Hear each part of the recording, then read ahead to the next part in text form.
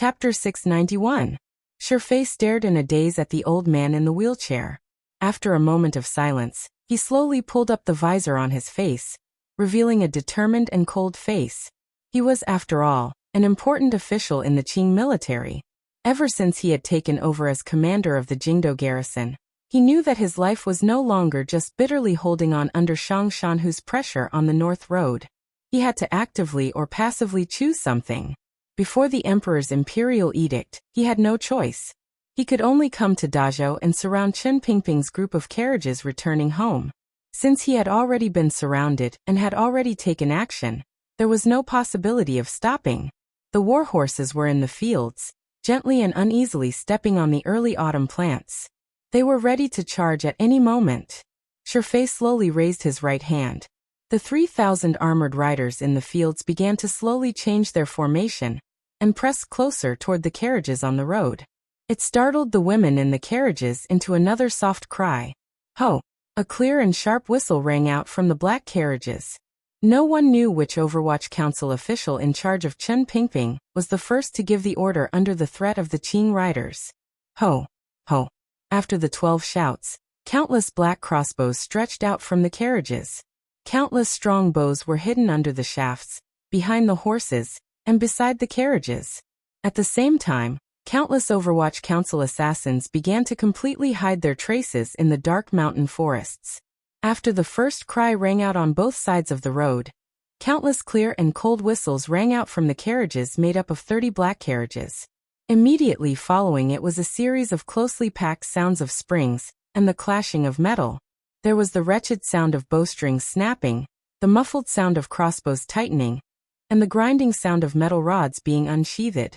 Countless heart-palpitating sounds quickly spread out in the long line of carriages in the shape of a wave, in accordance with an extremely well-practiced and tacit order.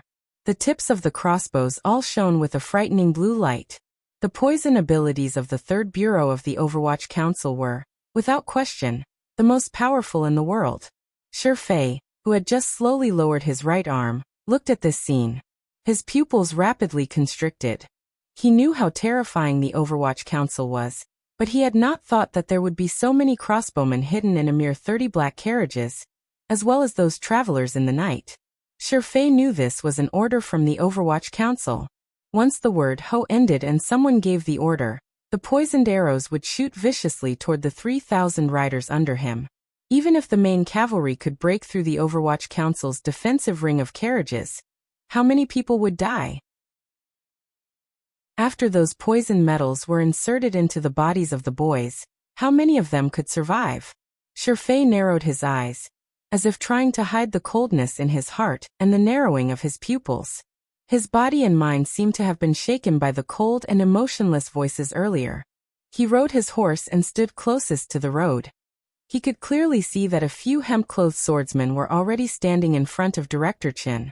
Director Chen still had his head slightly lowered. It was as if he was not afraid of the thousands of riders that were about to arrive. The sound of the hooves was like thunder. At this moment, the two sides were very close. The sound of thunder rang in their ears. The Dazhou bailiffs and soldiers on the road had long shrunk to the back in fear. The internal court eunuchs led by Hichigan, and the aces of the 13 yamens of the Ministry of Justice also had pale faces. They had never thought that the task of capturing a court criminal would become the court's most secretive operation. The only person whose expression did not change was Chen Pingping in his wheelchair, the hemp-clothed men by his side, the old servant behind him, the Overwatch Council officials on the carriage holding crossbows, bows, and metal rods. In other words, the officials of the Overwatch Council had nerves of steel that normal people did not have. Faced with the metal riders that seemed to cover the mountains and plains charging toward them, not even their eyelashes trembled. Not even the fingers gripping the crossbows trembled. They were not afraid or nervous. They only waited coldly for the last order. The order to launch a counterattack after the 12th wait was said. Shifei's hand gripped the scabbard at his waist tightly. He narrowed his eyes and stared closely at Chen Pingping, who was not far in front of him. He felt that his surroundings had become strange because of the Overwatch Council's silence and coldness. The Jingdo garrison riders scattered around the road were not far. Why did it seem like they had charged for a long time and still had not charged over? This feeling was too strange. Shifei blinked and found that his eyes were a bit sore. His nervousness gave him the illusion that his right arm had just sunk in while the riders were just beginning to pick up speed. Shifei rode alone at the very front. He didn't know when the Overwatch Council people would begin to attack him. Even if the Jingdo garrison riders could actually break through the line of defense formed by these cold Overwatch Council officials, he still did not feel any joy. He did not want to see this scene happen because he had no control over what might happen after this charge, such as the knife that could stretch out from behind him at any moment. Chen Pingping waved his hand at Shifei from his wheelchair.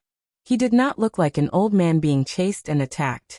Instead, he looked like an elder who had something to tell him. Shifei's face showed a struggling expression. Suddenly he squeezed the horse's belly and cried out, "Retreat!" This cry rang out like thunder on both sides of the road. As an important official in the military, General Shifei's personal cultivation was indeed very powerful. His voice quickly traveled into the field of riders that were already very close to each other. Military orders were like mountains. Following Shifei's explosive cry, all of the generals and vanguards gave a muffled grunt and forcefully pulled the horses that had already reached their top speed to a stop.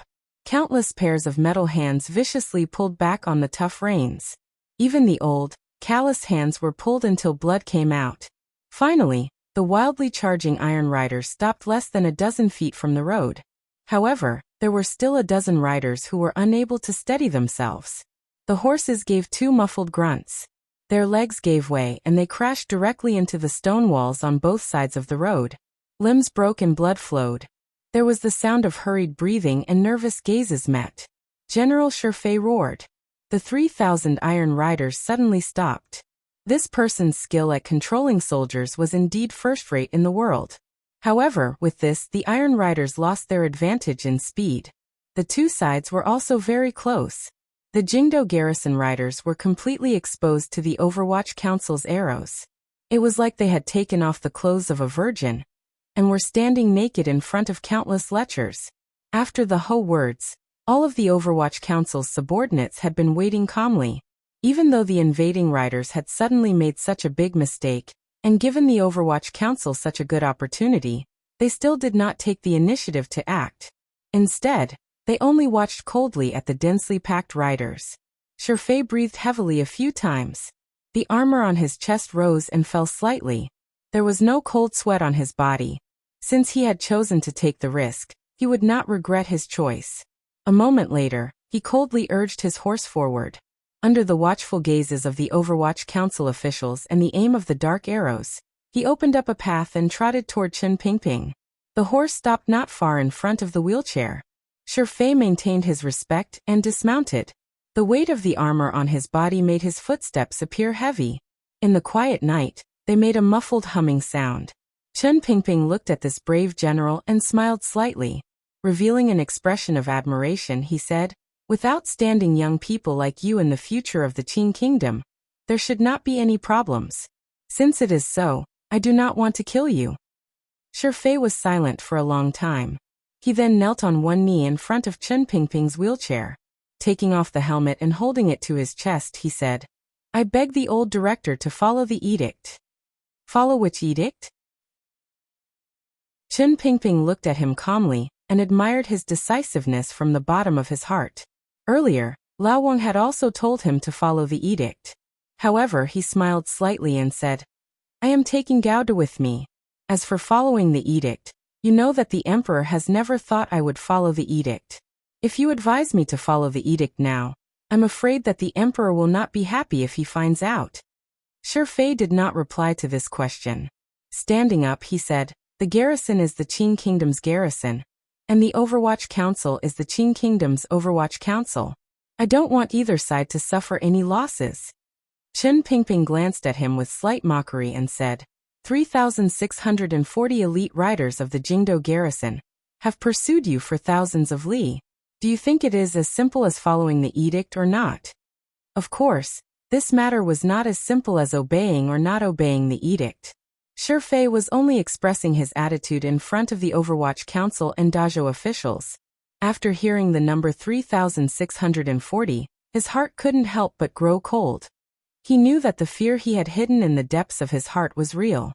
If he had not taken the risk to stop the charge of the riders earlier, perhaps the first person to fall right now would have been him. There were people from the old director in the Jingdo garrison. This was what Shifei was most afraid of. The emperor has given a strict edict that the criminal Gao De must be brought back to the capital. Shifei took a deep breath and swallowed away all of his unease. Looking at Chen Pingping, he coldly said, "Even if you want to defy the edict, I must still bring him back. I will follow you back to the capital." Chen Pingping slowly said as he closed his eyes. Shifei was shocked. Standing in front of Chen Pingping, he didn't know what to say. The helmet in his arms felt very heavy. At the same time, the Overwatch Council official by Chen Pingping's side also paled in shock. Even the most powerful hemp-clothed swordsman of the 6th Bureau by his side revealed shocked expressions. "Director, you cannot return to the capital." The Overwatch Council official who called himself the deputy head of the 2nd Bureau suddenly said angrily. Chen Pingping slowly opened his eyes. He knew that only the old servant behind him would not be surprised by this decision. He smiled slightly at Shifei and said, "Why didn't you charge over earlier? Presumably, you know that it is impossible for you to control everything here with just 3,000 riders. In reality, the only one who can control all of this is me.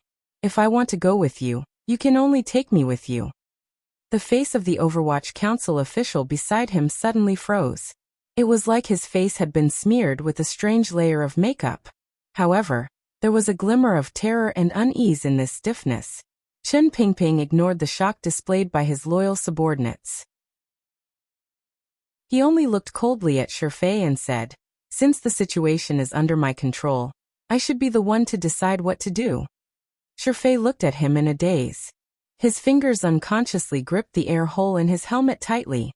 In a raspy voice he said, "If the director follows me back to the capital, please give your orders." Asking the director to follow the edict was a lie. Of course, Shifei knew that the emperor's intention was to capture old director Chen alive and bring him back to the capital. However, this was originally an impossible task. Yet, right now, it seemed that it was about to become real. "I brought 30 carriages worth of luggage and women." Chen Pingping looked at Shifei with a slight smile. "I know what the emperor's edict is, so you don't need to hide anything from me. What I want you to do now is to pretend you never saw these luggage and women." Shifei's breathing became heavy. A glimmer of blood rose to his eyes. "You know the emperor's edict?" Chen Pingping smiled warmly. "I know better than anyone what kind of person the emperor is. If I don't completely destroy what I care about, how could he be happy?" The gaze of the old man in the wheelchair was very deep. Slowly he said, "My life should have ended a long time ago. But those luggage would not be damaged. Those women are as youthful as flowers." He sighed and said, "If I didn't have to send them out of Jingdo, why would I have to leave Jingdo and accompany the emperor in such a big circle?" Shifei's throat was very dry. He stared at Chen Pingping in a daze.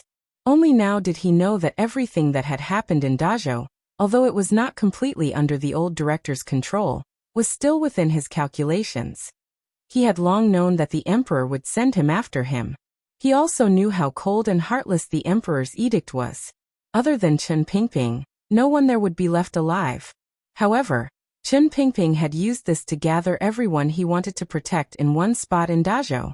Then he easily controlled the situation and forced Shifei to silently accept this reality. He used Chen Pingping's return to the capital alone in exchange for everyone's safety. The question was, could Chen Pingping easily control the situation?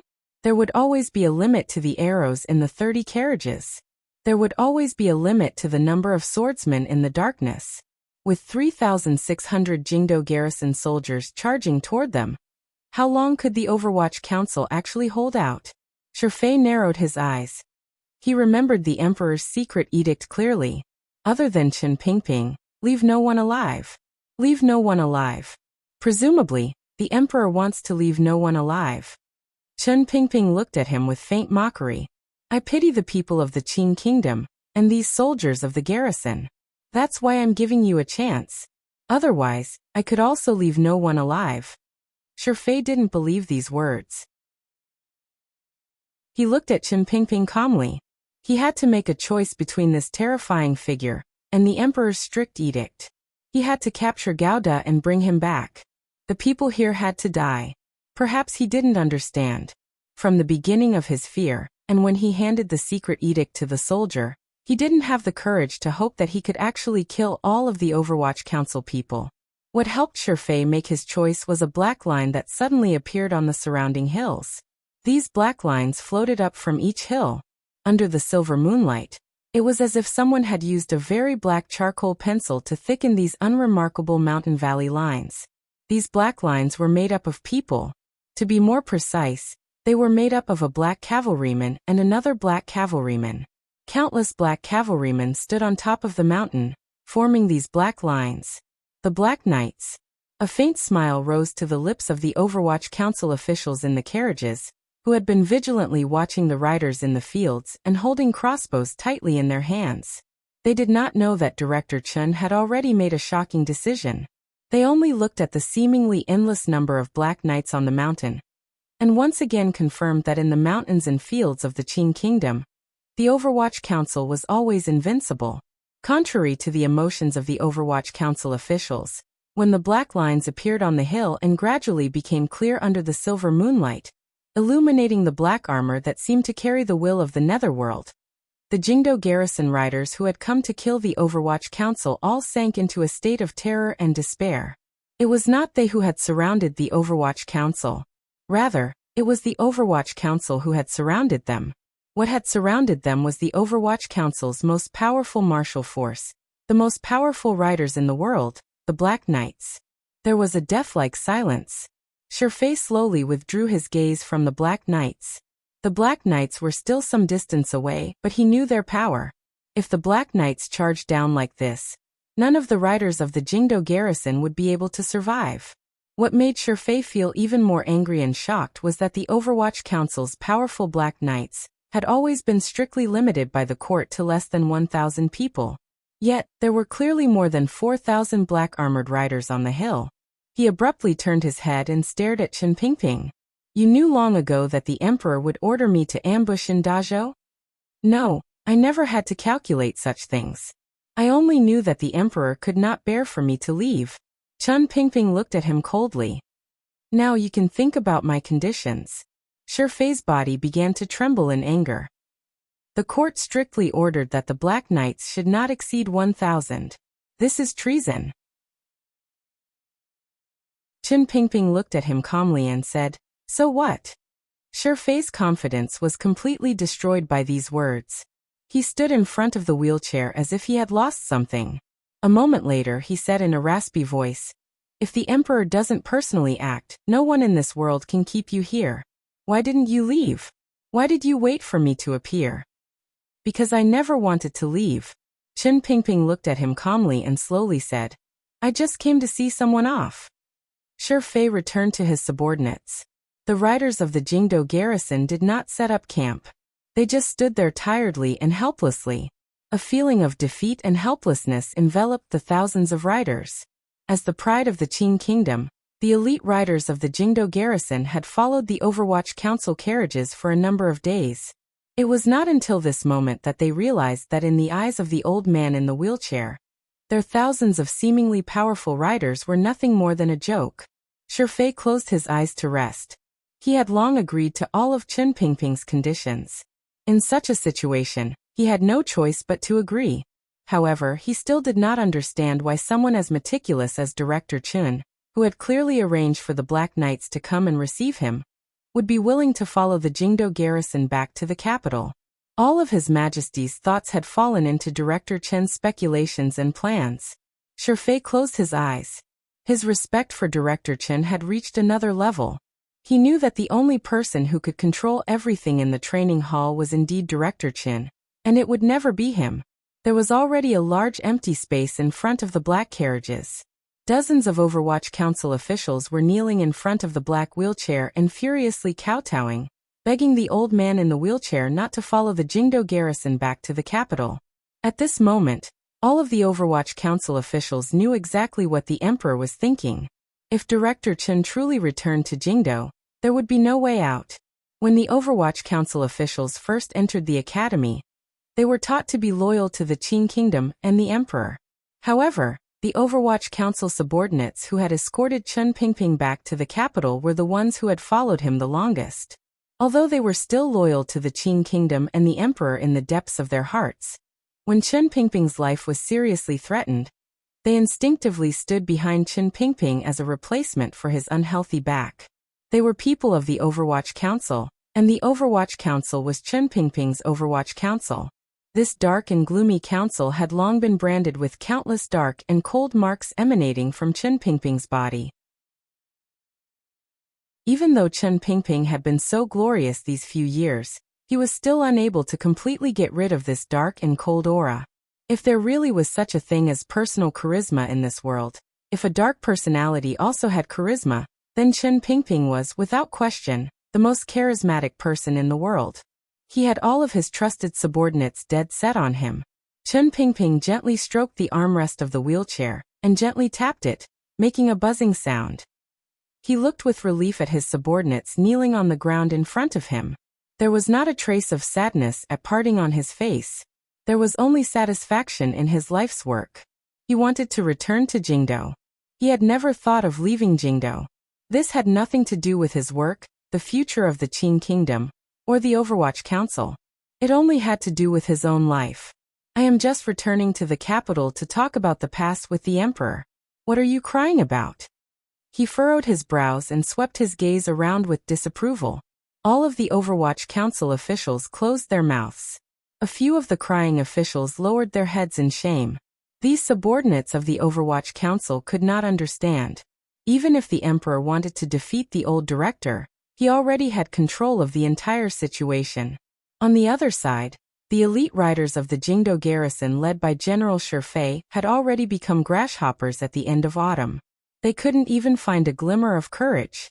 Why did the director still want to return to Jingdo to die? As for why the Emperor wanted to defeat the old director, these subordinates did not know. They just unconsciously thought that this was probably an inevitability of history. Did the old director know too much of the Emperor's dark secrets? Chen Pingping tiredly shooed these subordinates away, leaving behind only the deputy head of the second bureau who had been standing guard by his side. He looked at him calmly and said, "I've counted the days. And Ji still needs many days to return to the capital. Logically speaking, no one can tell him the news ahead of time." The official lowered his head and sighed. "None of us can change the decision you have made. Perhaps only Sir Fan Jr. can change all of this." "No, even he can't change this matter." Chen Pingping looked at him coldly. Chen Pingping looked at him coldly and said, "Don't think you can tell Fan Xian anything just because you are the fastest person in the world. I left you here to tell you that this is my order. In a moment, you will follow the Black Knights to send these 30 carriages straight into Jiangbei. You must enter Dongyi as quickly as possible, and then find the person I told you about earlier. Through him, find 10 Family Village." The official had not thought that the old director would destroy the thoughts in the depths of his heart with one sentence. A glimmer of sorrow rose to his frozen face. "Don't laugh and cry at the same time. Otherwise, this mask won't last long." Chen Pingping looked at him coldly.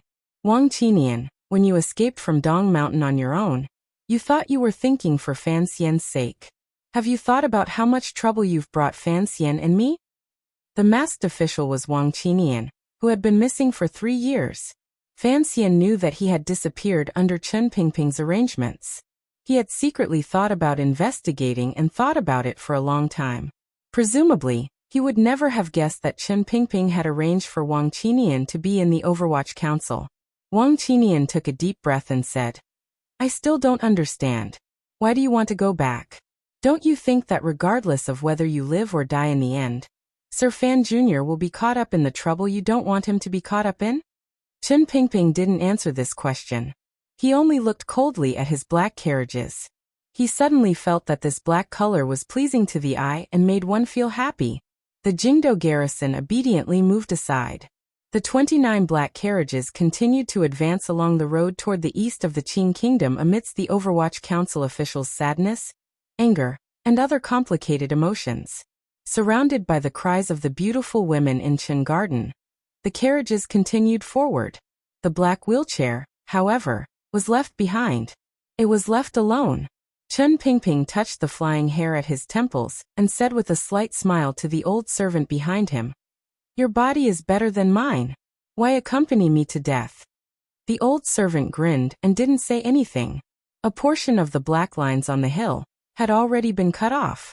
A portion of the black knights had already begun to secretly follow the 30 black carriages and leave.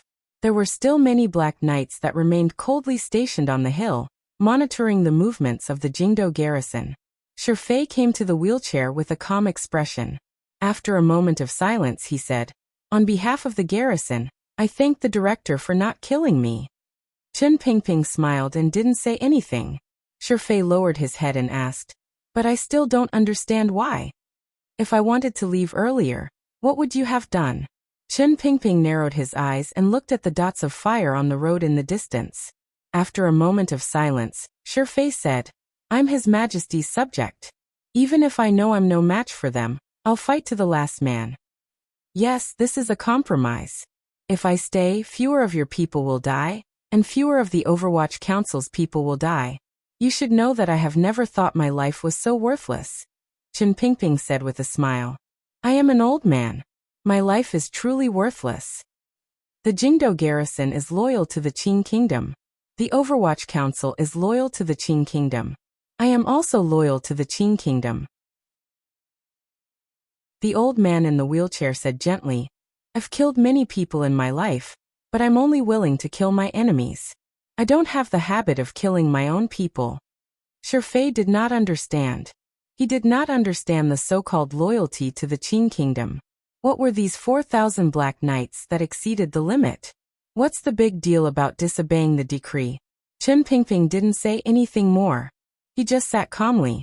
In his heart, the Qin Kingdom was the Qin Kingdom, and the emperor was the emperor. From many years ago, these two were not the same thing in his heart. He wanted to go back to Jingdo and ask that man, but he didn't want the entire Qin Kingdom to sink into turmoil because of his rupture with that man. He also didn't want the battle between the court and the Overwatch Council to cause countless Qin people to lose their homes. Thus, he chose to return to the capital and have the Overwatch Council retreat in front of the Jingdo garrison. When all was said and done, this was a battle between Chen Pingping and the Qin Emperor. Neither of them wanted this private matter to become a battle within the Qin Kingdom. "Go back," Chen Pingping said quietly. "Yes, Director." All sorts of feelings rose in Shifei's heart. He waved his hand to summon the black carriage the Overwatch Council had left behind and bowed respectfully to Chen Pingping. Only then did he carefully carry the black wheelchair into the black carriage. At this moment, the line formed by the black knights on the hill suddenly became somewhat disorderly. Sitting by the carriage door, Chen Pingping seemed to sense something and abruptly turned his head to look. His gaze was incomparably sharp. In an instant, the black knights helplessly and sorrowfully calmed down.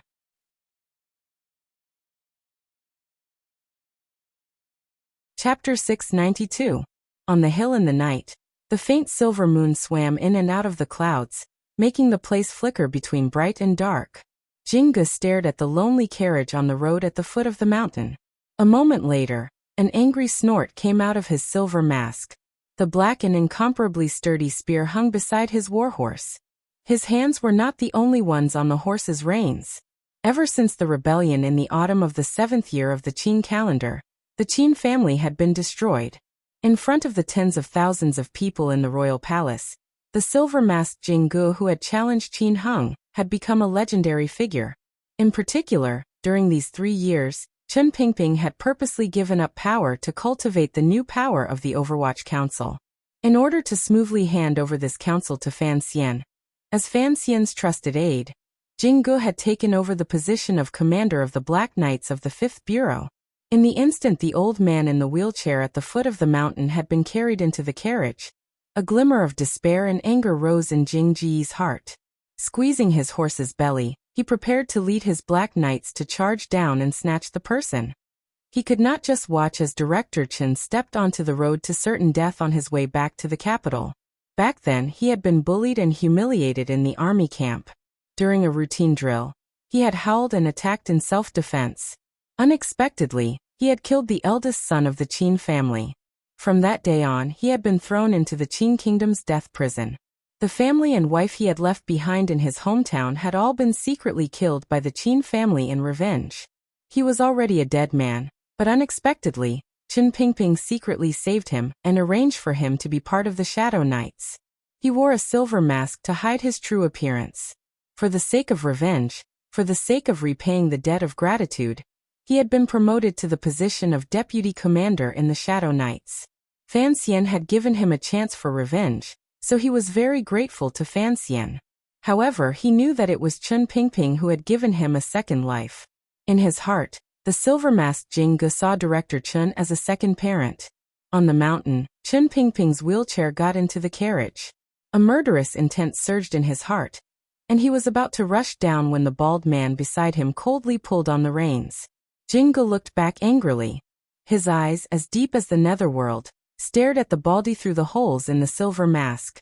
However, he did not attack because this baldy had more seniority in the Overwatch Council than him, and had once held a more important position. This baldy was the previous head of the 7th Bureau that Fan Xian had met in the Overwatch Council prison. The director has said that your mission is to take these 4,000 Black Knights and escort the carriages out of the country.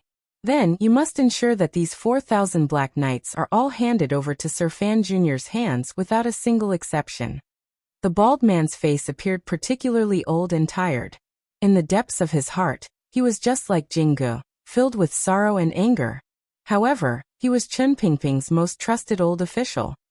He had appeared among the Black Knights today on the old director's orders to suppress any possible unrest in the Black Knights. Do you know that if the director returns to the capital, he will never be able to come out again? Jing Ge looked at him coldly and slowly asked, enunciating each word. This is the director's will. Everything I have done is done in accordance with his will. The bald leader's expression was calm. He did not retreat a single step.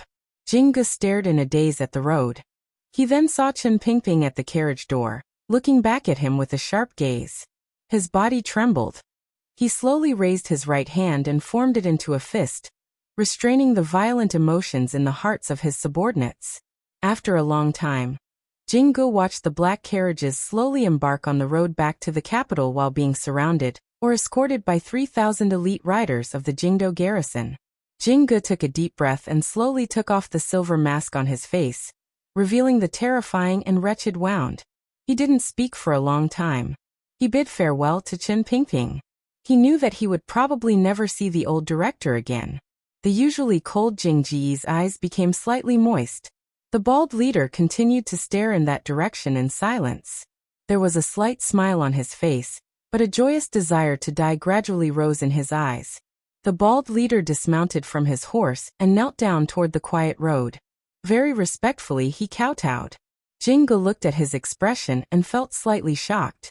He knew that once this elder completed his task of watching him leave the country, he would probably leave with Director Chen. His heart felt slightly sorrowful, but he didn't say anything. He only looked at him calmly. He then dismounted from his horse and kowtowed in that direction.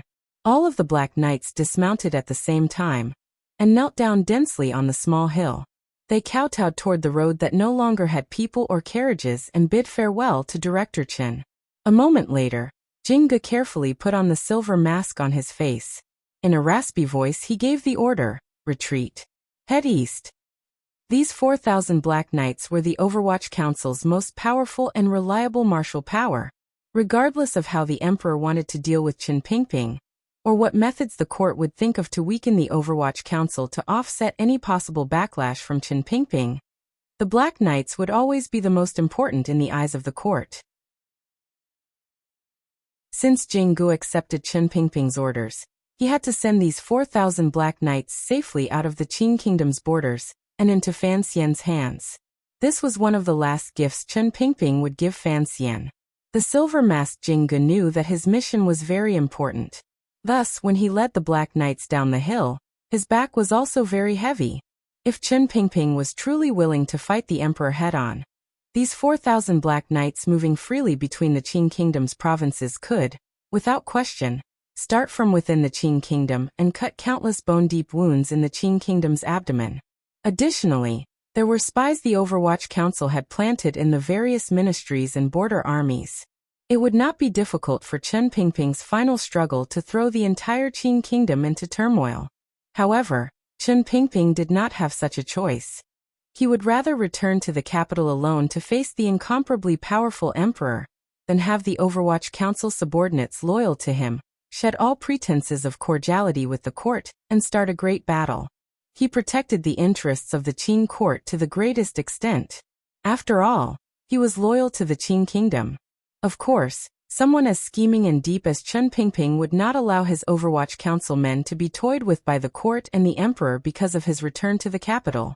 He knew that under the emperor's powerful strength and in front of the Qing kingdom's powerful machinery, even if the Overwatch Council used all its strength, it could, at most, throw the world into turmoil. It would not be able to guarantee its own survival. He did not want the Overwatch Council men to come to any harm. Thus, he chose to follow the carriages out of the capital and to Dazhou. Then, he cleverly gathered the people he wanted to protect, and the power he wanted to leave Fanxian with to have them far away from Jingdou, a place of trouble. This included Wang Qinian, the accompanying beauties on the carriages, the Overwatch Council officials most loyal to him, the old head of the 7th Bureau who had followed him for 30 years, and of course the 4,000 Black Knights he had secretly managed for many years. These were all people Chen Pingping believed had to survive. They were also people Fanxian needed. These people were silently and sorrowfully advancing in the dark night. They were preparing to cross the Qing kingdom's borders and enter deep into Dongyi, which was already controlled by Fanxian and the Great Prince. From then on, they would break away from the Qing emperor's control and truly become an independent and powerful power in Fanxian's hands. These powers were the bargaining chips Chen Pingping had left for Fanxian. They could allow Fanxian to negotiate with the emperor. However, these bargaining chips had their own emotions and their own friendships. The Black Knights searched for mountain paths around the official roads and advanced like ghosts. Under the bald head's cold gaze, the silver-masked Jingge could only give up on the idea of sending soldiers forward to slaughter the Jingdou garrison riders and take back the old director. On the carriages they were protecting, the officials and secret agents of the Overwatch Council had even deeper thoughts. Wang Qinian's disguised face was not only stiff, it also seemed to have aged. He glanced at Gao De beside him, covered in blood. After a moment of silence he suddenly said, "The director returned to the capital, only to seek death." Gao De was still in a semi-conscious state, and the mute woman could not speak. She looked at the man in astonishment, not knowing who he was talking to. Outside the slowly advancing carriage, someone suddenly sighed. A normal-looking Overwatch Council official pushed open the carriage door and walked in. Sitting across from Wang Qinian, he said after a moment of silence, "Everyone knows but no one can stop it. You should know that the director is doing this for the benefit of the council. He doesn't want the Qing kingdom to be shaken. He also doesn't want the duke to be involved. Zhongzhui, you've been following me. Are you afraid I'll go inform Sir Fan Jr.?" Wang Qinian had no intention of joking. He only looked coldly at his companion across from him and said each word clearly. If the director dies, it would be impossible for Sir Fan Jr. not to get involved. Since it is so, why not make this move earlier? In this world, the only person who can stop what happens in Jingdou is him. Sitting across from him was Zhongzhui. He and Wang Qinian were known as the two wings of the Overwatch Council. Traveling thousands of li and tracking, he was one of the two most powerful people in the world. He looked at Wang Qinian and calmly said, "Before the director left, he gave you strict orders to not inform Sir Fan Jr." Wang Qinian suddenly furrowed his brows and said, "I heard that Sir Fan Jr. has already left Dongyi." Along the way, he was chased by a number of Dongyi rebel soldiers. How did those Dongyi rebel soldiers know the Overwatch Council's return route? Zhongzhui didn't reply. Wang Qinian stared at him and said, "It was the old director who spread the news. He wanted to stop Fanxian from returning to the capital early. He wanted to end all of this before Fanxian returned." Zhongzhui silently agreed to this point. Wang Qinian slowly lowered his head and said, "It will take some time for Dazhou to return to the capital. If I leave the carriages now and rush to the east of Yanjing to inform Sir Fan Jr., he should still have time to return to Jingdo. A complicated emotion suddenly rose in Zhong Zhui's eyes. All these years, I've been following the old director. You've been following Sir Fan Jr. The mission the director gave me was to keep an eye on you. He sighed. The director is correct. Those who follow Sir Fan Jr. for a long time become different from us. They become overly impulsive and don't think about the results. Then he said seriously, I must carry out the director's orders. I cannot let you drag Sir Fan Jr. into this. You can stop me? Wang Qinian stared at him and asked. The two of us have never had a clear winner, even when you were a civil servant a few years ago. A strange smile rose to Zhong Zhui's face. Immediately after, his smile froze on his face because the hilt of a knife had silently touched his waist, causing half of his body to go numb. Immediately after, Wang Qinian's palm turned into a knife and viciously chopped down on the back of his neck. He didn't even make a grunt before he fell onto the wooden planks of the carriage. The mute woman hugged her child and looked at this scene with a face full of shock. She was speechless. Holding the knife tightly, Gauda opened his eyes and breathed with great difficulty. He then said to Wang Qinian, Let's go. Wang Qinian glanced at him and slowly nodded his head. Sir Fan Jr. said that living is the most important. I think he is also willing to let the old director live. Gauda coughed and coughed up blood. In a raspy voice he said, Time nonsense. Wang Qinian gave an ugly smile. Turning around, he pushed aside the curtain of the black carriage and swept out like a gust of wind. The night was dark and heavy. The only person in the world who could catch up to him, Zhong Zhui, was unconscious in the carriage. He was going to notify Fan Xian. Presumably, no one would be able to stop him. However, he didn't know if he would make it in time. When Fan Xian learned of everything that had happened in Jingdo and Dazhou and rushed back, would Chen Pingping still be able to sit safely in his wheelchair? The night was as cold as water and as black as ink. Mixing together, it was like ink and water, transforming into countless shapes of wind and sand that were difficult to grasp. A number of days later, the riders of the Jingdo garrison finally rushed back to the outskirts of Jingdo. Because there was a black carriage that could not move very fast, the entire speed was suppressed to a very slow pace. However, no one had any objections. They even felt that the slower they went, the better. The commander of the garrison, Shi Fei, had been sitting in the carriage with Chen Pingping like a filial junior. He served Chen Pingping's food and water, daily life and rest. Usually, he chatted with him about the Qing kingdom's past and future, the funny political stories in court, or the elusive rumors in the palace. It was truly like an old official had been taken back to Jingdo by his successor to retire. However, everyone knew that was not the truth. It was already autumn. When the Jingdo garrison, who had invited Chen Pingping back, rushed back to Jingdo, they purposely chose the darkest hour before dawn. There was a sliver of white on the eastern horizon, but it was not very bright.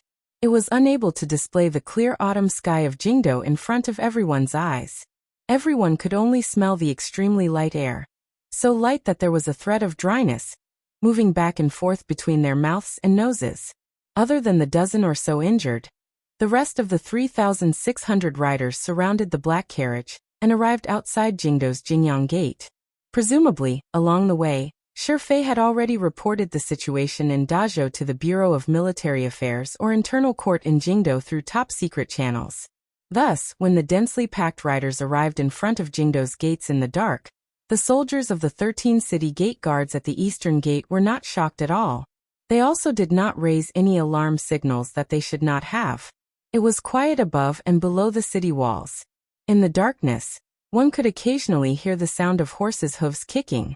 The patch of whiteness in the east only shone on the tall walls of Jingdo, making the topmost layer of black bricks give off a somber sound.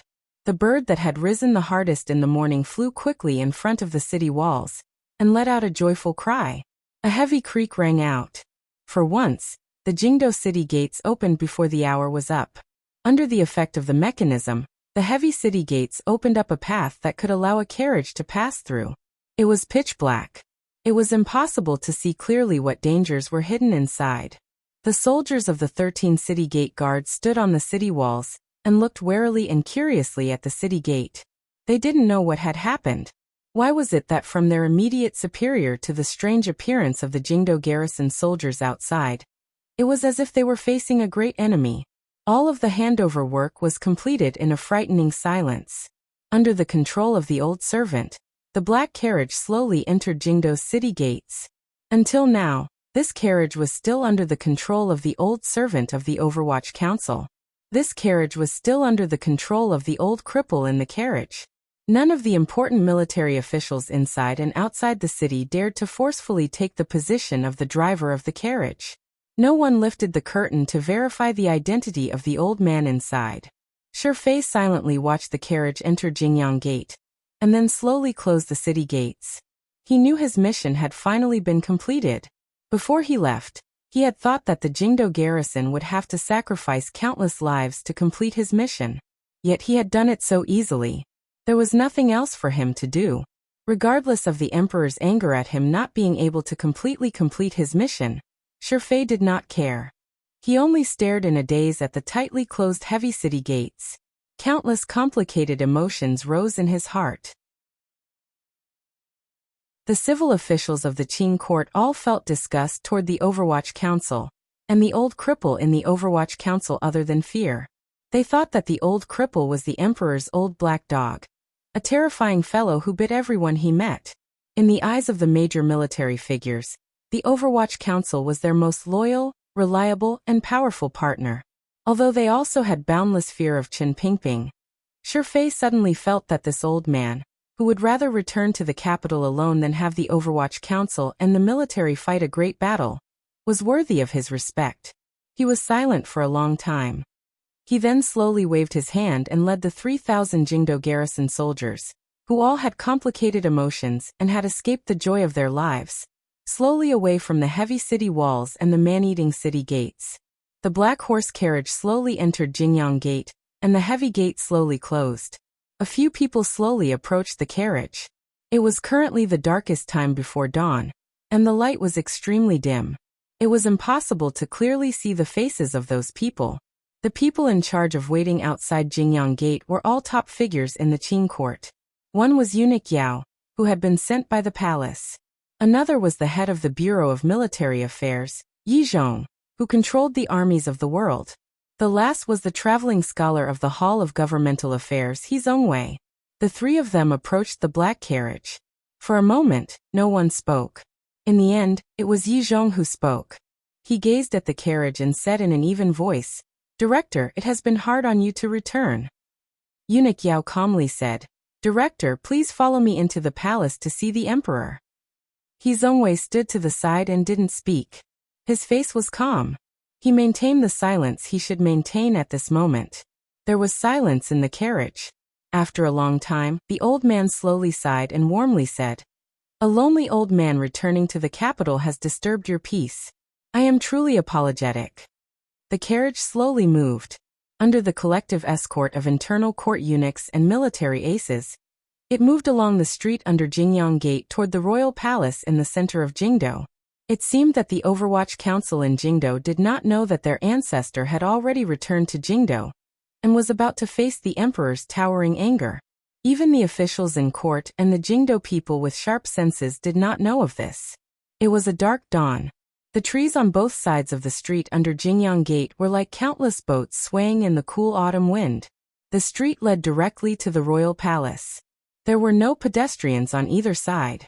Presumably, it had long been purged and was under the highest level of martial law. It was empty and desolate. Only the black horse carriage was moving forward.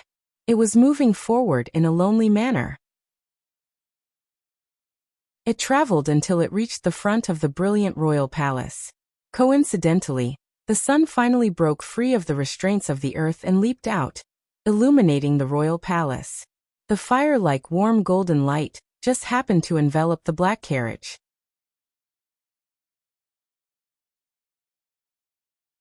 Chapter 693. A few files of varying thickness lay quietly on the table in the royal study.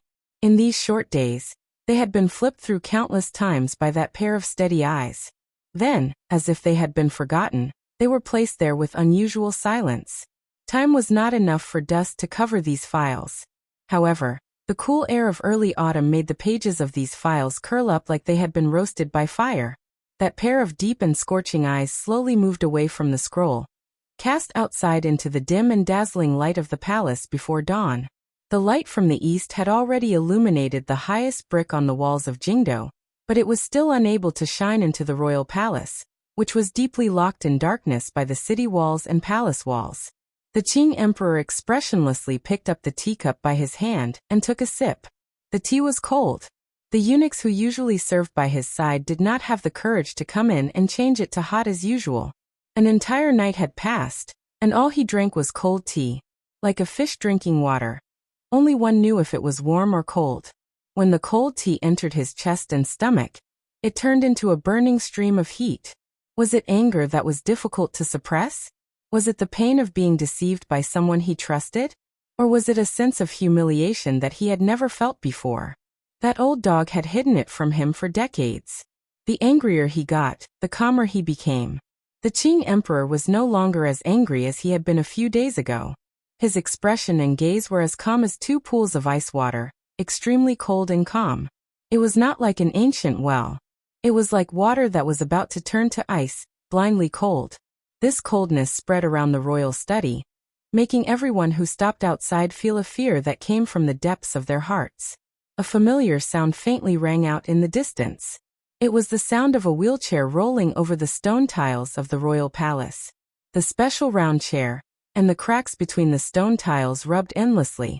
The width of the stone tiles was fixed, and the distance between the wheelchair and the stone tiles was fixed.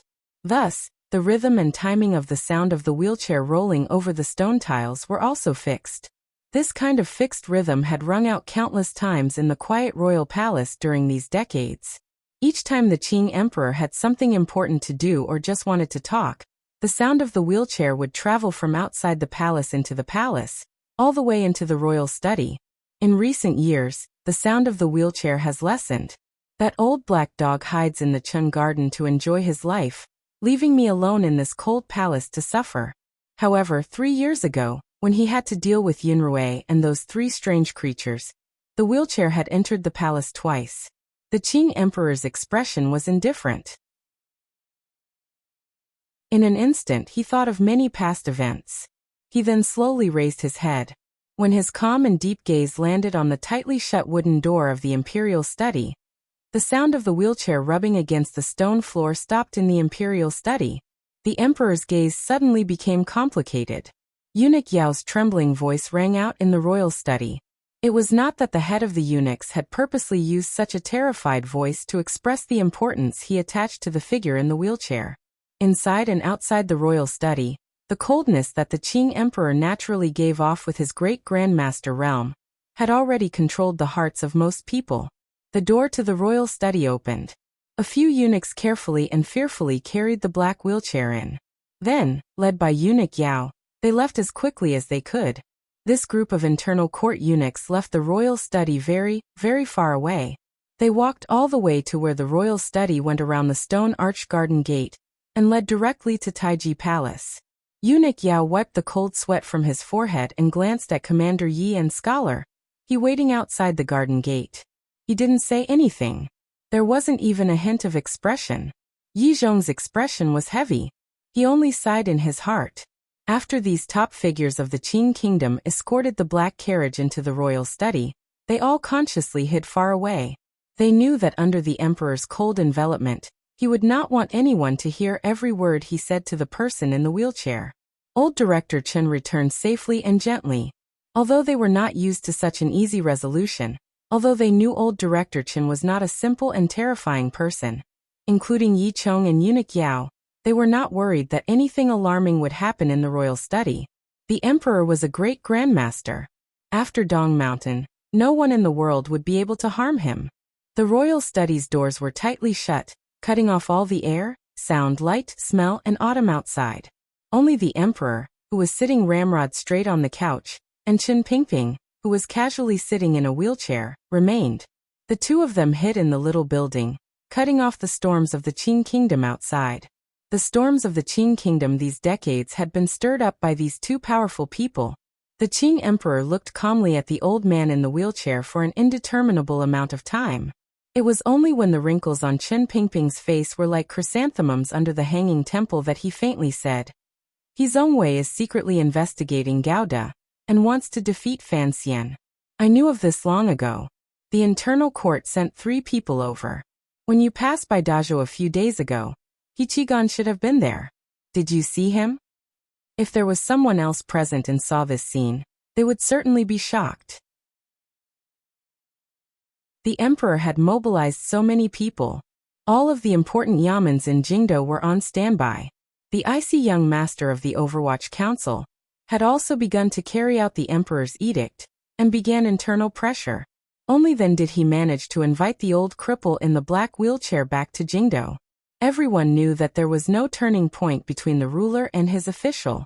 However, the emperor's first words to Chen Pingping were an unremarkable name. Chen Pingping was not surprised. He understood his emperor too well. He smiled slightly and said in a slightly sharp and raspy voice, "When I was sent to King Cheng's manor, He Qigong was still young. I saw him once outside Dazhou. Presumably, he doesn't remember me at all." "That's not strange. The name Chen Wuchang has disappeared from the royal palace for a long time." The emperor nodded. The sleeve of his dragon robe flew up. A cup of tea slowly left the table and flew in front of Chen Pingping. Chen Pingping accepted it and respectfully nodded his head in greeting. Holding the scalding hot teacup, he sighed comfortably and said, "It's best to drink tea hot." The emperor used his fingers to pick up his icy cold teacup and took a small sip. Calmly he said, "When people leave, the tea gets cold. Otherwise, how could He Qigong not recognize you?" Chen Pingping shook his head and said, "Other than Hong Xixiang, not many people knew that I had once stayed in the palace." The emperor's eyelids lowered slightly and revealed a glimmer of mockery. "Later, you even made a fake beard and stuck it to your chin. Of course, you didn't want others to know that you were a eunuch." Chen Pingping's expression did not change. He lowered his head slightly and lightly said, "It was only many years later that I understood that I had always been a eunuch. There was no need to hide it from the world." "But in the end you still managed to hide it from the world." The emperor placed the cold teacup on the table and stared into Chen Pingping's eyes. "Back then, you were sent to the manor by the palace to monitor father's movements. However, not even the palace thought that you would secretly reveal your identity to me and be willing to help my manor rise up. In the end, even old eunuch Hong in the palace was persuaded by you to stand on father's side. That was all because of you. Thus, the identity of a permanent eunuch in the palace back then was a great service to you, me and the Qing kingdom. Why do you always keep this matter in mind? The reason the previous emperor was able to ascend to the throne had little to do with me." Chen Pingping called himself a servant. Unlike in the past, there was not much sense of inferiority in this servant. He only followed the past and said it naturally. He slowly raised his head and looked directly into the Qing emperor's cold eyes. Enunciating each word, he said, "That was because someone killed 2 princes. That was why it was King Cheng's turn to sit on the throne, and why it was possible for your majesty to have the vast territory you have today." The emperor's gaze suddenly became sharp. It was clear that he did not want to hear anything related to this matter. "But why did you betray the nobles in the palace and throw yourself into the manor to be loyal to me?" he asked. Chen Pingping gazed at the Qing emperor with a not quite there smile, like he was looking at a great joke. After a long time he slowly said, "Your Majesty, at that time, you were still a young man. Your nature was clear and broad. You treated people sincerely and your subordinates well. However, I was born with a strange personality. As long as someone treated me well, I would treat them well." The emperor fell silent. He sat ramrod straight on the soft couch, as if he was still savoring Chen Pingping's words. His sharp gaze became like the long day at the beginning of autumn. Gradually he revealed his cool side. The corners of his lips twitched slightly. Mockingly he said, "So you still know that I treated you well?" Back then, the old prince didn't have any status in the court, and didn't have any support in the court. Prince Cheng's manor wasn't big and unremarkable. I was actually the most useless little eunuch in the palace, so I was sent to the prince's manor. For someone as powerful as Hong Xiang, of course, he was always at the side of the nobles in the palace. Chen Pingping seemed to be thinking of many things of the past. He slowly sighed and said, "However, being small has its advantages. Simple has its advantages." At that time, there were 3 big boys and 1 little boy. They did their best. Mother Fan would occasionally yell at them from the side, but no one seemed to think it was bad.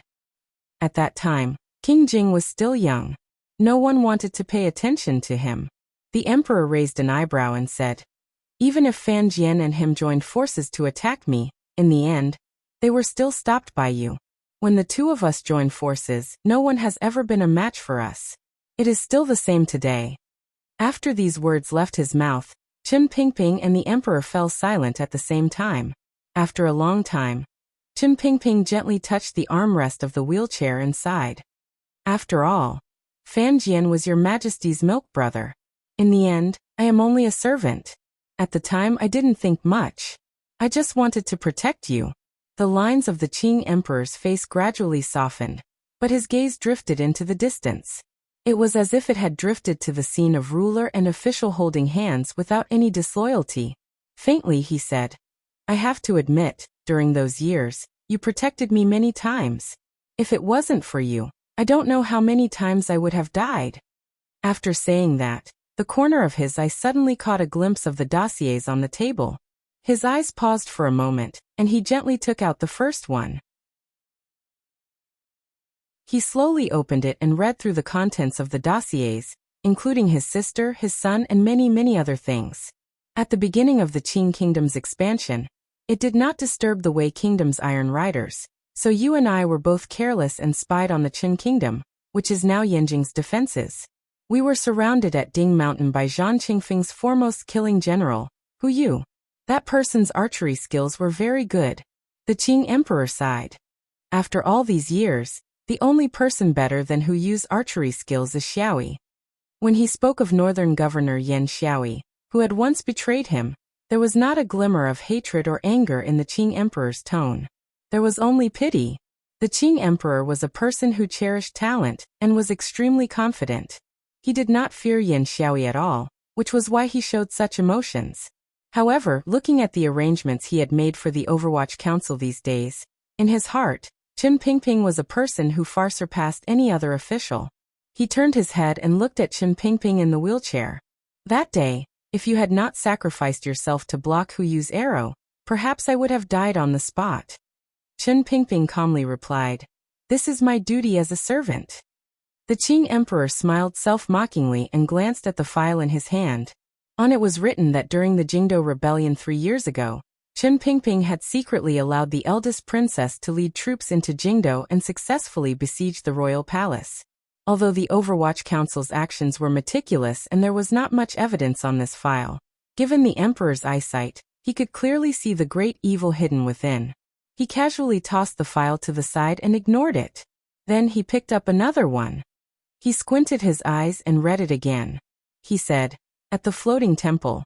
Why did you want to have the shadow assassinate you?" Earlier, it had been a gentle wind and drizzling rain reminiscing about the past. Now, an accusatory voice suddenly rang out in the royal study.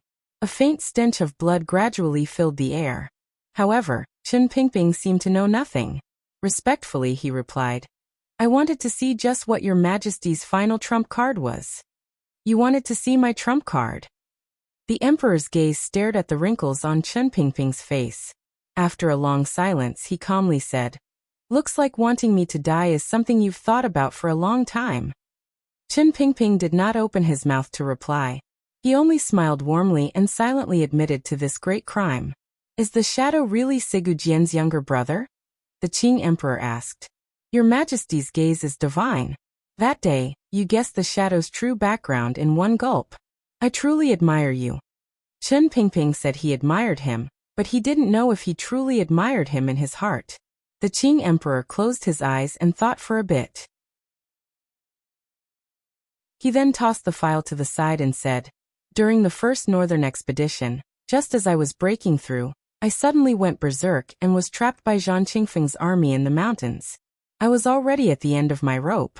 If you had not led the Black Knights and risked your life to save me and exchanged your body for mine along the way, I would probably have died 8 or 10 times over. Chen Pingping's gaze followed the Qing Emperor's hand movements. He watched as he tossed the file regarding the truth of the Hanging Temple assassination to the side. The smile in his eyes grew larger and larger until it withered. It was incomparably lonely. There was also a glimmer of mockery in the loneliness. Your Majesty, don't keep calculating like this. To use the merit of saving the Emperor in exchange for a great crime of deceiving or assassinating the Emperor, regardless of whether it is from the perspective of Qing law or council regulations, I have taken a great advantage. Chen Pingping's expression calmed. He looked at the Emperor and coldly said, "During these decades, I cannot remember how many times I have saved your Majesty.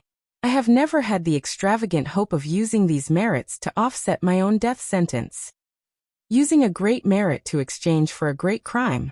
Chen Pingping narrowed his eyes and said lightly and mockingly, "That was the little eunuch in the story she once told. However, I am not that little eunuch. Your Majesty is also not that foreign emperor. Why waste so much time?" "You think I am wasting time?" The Emperor's voice became icy, but his gaze burned. He stared at Chen Pingping like he was staring at a dead person. "In the hearts of the people, you are an old black dog at my side. After raising a dog for a long time, one also has feelings. Of course, your Majesty has feelings for me. These years, the honor and power you have given me is no longer something a normal official can enjoy." Chen Pingping leaned slightly against the wheelchair and gazed coldly back at the Emperor. Enunciating each word, he said, "However, for you to say such things at this time, it is probably because you want to find a good reason for killing a dog to comfort your own feelings. Did you not deserve to be killed?" The Qing Emperor's anger made him laugh. He threw his head back and laughed loudly. The laughter passed out of the royal study and charged straight into the silent royal palace. There was a rare anger in the laughter. He turned and grabbed the files on the table and threw them fiercely at Chen Pingping.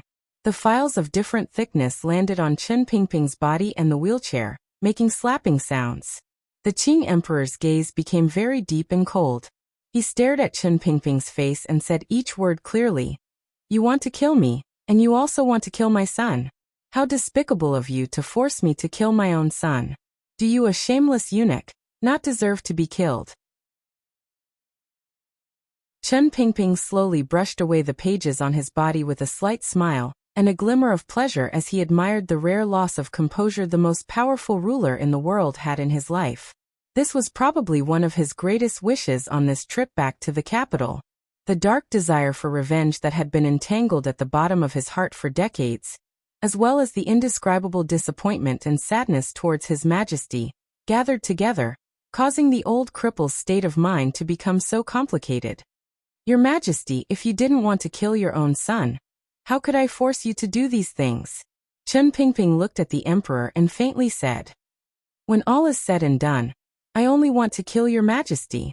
As for the people of the Li royal family in the palace, I only want them to accompany you in death." The Emperor calmed down and became cold. He shook off his rare anger. A supreme being in the mortal world, a great grandmaster of martial arts, had revealed such a mortal side in front of Chen Pingping. It could only be said that the decades of interaction and trust between ruler and official had long become a spiritual need that the Qing Emperor could not shake off. This spiritual need suddenly became an illusion in an instant. Furthermore, behind the illusion hid the poison of betrayal. Even he found it difficult to endure the impact of such emotions. He looked coldly at Chen Pingping and said, "What I am most angry about is not that you want to kill me or all of my sons. What I am most angry about is that since you have already left Jingdo, why did you still come back? Even in such a situation, I still left you a way out. As long as you are willing to leave, I will not keep you." The Emperor looked at him coldly. His deep eyes were like an angry old man from ancient times. There was boundless power in the calmness. "If I really wanted to kill you in one move, I would do it myself. I would not have those useless soldiers do this work. However, why did you come back? Why must you force me to personally kill you?" This was a wondrous and strange sentence. The major figures outside the royal study, including General Shifei, who had already returned to the garrison camp, could not guess the emperor's intentions. They did not know that the so-called change in Dazhou was still a test of the emperor and Qin Pingping's intentions regarding the last bit of trust between the emperor and Qin Pingping, the ruler and official. In the entire world, probably only Qin Pingping could understand. If he had left with the Black Knights in Dingzhou, it meant that he felt guilty toward the emperor and was unable to face him. However, he did not leave. He returned to Jingdou and gazed coldly and fearlessly at the emperor's face. His heart was open and clear of guilt as he forced the emperor to kill the most loyal official in the history of the Qin kingdom. After a long time, Qin Pingping's eyes were like knives as he stared at the emperor and asked, "Back then, did you give her any way out? I returned to the capital to ask the emperor one thing. Why did you kill her?"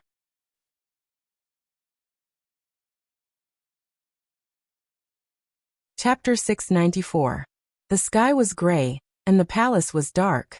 Not long after the sun rose above the horizon, it did not have time to spread its warm light over the land of the Qin kingdom.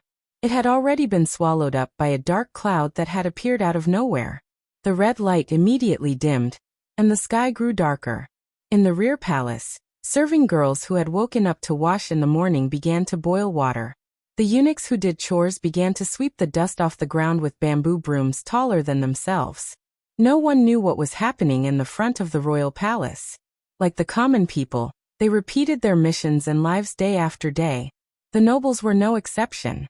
Although the strange situation in Jingdou had faintly entered their ears, the matter was limited to a very limited number of people in the Qin kingdom. Thus, no one knew what had happened. At the gate of the garden, the important figures gazing at the royal study from afar were naturally one of the people who knew about this matter. However, their eyes were sunken and their expressions were solemn. They were as wooden as clay statues and did not react at all. Old Director Chen had been in the royal study for a long time, but there was still no movement. Because everyone was far away, they did not hear the emperor's rare angry roar. Perhaps Yi Zhong and eunuch Yao had this kind of power, but they would not be stupid enough to gather their power and eavesdrop on the sounds in the royal study. As for those things, it would be better if they could hear as little as possible. Qin Pingping wanted to hear a reason and an explanation.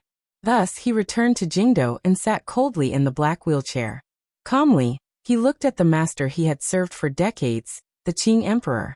He wanted to hear from his mouth exactly what had happened in the past. When a person was about to die, what they clung to was nothing more than the most infuriating and inexplicable mysteries of their lives. However, the Qing emperor did not reply.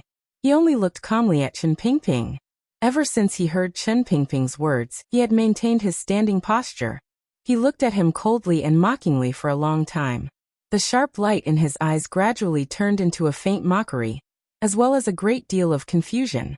The corners of his eyes narrowed slightly, like a lion watching a wandering spirit pass by its own kingdom, trying to pull up the branches of a solid tree in vain to announce something to itself. The Qing emperor smiled strangely. Tilting his head slightly, he pressed his lips together tightly. Looking at Qin Pingping, he said faintly, "It's actually because of this, because of this." The emperor did not understand. He looked at Qin Pingping as if he was looking at a monster. After a long silence, he shook his head and sighed speechlessly. Only now did he finally understand why this old black dog, who had followed him since he was young, would betray him and return to the capital to question him, even at the cost of his life. The Qing emperor knew very well how much his companions liked that woman. However, no matter what he thought, he would never have thought that Qin Pingping would feel a powerful desire for revenge and stand against him because of a woman who had died many years ago. He sat back on the soft couch and was silent for a long time with his hands on his knees. Qin Pingping's hands rested on the arms of the black wheelchair as he looked at him silently and coldly. He didn't say a word, only waiting for the answer. The Qing emperor's face was slightly pale. After a long time he quietly said, "For her you betrayed me?" The meaning contained in these words was disappointment and sorrow, as well as anger and irritation that came from the depths of his heart. "I just want to know why." Qin Pingping sighed and said, "In my life, I have never seen a woman like her again. No, I have never seen a person like her again. She descended into this mortal world like a fairy and did her best to change what she should change and save what she thought she should save. She helped you, saved me, saved the Qin kingdom, and made the world beautiful. Yet you destroyed her. There were no exclamation marks or anger in these words. There was only a wave of vicissitudes and sorrow.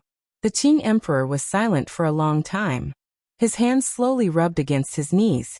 In this life, no one had ever asked him this question. More accurately, no one dared to ask him this question. Not many people knew about this question.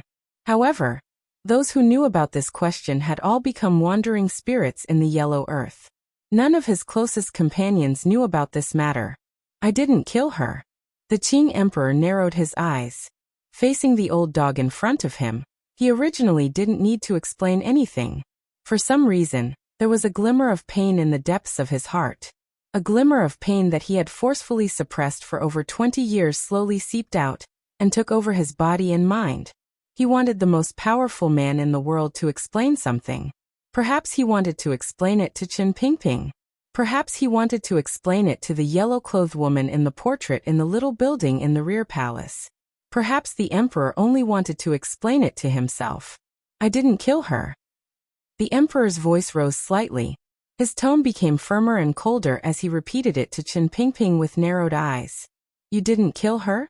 The wrinkles at the corners of Qin Pingping's eyes were so deep that they almost covered his eyes. He raised his head tiredly and looked at the emperor. Using an extremely cold laugh, he asked, Then how did she die? Don't talk about not returning from the Western expedition. Don't talk about nobles rebelling, and don't talk about fate. Coincidentally, at that time, Fanjian Wuzhu Yizhong. Everyone was not in Jingdo. Coincidentally, she had just given birth and was at her weakest. Qin Pingping's gaze was like two knives stabbing into the emperor's face. Coldly, he said, Your Majesty rules the world with filial piety. It is best not to push all these crimes onto the Empress Dowager's body. That idiot Empress and her family have already carried the blame for you for 20 years. Do you want your own mother to continue carrying the blame? The Western expedition to the grasslands was your order. At the time, Fan Jian was only the treasurer of Taichung Temple and vice minister of the Ministry of Revenue. He was responsible for all military supplies. Why was he also moved by you to follow the army in the king's tent? Qin Pingping's eyes narrowed tightly. Endless coldness seeped out from his sparse and old eyelashes. Based on our methods in the past, military supplies and logistics were always given to Fan Jian to handle. When the Iron Riders of the Qin Kingdom went on expeditions, he usually stayed in the capital to handle everything. Why did you insist on having Fan Jian follow you into the Western expedition? What are you afraid of? You're afraid that if Fan Jian stayed in the capital, the tiger guards he secretly trained would ruin Qin Ye's plans? A cold smile rose to the corners of Qin Pingping's lips. Yes. You're bringing up the old man of the Qin family again. Who would have thought that this veteran of 3 dynasties was the killer move you left in Jingdo? Yi Zhong, who was then the Jingdo garrison commander, was also urgently summoned to Dingzhou. All of Jingdo is under the Qin family's control. Even if the empress wants to rebel and break into Taiping courtyard. If Qin Yi doesn't nod his head, who can do it? 3 years ago, when Jingdo rebelled and Qin Yi jumped out, were you happy? You finally had a chance and an excuse to get rid of the only person who knew of your role in the Taiping courtyard murder case and silence him? Qin Pingping said coldly to the emperor. Of course, you disdained killing people to silence them. Even if the Qin family said anything, you wouldn't care. However, Fan Xian had grown up. You had no choice but to accept that your son with him was the most talented of all your children. The longer you spent time with him, the more you valued Fan Xian. You also didn't want him to know that his birth mother had died to your hands. So, how could Qin Yi not die? Qin Pingping's slightly sharp and raspy voice rang out endlessly in the royal study. The emperor didn't speak. He only listened coldly and calmly. Listening to each word, his expression became slightly strange. There seemed to be a faint sorrow, but there was also a faint relief. Let's go back to Taiping courtyard 22 years ago. Qin Pingping spoke in a bit of a rush. These words were probably the words and deductions this old cripple had secretly held back for decades. Now he finally had the opportunity to say it all in one go in front of the emperor. He coughed loudly until 2 unhealthy patches of red rose on his face. After a long time, he finally calmed down and sighed. Let's talk about me. At the time, since you had already decided to act against Taiping Courtyard, you would not allow me to remain in Jingdo. Thus, the entire defense line in the north suddenly became tense. Occasionally, there would be news that the country in the north was about to attack the south with full force. As the director of the Overwatch Council and the chief military strategist, and you were busy with the Western expedition, I could only go north on behalf of the emperor and personally investigate the situation. Now that I think about it, to have the entire military system cooperate with this performance, and even mobilize the power of a foreign country, other than your majesty's will, who could do it? Qin Pingping narrowed his eyes and said, however, I've always had a question in my heart. To be able to make the newly established Northern Qi court cooperate with the emperor's intentions, could it be that you and Ku He are secretly colluding? Of course, Ku He is already dead. I have no one to ask. Qin Pingping shook his head. I did not look for Ku He. At this point in Qin Pingping's accusation, the Qing emperor finally opened his mouth coldly and said his first words. I did not need to look for anyone, nor did I look for anyone. Qin Pingping looked at him with a pitiful and disdainful gaze. Finally, speaking of Wu Zhu, he was the person least likely to leave her side. Yet, at the time he left Jingdo. Without question, this is the thing I have been unable to understand the most these years. As long as Wu Zhu was at her side, no matter who in the world, it would probably be difficult to kill her. The Qing emperor's brows jumped slightly, but he still maintained his silence. Your Majesty, I've always been suspicious of you. And I've even been suspicious of Fan Jian. I still don't know which of my companions did this. The corners of Qin Pingping's lips fell. In a slow voice he said, it was not until many years later that Wu Zhu told me that he met a person in a small alley outside Fan Manor.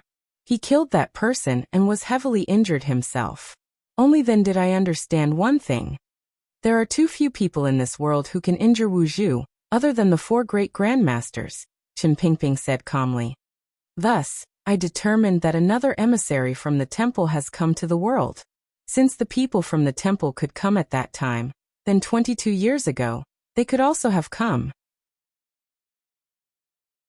You and I both know that only the people from the temple could make Wu Zhu so wary, to the point that he would leave her side, and make sure the people from the temple did not get close to her. The assassination outside the Fan Manor by the people from the temple targeted Fan Xian, but the person they injured was Wu Zhu. That was because you always wanted to know where Wu Zhu was, Qin Pingping said. The first time the people from the temple appeared, they targeted her, but the person they moved away was still Wu Zhu. Wu Zhu seemed to be a wall that only the temple could move and move. Qin Pingping suddenly smiled. Although it only happened twice, both times were too coincidental. They both appeared at times when you had a motive. Your Majesty, I know you've always been afraid of Lao Wu. Qin Pingping's gaze became indifferent as he gazed calmly at the Qing emperor. Ever since Fan Xian entered the capital, you've always wanted to know Wu Zhu's true whereabouts.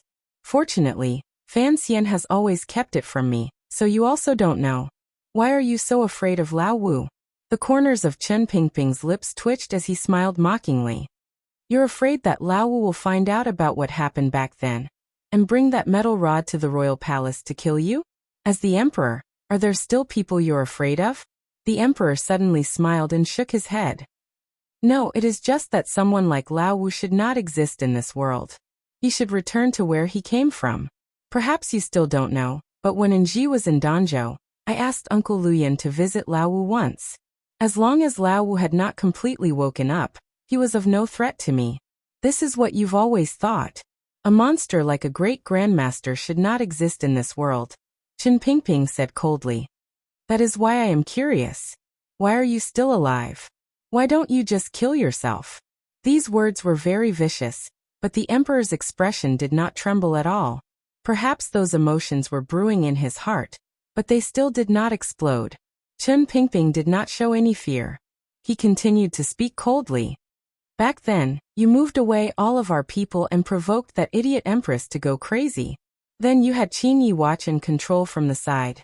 That was how the murder in Taiping courtyard happened.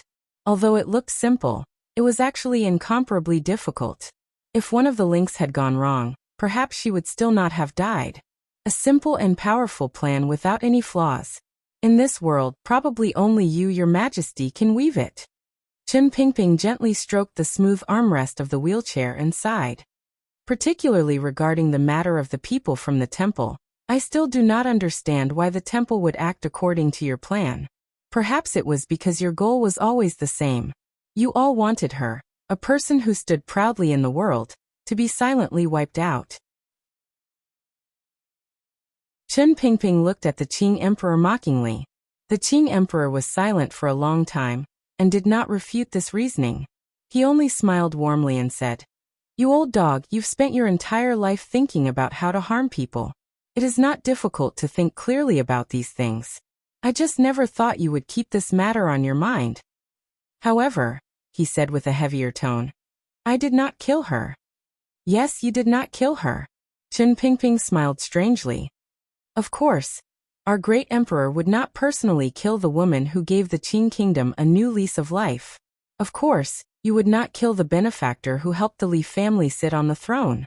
Of course, you would not kill the woman you loved the most. Of course, you would not kill your son's birth mother. Blood is difficult to wash away. Of course, you would not let blood flow onto your own hands." Chen Pingping's brows were furrowed tightly. His voice forced out from the depths of his chest with a threatening coldness. "Your hands are still pure white. You will always be incomparably bright and correct. The ones with blood on your hands are only those stupid or ruthless people under the throne. We avenged her and wiped out all of the stubborn nobles in the Qing kingdom. How much blood was shed in Jingdo that night? That night, all of the Empress and Empress Dowager's family were killed. Did you smile happily?" Chen Pingping asked faintly. "All of the light poured into your body. All of the darkness and shamelessness returned to your officials and family. There is nothing more beautiful in the world. Of course you didn't kill her." Chen Pingping pressed his lips together. As he coughed softly, he slowly said, "Because you have never moved a finger. Especially after the death of the Qin family, no one in the world knows what happened in the darkness back then. No one has evidence to say that Your Majesty personally controlled the Taiping courtyard murder case." However, the old cripple in the black wheelchair shook his head with slight mockery. "You will never be able to convince yourself or me. You will also not be able to change this reality. 22 years ago, you personally killed her. You killed a lonely woman who had just given birth to your son, and was at the weakest moment of her life. The most despicable and shameless thing in the world is nothing more than this." After Chen Pingping said the last sentence, his whole body seemed to be exhausted. He leaned against the black wheelchair and slowly closed his eyes. The emperor also slowly closed his eyes. His usually calm face appeared slightly pale. After a long silence, he quietly said, "Correct, I killed her." After that, he opened his eyes, and they were filled with calmness and solemnity as he said, "So what?" After writing the last 4 words, I suddenly felt very cold. I don't know if it's because of the attack of the cold wave. Writing to this point, I won't write today even if you beat me to death. Recently, I've been writing about emotions, so I have to control the emotions and plot within a certain rhythm. The last conversation between the Emperor and Chen Pingping in the royal study was a very important process. I have to write carefully. I won't jump scenes like Dong Mountain. Some readers are worried and smile and say, "Don't worry, I have to finish this before it's Fan Xian's turn." I will let everyone know that starting tomorrow, I will still update every day. However, I don't want to make the update time so fixed. This way, I can write more freely. I don't want to always feel rushed at 5 or 6 in the afternoon. I'm afraid the more I write, the rougher it becomes.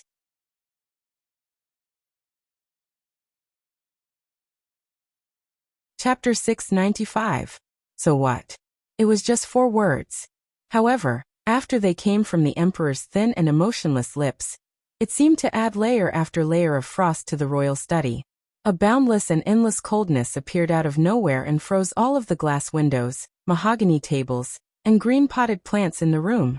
It was as if there was a white frost invisible to the naked eye spreading across these things and then spreading out, enveloping the entire cold royal palace, and turning the cold into ice. The coldness even pierced into the sky, attacking the balls of gray clouds in the distant eastern horizon. The cloud was like a frightened little animal. Stimulated by this chill, its entire body rapidly shrunk and shivered. Its color gradually darkened, and it had no choice but to squeeze out some of the moisture that was deeply hidden in the clouds. The wetness condensed into water and rain, slowly falling from the sky. In the gray Jingdo and royal palace, everyone who had already woken narrowed their eyes and looked at the cloud in the sky. Only now did they know that the first rain of early autumn had finally fallen. The weather was about to turn cold. However, the coldness on the Qing Emperor's body did not oppress the heavens and the earth. There was not a single gap. The color of his thin lips was not very pretty, but there was still a sliver of leeway in his heart. Chen Pingping sat in his wheelchair and looked calmly at the master he had served for decades, waiting for his next words. If the Qing Emperor had never felt a sliver of guilt for what happened in the past, if there was not a sliver of hidden pain in the depths of his heart, and if his heartless nature was truly at its extreme, then he would be the person with the least flaws in the world. Regardless of who stood in front of this emperor, they would involuntarily feel a sense of submission and retreat in defeat. They would not look at him coldly like Chen Pingping. The corners of Chen Pingping's eyes drooped. If the emperor's heart was truly as cold as thousand-year-old ice, then why did he need to say those words? Although they were the coldest words, they were still words. The emperor did not accept that in Chen Pingping's heart, he could not compare to Yi Qingmei. That was why he was truly angry. For you, Yi Qingmei is still not a passerby. Chen Pingping sighed faintly. His eyes flashed past the emperor's shoulder and looked at the wall behind the royal study. It was as if he wanted to look through the wall until he saw a certain portrait. His Majesty smiled. His smile was light, cold, self-deprecating, painful, and complicated. After a long silence, he said, "I don't want to talk about the past." "Why not?" Chen Pingping narrowed his eyes and looked at him. "Do you feel that she is too dazzling and has completely overshadowed your Majesty's pride, so you have always felt uncomfortable in your heart?" The emperor smiled mockingly and did not explain anything. He only said, "Xiao Yezi has never been someone who likes to show his face in public." "So you also know." Chen Pingping cackled. There was a trace of resentment in his hoarse voice. "What on earth can't you tolerate?" "I can't tolerate it, or this world can't tolerate it." The emperor slowly raised his head and looked straight into Chen Pingping's eyes. Coldly and solemnly he said, "Perhaps you people have never thought of this question." His cold voice came to an abrupt end. It was clear that the Qing emperor did not want to talk about anything related to the past. Even when faced with a companion who had accompanied him for decades, even in such a situation, he still valiantly held on to the piece of underworld in his heart, and did not want to touch it. However, Chen Pingping had returned to the capital to meet his death, in order to tear open the veil that had isolated this middle-aged man for thousands of years in this seemingly undefeatable man's heart. He wanted to reveal the wound that might exist in his heart. Only then could he weaken him. Chen Pingping stared into the Qing emperor's eyes and said, "Was it the Empress Dowager's great displeasure, the powerful backlash of the nobility, or your pride that made you make such a cold-blooded and heartless decision?"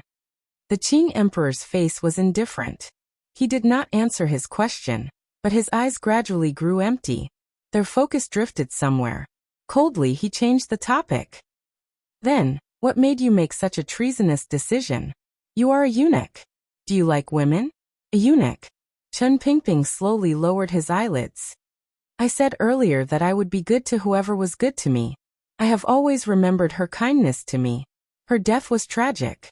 Presumably, it was also puzzling. I have waited these decades to ask you on her behalf. Did I not treat you well?" The Qing emperor's gaze gently swept across Chen Pingping's old face. Faintly he said, "I have bestowed upon you supreme glory. I have bestowed upon you a position that normal officials would never have. I have bestowed upon you trust. Yet, You have come to ask me because of a woman who has been dead for 20 years? Chen Pingping gazed at the emperor with a not quite there smile and suddenly said, She treated me well like a friend.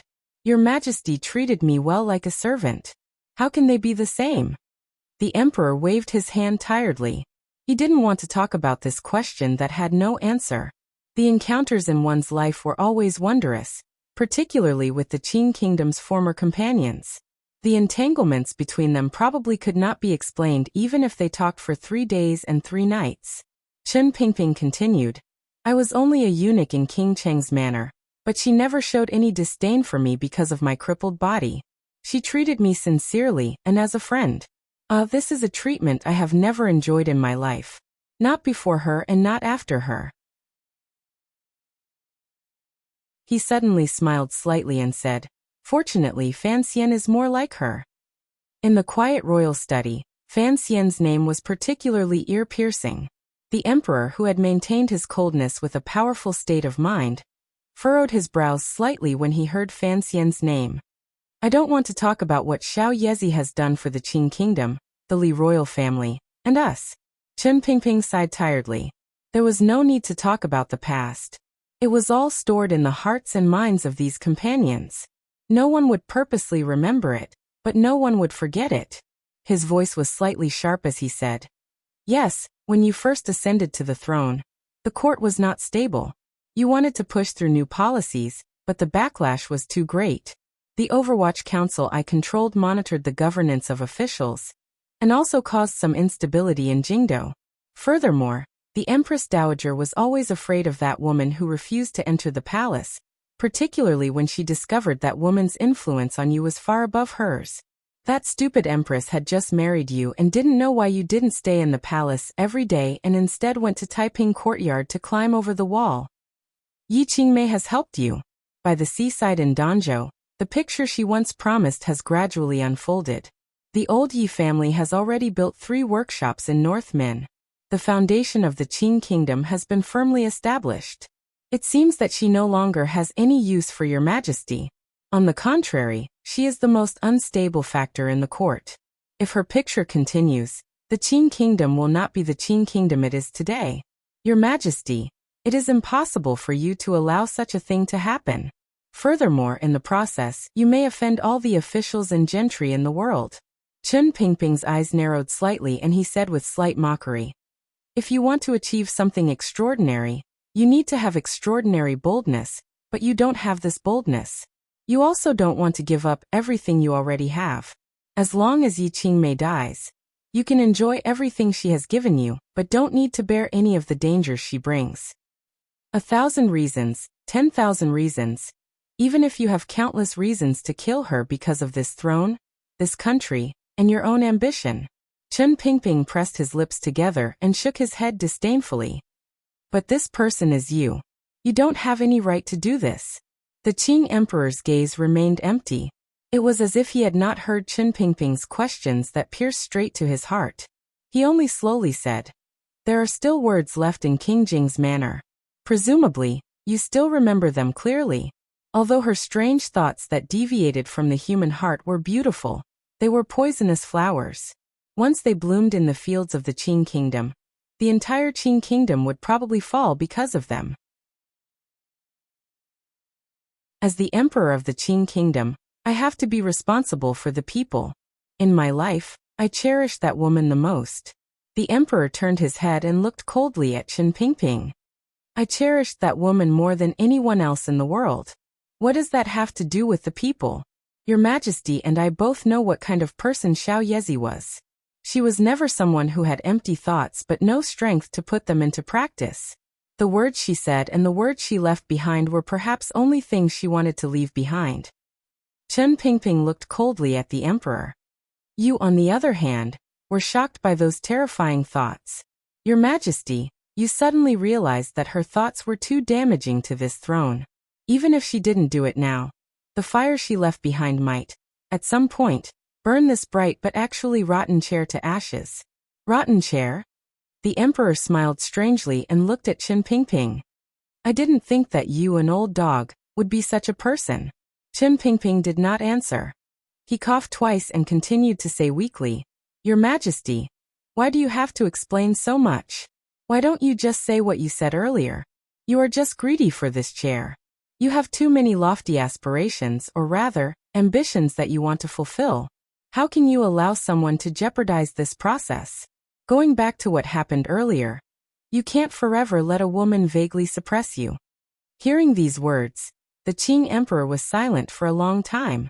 No one knew if this was tacit agreement, or if he was thinking about his most obscure inner thoughts back then. After a long time he coldly said, "Did she not give me any ambitions or aspirations? Back then, I was only an unremarkable heir in King Cheng's manor. Although I had lofty aspirations, pitied the people's hardships, and wanted to change everything in the chaos of war, what ability did I have to realize all of this and even dream of all of this?" The emperor said with slight mockery. "It was her, Yu Fanjian, and everyone else who allowed me to walk step by step to the throne and have all of these dreams and the possibility of realizing all of this." The Qing emperor's gaze sharpened. His voice became steady and loud as he said sternly, "Since I have sat on this throne, I will complete my thoughts back then. No matter who it is, do not try to stop all of this." Thoughts back then? Chen Pingping looked at him and coldly said, "Your Majesty, do you still remember our thoughts back then?" "I know what you want to say, old dog." The emperor sat on the soft couch. The sleeves of his dragon robe spread out like clouds.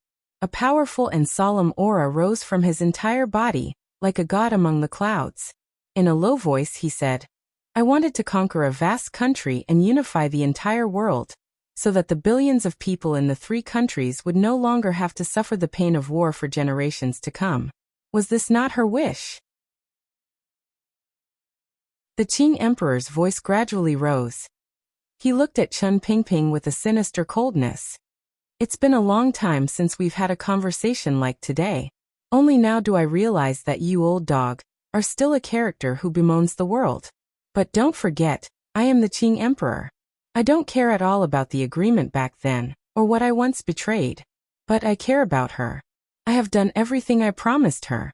So regardless of whether it is you or Fan Jian, even if she comes back from the underworld and asks me about my actions these decades, I can look at you disdainfully and say that only I can do all of this."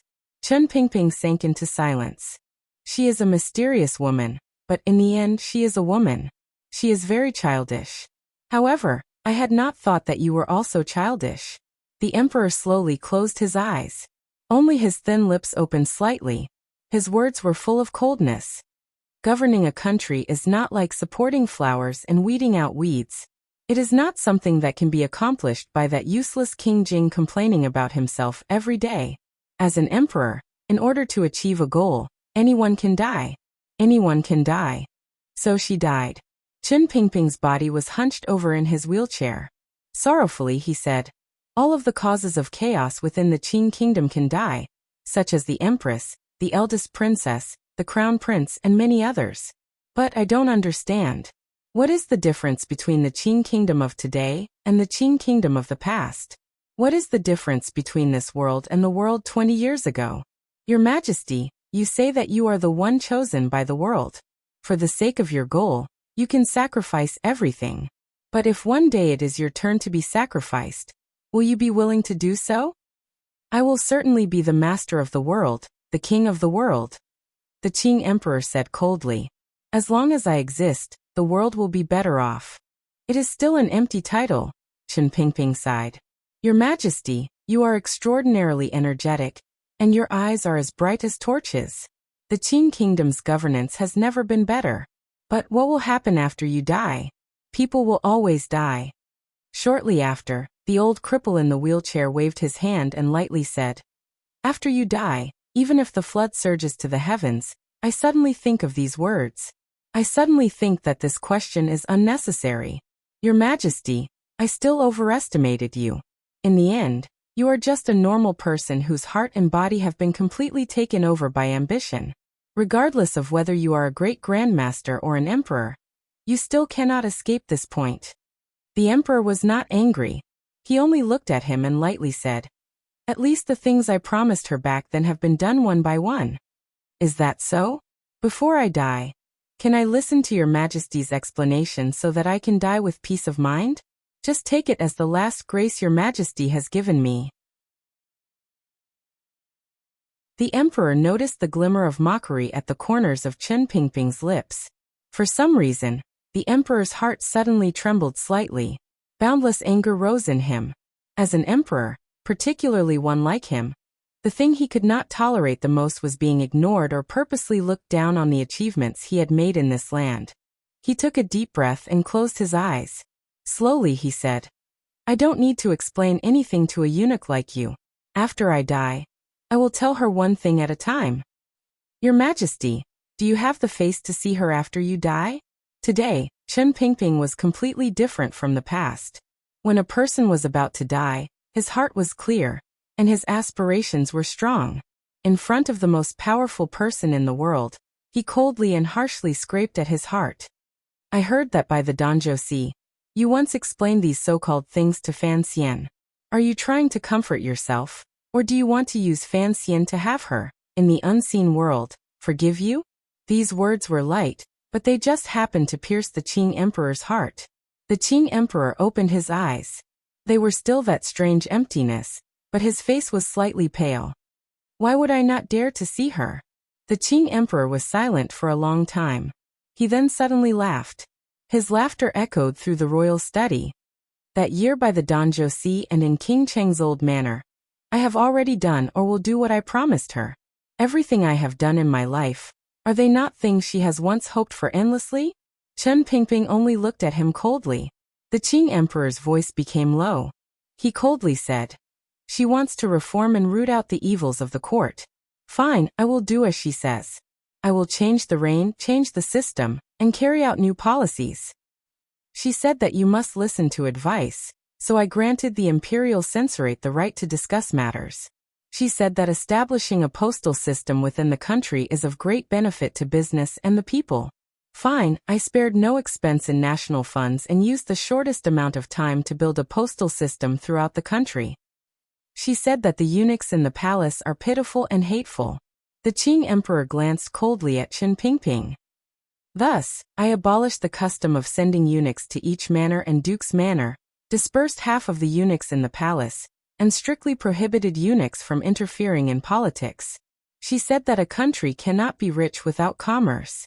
Thus, I greatly supported the merchants and sent Xueqing to be permanently stationed in Jiangnan, to prevent the court from interfering in the business of the people. She said that the country would not be stable without agriculture. Thus, I put great effort into irrigation and set up a river transport yamen to repair the long river dikes. She said that she wanted newspapers, so I made newspapers. She said that she wanted lace, so I painted lace. The emperor spoke faster and faster. His eyes grew brighter and brighter. In the end he seemed to be moved. Looking at Chen Pingping, he loudly reprimanded. Whatever she wants I will do. What right do you have to criticize me? Chen Pingping smiled. It was a very happy and strange smile. He gazed at the emperor and quietly said, you said these words very skillfully. Presumably, other than by the Danzhou, you often talk to that portrait in the little building. Are you trying to comfort her in heaven? Or are you trying to drive away the coldness in your heart? The Qing Emperor's expression changed slightly. Chen Pingping slowly straightened his body and looked at him, enunciating each word clearly. Looking at him, he enunciated each word clearly. Carrying out a new policy is not a new policy just by changing the year name a few times. Restructuring is also not changing the Ministry of War to the Ministry of Military Affairs, and then changing it to the Bureau of Military Affairs. Your Majesty, do you remember what the Imperial College was called in the beginning? Do you remember that there was once a yamen called the Institute of Education? The Tunguen Pavilion? What is the Transfer Office? What is the Transport Office? The new policy is not a new name. It is a new policy. Chen Pingping's sharp voice was like a whip, striking the emperor's face. Restructuring is not a change of name. What bullsh *t new policy? Making the officials and people not know what the yamen is called is a new policy? Are you deceiving the people of the world, or are you deceiving yourself?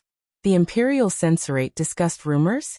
In the end, How did it become a lump of mud in the hands of the eldest princess of Xinyang, allowing them to discuss without charge? In the autumn of the 5th year of the Qing calendar, the imperial censor of the left surrendered. Those imperial censors wearing brown official robes were cruelly flogged because of Fan Xian. Who gave this order? Not to mention the postal route system. This is a complete joke. Sending a letter costs a tael of silver. Other than the children of officials, who can afford it? Other than feeding a large group of lazy relatives of officials in the courier stations, what use is this postal route? Strictly forbidding eunuchs from interfering in politics? Who the hell was Hong Xiang? An assassin entered the palace and involves court and national affairs. He is a commander eunuch, yet he has the authority to lead the investigation. Fine, even if his identity is special, then let me ask your majesty. When eunuch Yao goes out, a large group of second and third level officials have to bow and make way. What does this mean? The court greatly supports the merchants? The court does not interfere with the business of the people? Chun Pingping's voice grew sharper and sharper. With disdain he said, "How can the Ming family have so many shares of the nobility? If your majesty does not interfere with business, what did Fan Xian go to Jiangnan to do? Right now, the merchants are nothing more than a flock of fat sheep raised by the court. Building irrigation works and ensuring agriculture." Chun Pingping's smile became more and more out of tune. Haha, the river transport governor's yamen is the blackest yamen in the world. I wanted to investigate many years ago. But your majesty, you have the heart of an emperor. You know that this yamen hides the connections of half the world's officials. You don't want to shake the court, so you can only allow it to rot. What happened in the end? When the river broke its banks, how many people drowned? How many people froze to death in the winter between the 5th and 6th years of the Qing calendar? Even if Fan Xian and his wife desperately stuffed silver into it these 2 years, they could only keep it going. There's also that troublesome newspaper and lace. The corners of Chun Pingping's eyes narrowed as he looked mockingly at the Qing emperor. The newspaper she spoke of is something to open the people's minds, not some useless dog shit from the internal court. It shouldn't just have the story of me, an old dog. There should be other contents. Your Majesty, do you think I'm right? The emperor's face grew paler and paler until it was almost transparent. He did not hear Chun Pingping's last words at all. Perhaps you can convince Fan Xian and yourself that during these years, you have worked hard to do something for the Danzhou seaside and King Cheng's manor. You have worked hard to make up for something and put into practice something. Chun Pingping looked at the emperor harshly. But you can't convince her in the portrait. It's just that she can't speak now.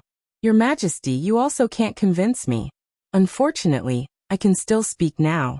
The emperor was silent for a long time. His pale face matched his slightly trembling fingers. One could imagine the extreme anger and hatred in the depths of his heart. He slowly raised his head and looked at Chun Pingping. Coldly, he said, "The worst thing I did in my life was when I was still the crown prince. I heard her say that the officials of the court needed an independent yamen to supervise them. So, I ignored everyone's opposition and wrote to my father to forcefully establish the Overwatch Council yamen. All the more reason I shouldn't have listened to her and let you, an old dog who can't be raised, a eunuch covered in the stench of urine, become the first director of the Overwatch Council." The Qing emperor's voice was calm, but there was a boundless coldness in it. Chun Pingping was silent for a long time. He then raised his head and calmly said, "Even the Overwatch Council that I, an old dog, have guarded with my life for decades, is probably not the Overwatch Council she wants to see." The emperor listened to the old cripple faintly say, "The Overwatch Council is an organization to supervise the officials. It is not the strange and powerful secret service organization it is now, particularly when this council is yours." Chun Pingping suddenly smiled awkwardly. His eyes stared straight at the emperor's face. "Do you still remember what was written on the stone tablet in front of the Overwatch Council?" It was a line of shining golden characters that forever shone in front of the Overwatch Council's sinister and square building. It attracted the gazes of countless Jingdo people. However, no one would ever see these characters clearly. The officials of the Overwatch Council all memorized them clearly, But they did not know the meaning hidden behind these words. Most importantly, perhaps those people back then knew the full text of these words. Regardless of whether it was the emperor or anyone else, perhaps they had all unconsciously forgotten this point. In the entire world, only Chen Pingping and the earliest people of the Overwatch Council still remembered these words. I hope that the people of the Qing Kingdom can all become uninhibited people. When being mistreated by others, one must have a heart that will not yield. When being attacked by evil, one must have a heart that will not be frustrated. If there is something wrong, one must not have a heart that is afraid to correct. One must not suck up to wolves and tigers. These were the words Yi Qingmei left for the Overwatch Council. However, she did not finish. There were two more lines that, for some reason, disappeared into the dust of history. Chen Pingping gazed indifferently at the emperor.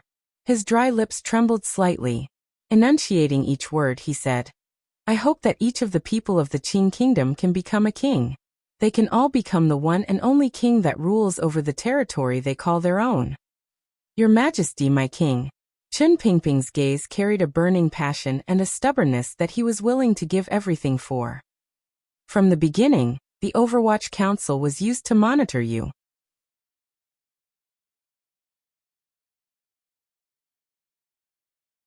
Chapter 696. The royal study quieted down again. From the darkest moment before dawn to the rising sun leaping out of the earth, to the warm morning light being covered by dark clouds and the patter of autumn rain falling like cotton, the sounds in the royal study were like the weather. Sometimes it was loud and sometimes it was soft. Sometimes it was violent and sometimes it was as quiet as an iceberg. The atmosphere was even more so. Sometimes it was tense and harsh. Sometimes it was silent and iron-blooded. Sometimes it was confused as one remembered the past. Sometimes it was cold as one talked about the past. The Qing Emperor and Chen Pingping had never been a normal ruler and official. The battle between the two of them was very different from a normal battle. Until now, Chen Pingping was only using words. Perhaps it was only the intentions that his words represented.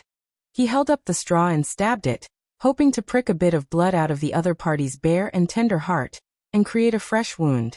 An unhealthy paleness lingered for a long time under the Qing Emperor's face, and refused to disperse. His eyes were empty. No, it should be said that they were empty.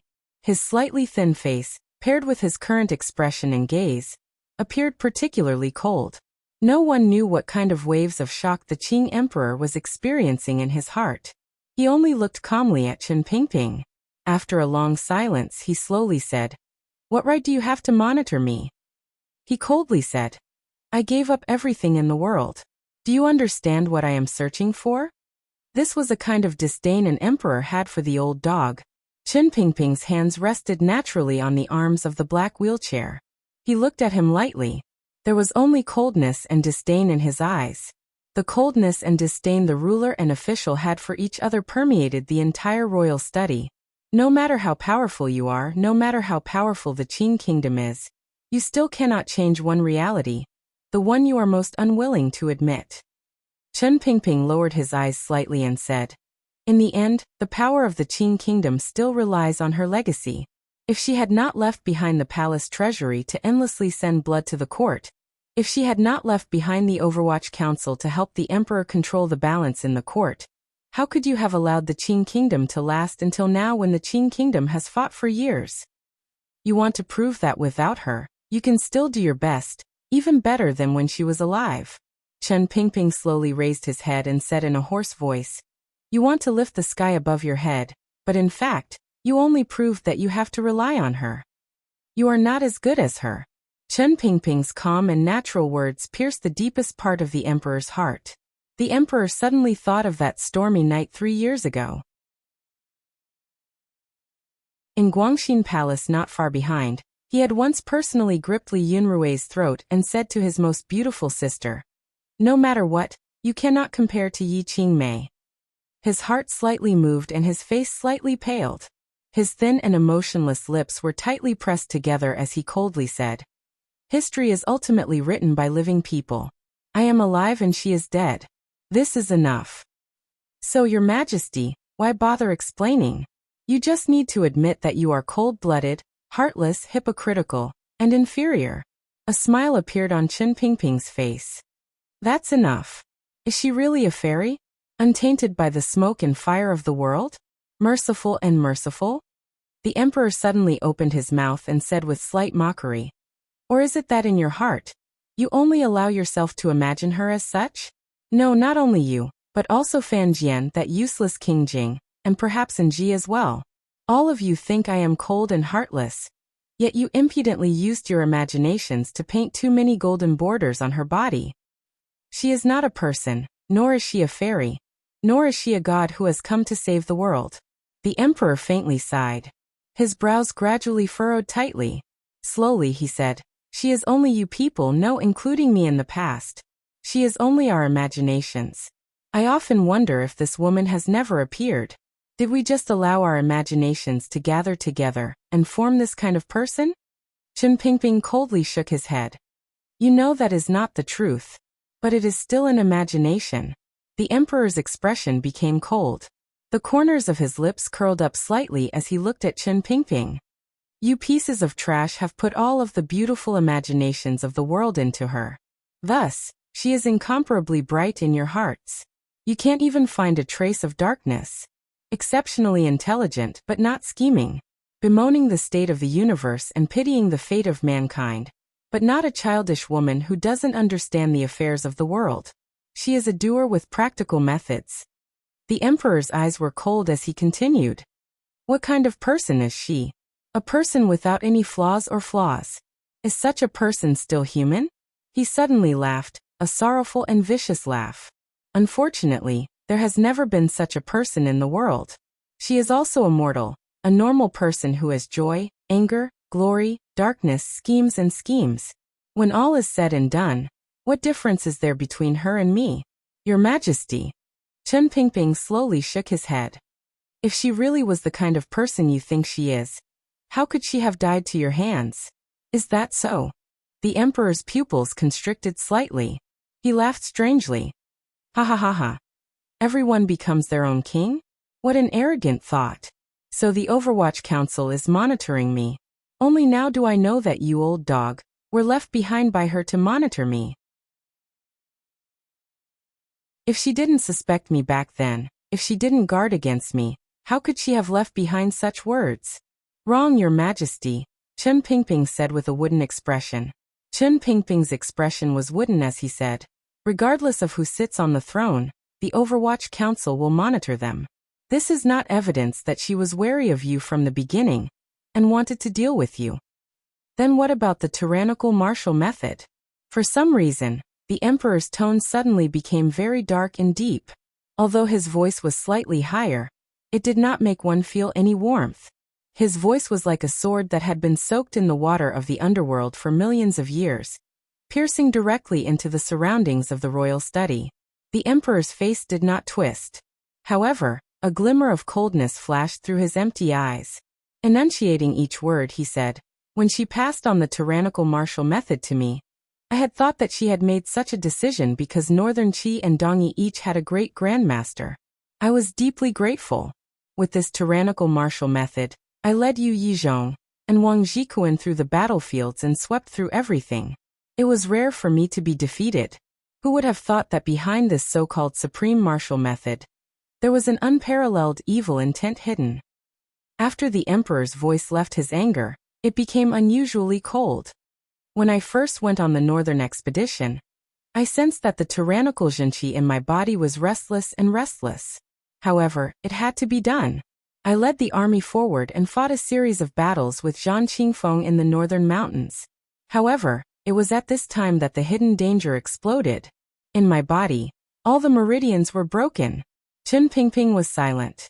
He was one of the people who knew this period of history the best. The northern expedition had been difficult. Zhang Qingfeng had been extremely experienced in using troops. The Wei Kingdom's military was particularly strong.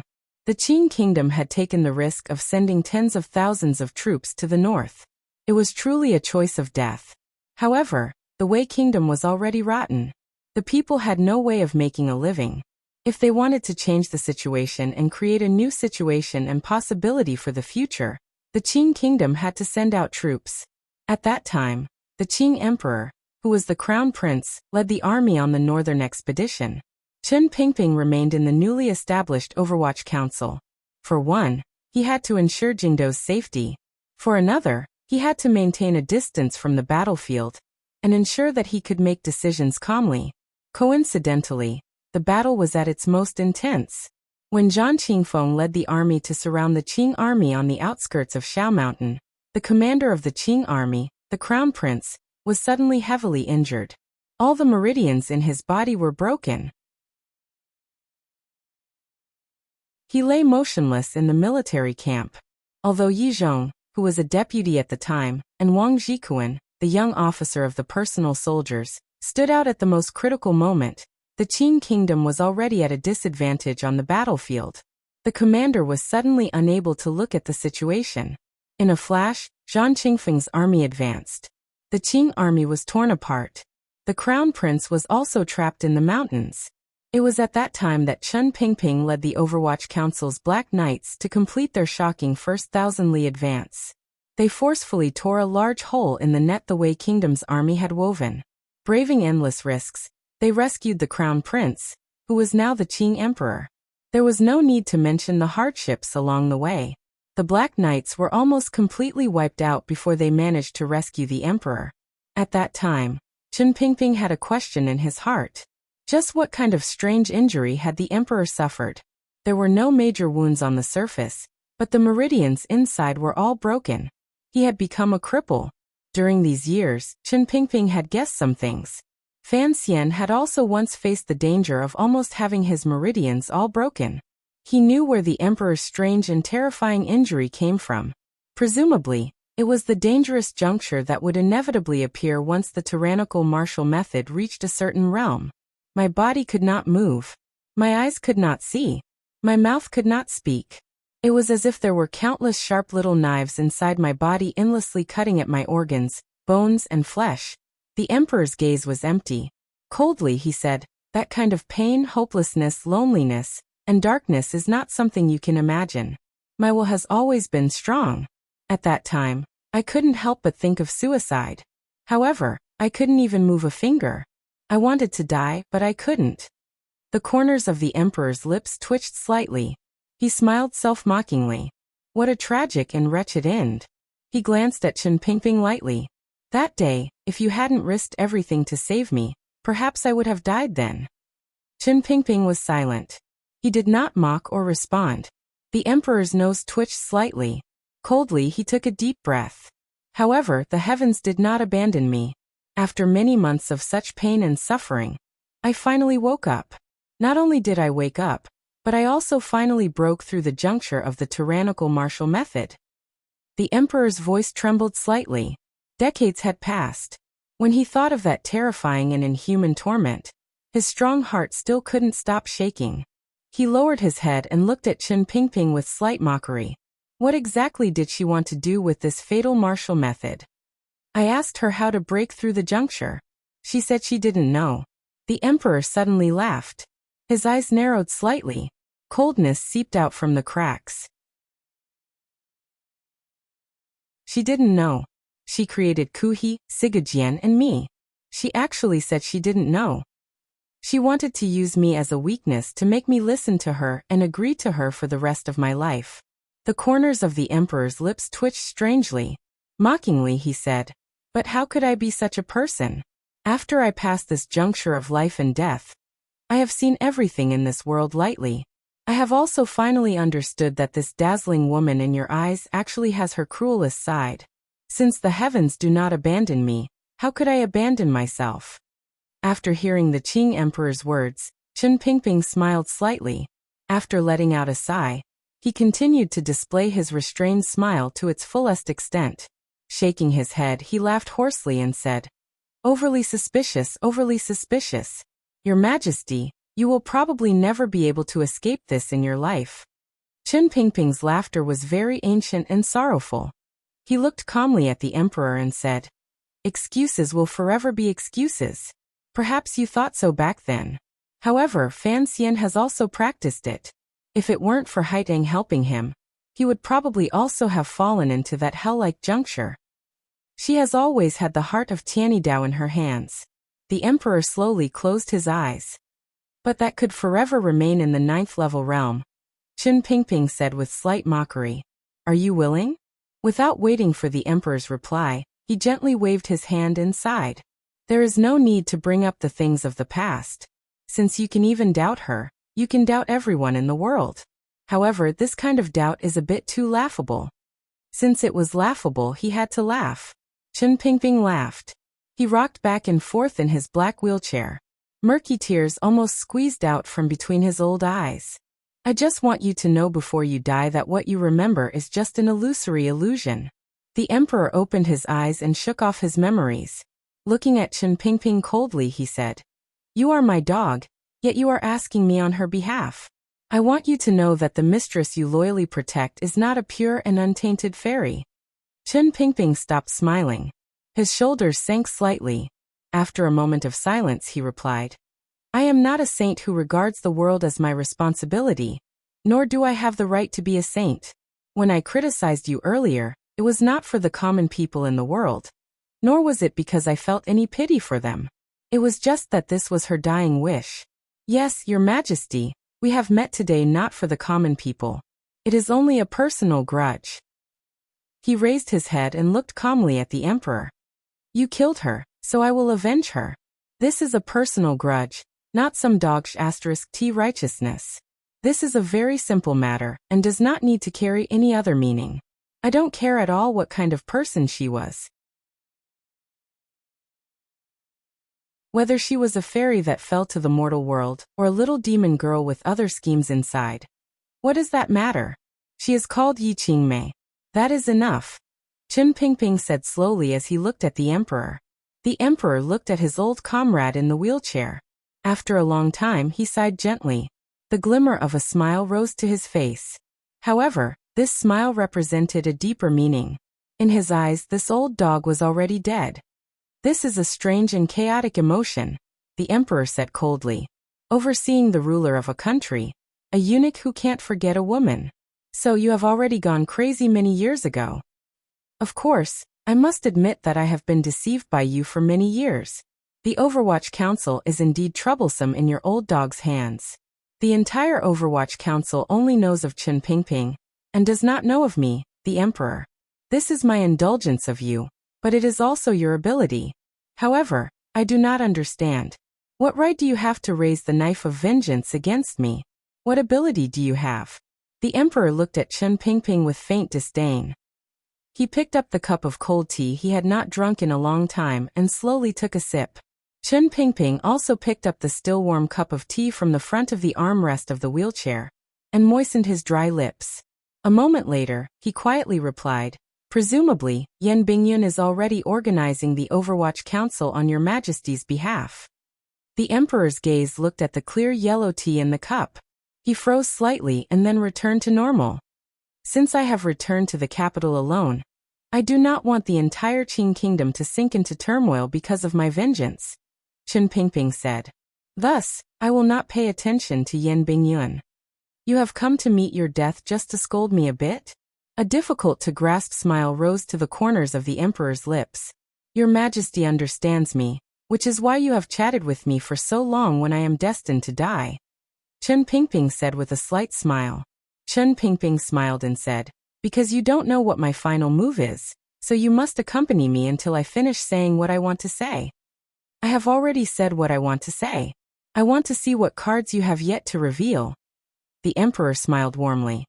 He had long shaken off the earlier wavering of his state of mind, and the emotions brought about by the past. He had recovered the appearance of a calm and powerful emperor. Qin Pingping did not reply. He only looked meaningfully at the emperor, and suddenly asked another question. During these 20 years, I have already done so many things. Do you still not understand, Your Majesty? The emperor's finger slowly turned his head toward the Celadon teacup, but his gaze slowly landed on the ground.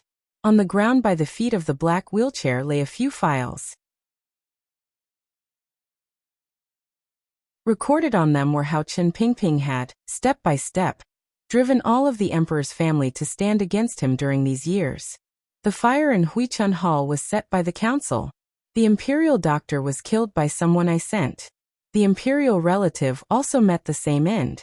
As for the medicine the crown prince used, it was Fei Jie who personally made it. Of course, Fei Jie has long left this land. Even if your majesty wanted to sentence him to death, presumably, you would not be able to. Chen Pingping looked coldly and emotionlessly at the emperor, and said each word clearly. The matter of the eldest princess and the crown prince having an affair was something I watched coldly from the side, and helped slightly. Then, I did everything I could to let your majesty know. The emperor's finger that was turning the teacup stopped. That night there was a thunderstorm. Your majesty must have lost your composure in Guangxin Palace. Although I did not see it with my own eyes, just thinking about it makes me feel comforted. The wrinkles on Chen Pingping's face melted. He appeared very comforted. Your majesty, why are you so angry about the eldest princess and the crown prince having an affair? Did you always feel that this sister should belong to you? However, due to your self-torturing thoughts of a wise ruler, you could only suppress it? Who knew that the crown prince would do it? Chen Pingping laughed in a low and sharp voice. What you could not do, was done by the crown prince. How could you not be angry? How could they not die? The crown prince is dead, the eldest princess is dead, the empress is dead, the empress dowager is dead, and the second prince is also dead. Chen Pingping stared at the emperor with a sharp gaze. All of the family by your side died at your hands. You are the most selfish and vicious ruler in the world. I will have your family die, because of your selfishness. The emperor's fingers holding the teacup trembled slightly. Gently hitting the teacup made a crisp sound. Chen Pingping's voice was crisper, colder, and more piercing. I don't have any trump cards. I just came back to the palace to tell you. Back then, you coldly let her die alone, so I can let you also smell that kind of loneliness, and then die in this kind of torture. Perhaps I can't kill you, but isn't letting you live like this the most beautiful and complicated method? I still have a few good sons, the emperor slowly said. You even want to kill the third prince, that brat. I can't help but sigh at the coldness and hatred in your heart. Chen Pingping coldly said. As long as it is someone with the surname Li in the palace, they all deserve to die. What about Nji? The emperor's fingers tapping on the porcelain teacup suddenly stopped. He furrowed his brows and said with slight mockery, he is my and Qingmei's son. You are so loyal to her, so how could you repeatedly want to kill him? I'm afraid that even today, Nji still thinks that you are the elder who loves him the most. He has no idea that the attack in the valley, the aftermath of the Hanging Temple incident, and the fact that he almost died to a dagger, were all single-handedly arranged by you. Chen Pingping was silent for a moment. He then said in a low and ruthless voice, Fan Xian is only a bastard. What right do you have to be the father of her son? For her, Fan Xian's existence is a brand of humiliation. Just looking at him hurts my eyes. The emperor laughed. His laughter was full of resentment. Very good. You are indeed a perverted eunuch. If I just kill you like this, wouldn't that be too much to your liking? How I die has never been a problem. Chen Pingping looked mockingly at the emperor. I only know that my revenge has been successful. That is enough. The emperor's hand holding the teacup hovered in midair. A moment later he faintly said, I still have 3 sons. But since I have returned to the capital, I'm afraid none of your 3 sons will be your sons again. Chen Pingping's pupils gradually constricted. With a glimmer of icy pleasure he laughed sharply and said, If I die to your majesty's hands, how will Fan Xian think of you? How will the eldest son think of you? How will you explain it to Fan Xian?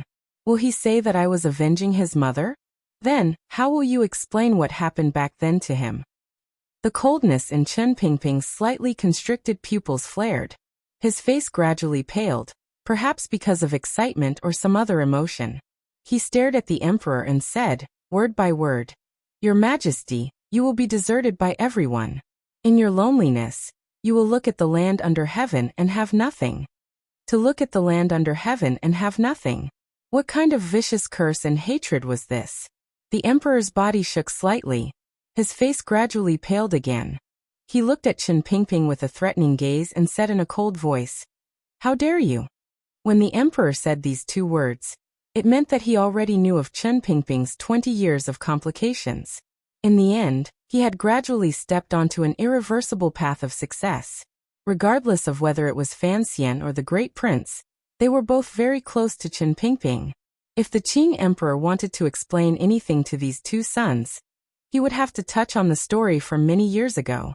It was impossible for him to open his mouth. Could it be that the most powerful monarch in the world could only gradually age and die under the furious and hateful gazes of his sons? The Qing emperor's face was pale. He felt boundless coldness and anger in his heart. He looked at Chen Pingping's similarly pale face and knew that he had already calculated everything that would happen next. He was using his death to launch a final and darkest attack on the royal palace. The royal study sank into a deathly silence. Outside, the autumn rain continued to fall slowly, wetting the originally dry ground in the royal palace and the cracks in the stone slabs. The royal study was filled with glass windows produced by the palace treasury. The carvings on the windows were like human faces looking at the final conversation between the ruler and official of the Qing kingdom. You seek death, but I do not want you to die easily. The emperor's face was pale, and his eyes were empty. Like a god forcefully suppressing his anger, he coldly and calmly said, I am going to escort you to the Meridian Gate. I am going to have you stand naked in front of all the people. I am going to let everyone in the world know that you, an old black dog, are a castrated person without a ***, a deformed thing that shames your ancestors and ancestors. I am going to have countless people stare between your thighs and see how you, a hateful castrated thief, use the rotten flesh between your legs to weave such an evil plot. The Qing emperor's words were very light, but they contained boundless hatred, endless humiliation, and endless anger. Coldly he said, I am going to hack you into pieces and die from 1,000 cuts. I am going to have all the people of the Qing kingdom tear off the flesh from your body, bite by bite, and then bury your skull by the side of the 3 large workshops. I am going to have you watch with your own eyes how I first kill her, then kill you, and then use what she left behind to slaughter the country, unite the world, and create an everlasting legacy. I am going to have you and all of you know that I can kill you. I am going to have you watch all of this without being able to do anything. I am going to have you cry, struggle, and regret in the underworld. The emperor's face became paler and paler, but his voice became calmer and calmer. His eyes became more and more empty. He was becoming less and less like a living person. Sitting in the black wheelchair, Chen Pingping's face was also very pale. He knew that the genes of a madman ran in the emperor's blood. He also knew what kind of tragic end he would face under the emperor's crazed anger. Ruler and official used each other's words to slice apart each other's hearts. They cut each other until they were both bloody.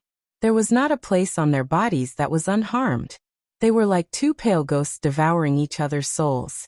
Chen Pingping slowly and with great difficulty bent his body and placed the teacup on the ground. Then he gripped the front of the armrests of the wheelchair with both hands. With his elbows as the axis, his 2 forearms rested calmly and comfortingly on the black and smooth armrests. He didn't think of anything. He only repeated the habitual action he had repeated countless times over the years. His gaze once again swept past the emperor's pale face and thin and powerful shoulders. He stared straight at the wall behind the royal study. It was as if he could see through the wall and directly into the little building in the rear palace. He saw the painting of the yellow-clothed woman's back incomparably desolate and lonely. She looked at the scene of tens of thousands of people repairing the river at the foot of the mountain. He was speechless for a long time. Chen Pingping was speechless for a long time. He thought to himself that this was good. This was good. Xiao Yezi. A strange smile rose to the corners of his lips. It was as if he could see the image of that little girl floating in the air behind the royal study. That little girl looked at him with distress and asked, Are you really a eunuch? Then, are we going to call each other sisters or what? The emperor heard Chen Pingping say these 3 words. Xiao Yezi. This name had been hidden in his heart for many years. This name was like a curse that he could not free himself from. Although he could not think of it for a long time. Once he realized that he had not forgotten, That face and that person would appear out of nowhere and look at him with a glimmer of confusion, sorrow, and disdain. He unconsciously followed Chen Pingping's gaze and turned his head slightly. He then heard a loud sound.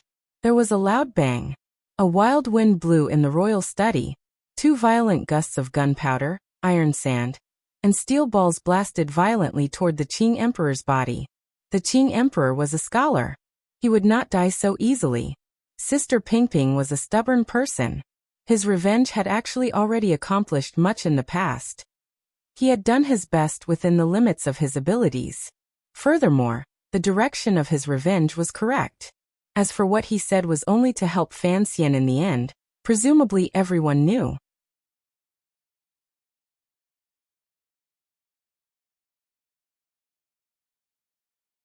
Chapter 697. Without question, Chen Pingping was an ace. More accurately, he had once been an ace. To be more precise, it should be said that Chen Wuchang, one of the eunuchs who guarded the palace back then, although he was not as talented as eunuch Hong Xiang, he was still a person ranked in the ranks. His martial arts cultivation was not to be underestimated. If he had not been an ace, how could he have stood against the powerful Xiao En in the north during the turbulent times? How could he have built the sinister Overwatch Council under the hostile gazes of the entire court? If Chen Pingping had not been an ace, how could he have led the Black Knights to carry out those shocking thousandly surprise attacks on the land like a black storm?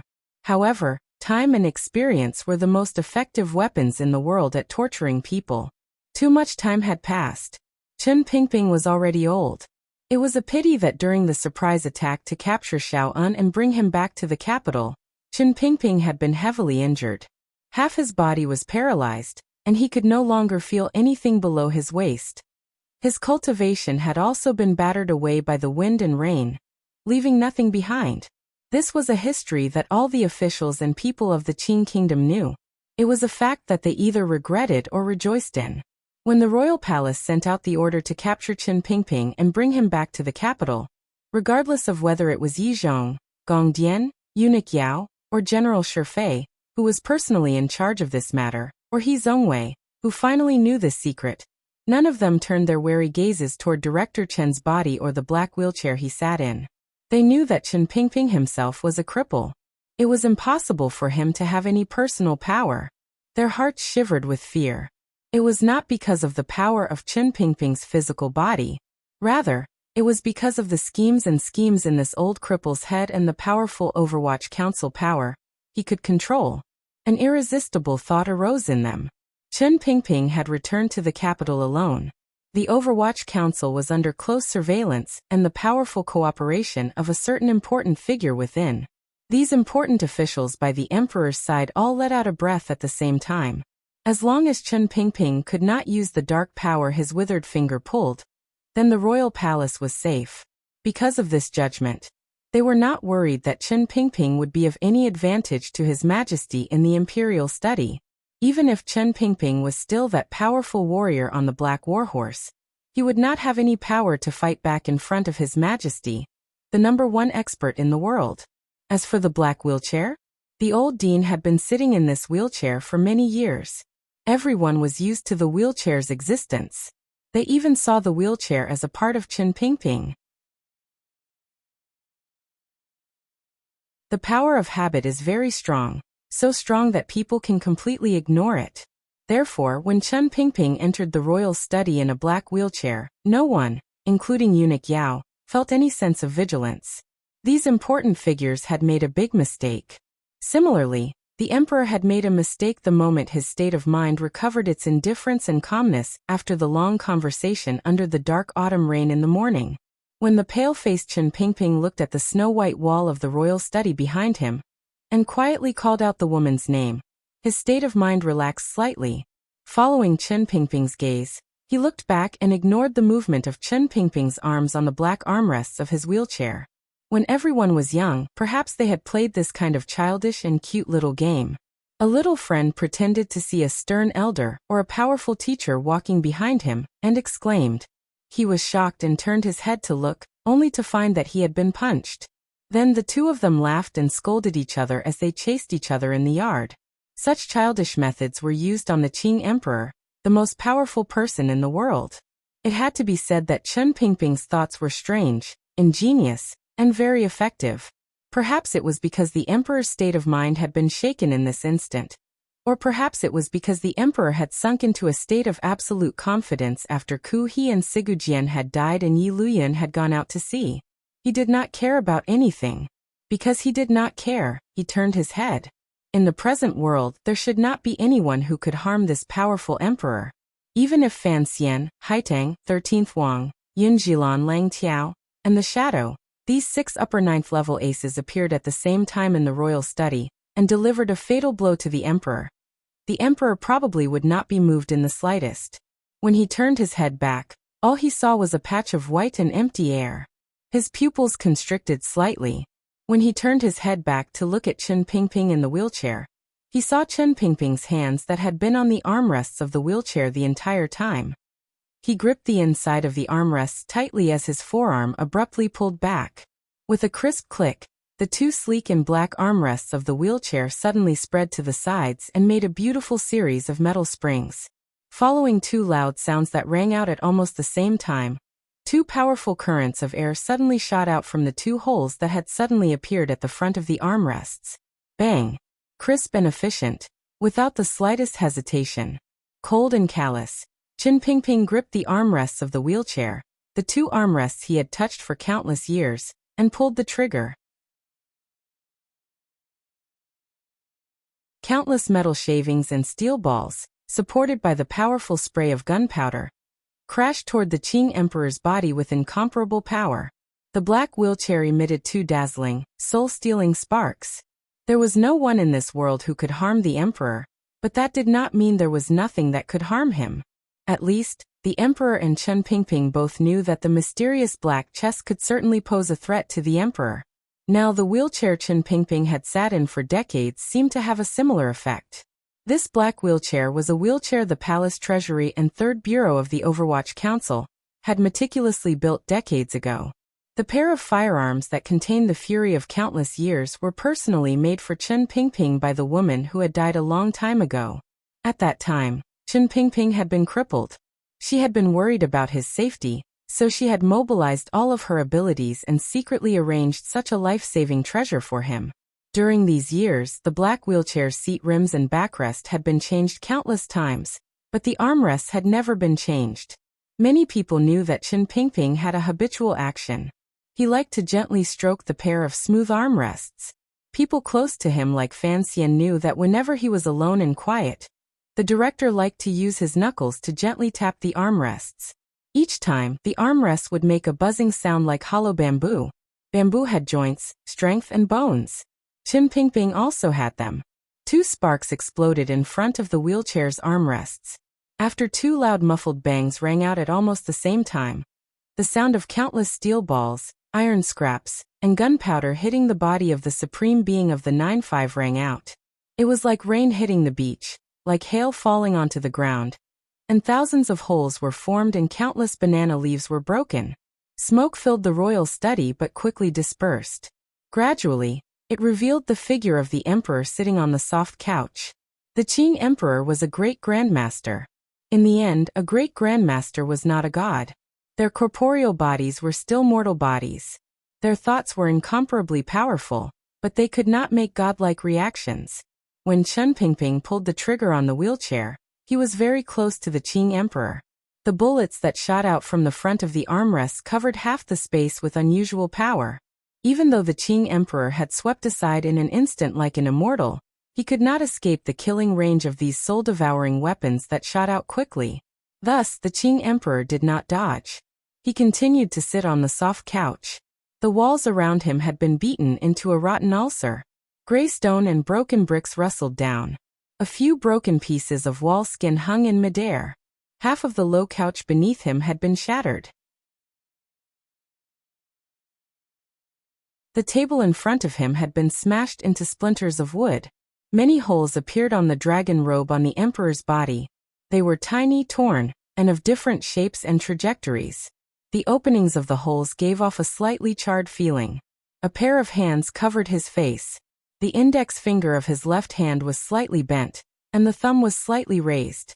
The bright green porcelain teacup was in the mouth of his thumb and index finger, not moving at all. Even the teacup had not shattered, so the emperor's appearance was unharmed. In reality, all of this happened in a very short instant. The power around the emperor's body was almost tangible, howling like the wind. The celadone teacup between his fingers flew through the air with a whoosh.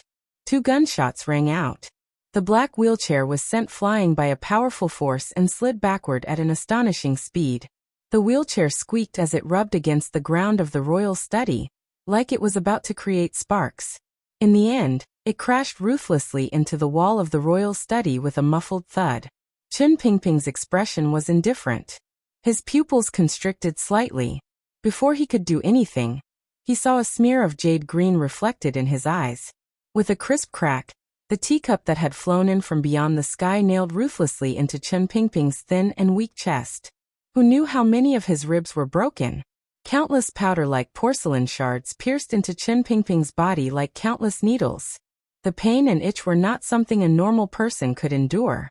A mouthful of black blood sprayed out from Chen Pingping's lips and wet the front of his shirt. Immediately after, an invisible and boundless true energy surged out from the air, instantly controlling the remaining 3 meridians and 6 meridians in his body, controlling the movement of every muscle in his body, causing him to be unable to speak, unable to move, and unable to understand his own life. What was even more terrifying was that the royal Wei genuine qi actually penetrated through the air and clothes, quickly seeping into his body, following his meridians to travel in all directions, and in the blink of an eye, it slowly forced out the poison that the old dean had already consumed. It was like there was a giant invisible hand in the air tightly gripping Chen Pingping's withered body. It lifted him up from the black wheelchair and suspended him in the air. This scene appeared particularly strange. Chen Pingping's grizzled hair had long been messed up. It scattered messily across his forehead and gently covered the deep wrinkles on his face. His clothes were covered in tears. In an instant, his entire aura of life was suppressed to the edge of death. However, this old man's eyes were cold and callous. There was not a trace of fear. There was only a glimmer of regret and disdain. Gradually, even these emotions disappeared from his eyes. There was only calmness. The sound of heavy footsteps rang out in the royal study. The emperor slowly and heavily stepped on the rubble on the ground and walked toward him. The emperor's right hand opened slightly. A number of powerful zhenqi broke through the air and held Chen Pingping's small body firmly in midair. Other than the coldness in the emperor's eyes, there was a glimmer of a furious blood-red color. The emperor's hands trembled slightly. They were covered in fresh blood and terrifying wounds. The small holes in the emperor's dragon robe began to bleed out and seep endlessly out of his body. It washed away the metal shards and burnt remnants of the gunpowder on the wounds. The dragon robe had already been smoked into a black paste. The emperor was heavily injured. The steel balls that could pierce through stone should still be in his body. In the end, he did not die.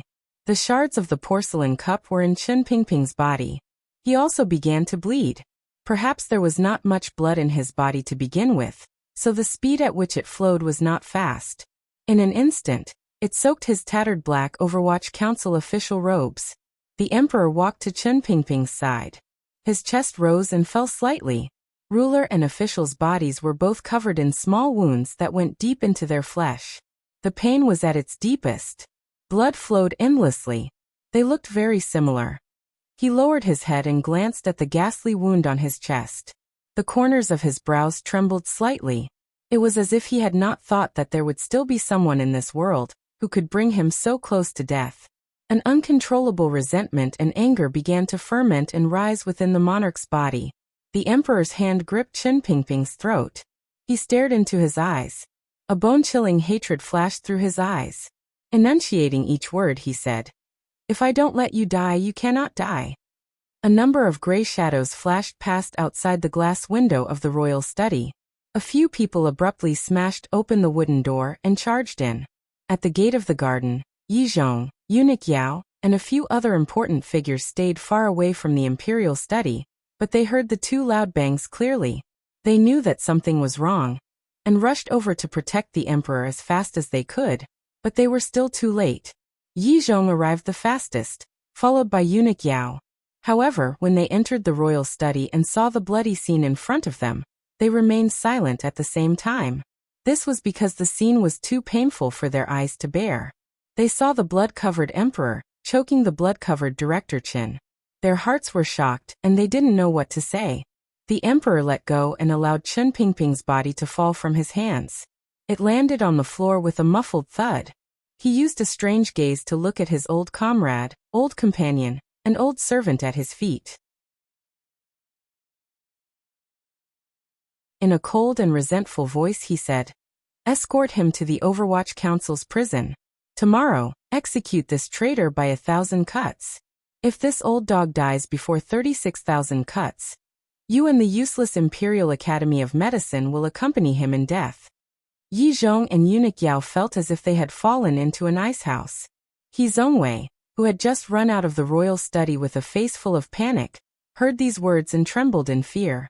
It was not only because of the shocking scene in front of him, Chen Pingping's crime, or the emperor's bone-chilling and bone-deep angry edict. In the 30 years of the court, there had never been a high-ranking official who had been executed by 1,000 cuts. This was the most humiliating and cruel way to die. Furthermore, this edict was directed at Chen Pingping. The three of them did not dare to say anything. They only immediately knelt down at the emperor's feet, and did not dare to remonstrate. The emperor glanced one last time at Chen Pingping, who was looking at him with a mocking gaze. He suddenly felt a burning pain in his chest. "How many years has it been since I've been injured?" the emperor thought to himself. Then his body swayed. The emperor has been assassinated. Summon the imperial doctors. Grand Scholar He's panicked and anxious voice rang out in the royal study. Yi Chong was currently supporting the emperor's slumping body in fear. He subconsciously tilted his head slightly and glanced at the vicious Grand Scholar from the corner of his eye. The royal palace was in a state of panic. The imperial doctors filed in and out of the palace. Occasionally, pale-faced palace maids and eunuchs carried golden basins in and out. The water in the basins had already been dyed red with blood. Eunuch Yao was attending to the injured emperor inside the hall. Gong Dian led the imperial army and internal court aces to surround the entire royal palace. Yi Zhong, after sending out a few orders to the Bureau of Military Affairs, stood guard outside the hall. The head doctor of the Imperial Academy of Medicine walked out of the hall, sweating profusely. Yi Zhong looked at him coldly and asked, "How is the emperor?" The doctor of the Imperial Academy of Medicine saw him and replied in a trembling voice, "Teacher Yi, although the emperor is injured, his pulse is strong. He should be fine, but..." Yi Zhong furrowed his brows and shouted in a stern voice, "But what?" "But the metal shards stuck in the emperor's skin and flesh have been removed, but looking at the wounds on the emperor's body, there should still be sharp objects left in the emperor's body and injured his internal organs. If these sharp objects are not taken out, I'm afraid." "Afraid of what? Will the emperor be in danger? The emperor's good fortune fills the heavens. He has never been immortal." The doctor of the Imperial Academy of Medicine spoke in a trembling voice. He changed his method of describing the emperor's great-grandmaster realm and said, "Presumably, there won't be any major problems, but no one knows if there will be any effects in the future. Then think of a way to take them out." Yi Zhong's body was short and stout. He had always given people a gentle feeling. At this moment, the murderous aura on his face was incomparably terrifying. "I really don't have such a good method." The doctor saw Yi Zhong's expression grow uglier and uglier. He quickly swallowed and said, "However, Sir Fan Jr. once presided over a similar medical case in the palace. Please quickly summon Sir Fan Jr. back to the capital. With him presiding over this matter, presumably, there won't be any hidden dangers." The Duke of Dambois? After Yi Zhong heard this name, his heart skipped a beat. His heart chilled. From morning until now, inside and outside Jingdo, in the royal study and the royal palace, too many things had happened. He had not completely digested it all. Only now, hearing Fan Xian's name, did he think of the great impact Chen Pingping's attempt to assassinate the emperor could have on the Qin kingdom. Yi Zhong's lips were a bit dry. A moment later he slowly said, "Sir Fan Jr. won't be back for a while. Is there any other way?" The young lady of the Fan family is currently practicing medicine in the Danbo medical shop. Her teacher is Qing Shan, and Sir Fan Jr. has personally. A cold light flashed through Yi Zhong's eyes. He straightforwardly said, "Quickly summon her into the palace." After the doctor led the guards away, Yi Zhong suddenly felt that his back was covered in cold sweat. A large patch had become damp. Only now did he have time to analyze the situation at hand. The doctor had mentioned Fan Xian's name. He couldn't help but think that, not long after, this young powerful official would use the credit of swallowing Dongyi to return to the capital. At that time, if Fan Xian discovered that Qin Pingping had already been executed by the emperor, what kind of reaction would he make? Yi Zhong felt a chill envelop his body. The emperor was heavily injured, and Director Chen's life was hanging by a thread. Another group of imperial doctors were treating him. He would then be sent to the Overwatch Council's prison overnight. He knew why the emperor had ordered Qin Pingping to be sent to the Overwatch Council in the end. The mind of an emperor still did not forget to display its coldness at such a time. Presently, all of Jingdo's defenses were in Yi Zhong's hands. He had no intention of rebelling against the emperor's edict. However, he felt a weight that was difficult to bear. If the Overwatch Council truly rebelled, what should he do? Fortunately, the emperor was only injured and not truly unconscious. There was no need to worry about what had happened between the emperor and Director Qin. In the royal study, everyone had seen Director Qin assassinate the emperor. No one could and no one dared to intercede on his behalf. Assassinating His Majesty was a crime punishable by death by 1,000 cuts. A chill rose in Yi Zhong's heart. He understood the relationship and friendship the emperor and Qin Pingping once had. The emperor was probably angry and disappointed to give Director Qin such a wretched end. Ever since the founding of the Qin kingdom, the imperial power had been as difficult to shake as it had been in the thousands of years of history on this land. The successive emperors of the Qin kingdom had always maintained a warm attitude toward their officials. Particularly during these decades, the Qing laws had been revised a few times and had abolished countless cruel punishments. Even for those who rebelled, it was often beheading and exterminating their families. The emperor had always been gentle toward scholars and officials in court.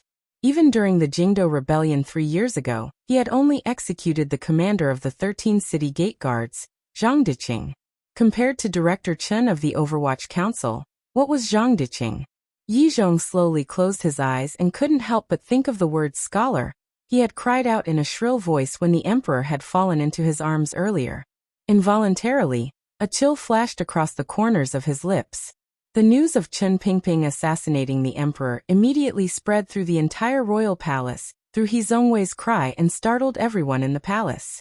Then, it became news that everyone in Jingdo knew.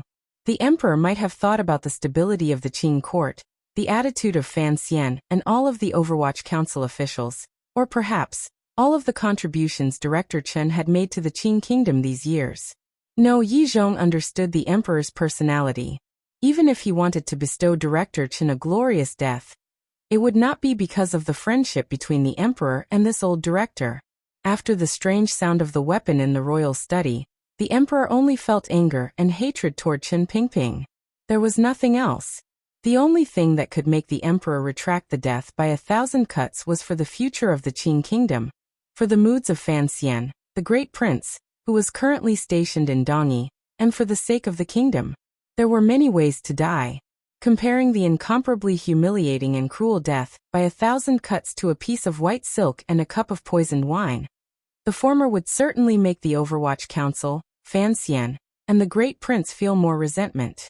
Yet, all of this, because of Scholar He's perfectly timed cry of surprise, became something impossible because the Son of Heaven had his dignity and anger. Yi Zhong sighed and looked in a daze at the royal palace under the autumn rain. All sorts of emotions filled his heart. He didn't know how much would happen in the Overwatch Council's square building tonight. With the tens of thousands of elite soldiers he and Shifei had been ordered to guard outside the Overwatch Council really need to fight? The autumn rain slowly fell. He gently coughed a few times. He knew that the emperor's angry order could not be changed. He could only hope that when Fan Xian returned, the matter would be settled. Otherwise, no one knew how chaotic the Qin kingdom would become. The autumn rain was also falling outside the Overwatch Council's square building. It grew colder and colder. Yan Bingyun stood coldly by the window. The black cloth that had been covering the window the entire time had been torn off by him and thrown to the ground. He looked calmly in the direction of the royal palace and calmly and forcefully gave out a series of orders. Relying on Chen Pingping and Fan Xian's trust, he had already grasped a great deal of power in the Overwatch Council. However, with just this power, he was still unable to suppress the ghostly fire burning faintly inside the Overwatch Council. The black ghostly fire that grew from the hearts of these black-robed officials was a good thing. Fortunately, Yan Bingyun had made sufficient preparations beforehand. The senior officials who were incomparably loyal to old Director Chen had already been sent to Xiliang, Jiangnan, and Dongyi by him. They had already left Jingdou. Otherwise, the situation would be even more difficult to control. The news from the palace had already reached the council. The news of old Director Chen assassinating the emperor had already become reality. The emperor was heavily injured? Yan Bingyun didn't know if this was the emperor's excuse or if Director Chen, whom he had always admired, had truly done what many people could not. However, none of this was important. He coldly turned his gaze and looked at the streets and alleys outside the Overwatch Council, and the Qin Kingdom's elite soldiers who were not hiding their tracks. He shook his head. He had to protect this council, particularly when Chen Pingping was certain to die and Fan Xian had yet to return. No one could oppose the emperor and the powerful state apparatus of the Qin Kingdom, even if the Overwatch Council was the most powerful part of this apparatus. Yan Bingyun turned his head and looked at the 7 leaders in the room. Faintly he said, "Prepare to take over." He furrowed his brows. After a slight pause, he finished this sentence with great difficulty. Imperial criminal Chen Pingping.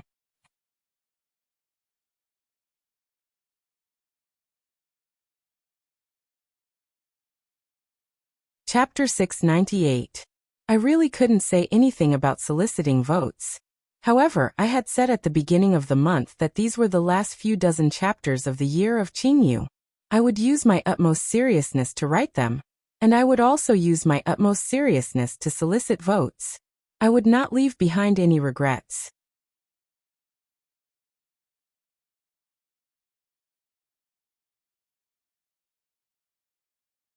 Chapter 699. As the words Imperial Criminal Chen Pingping came out of Yan Bingyun's thin lips, everyone in the secret room of the Overwatch Council went crazy.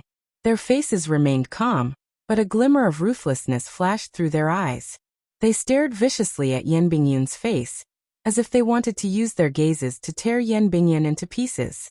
Of the 8 bureaus of the Overwatch Council, other than the head of the 6th bureau, who was temporarily in charge, and Jinggu of the 5th bureau, who was slowly moving toward the east of the Qin Kingdom, all of the high-ranking officials were gathered there.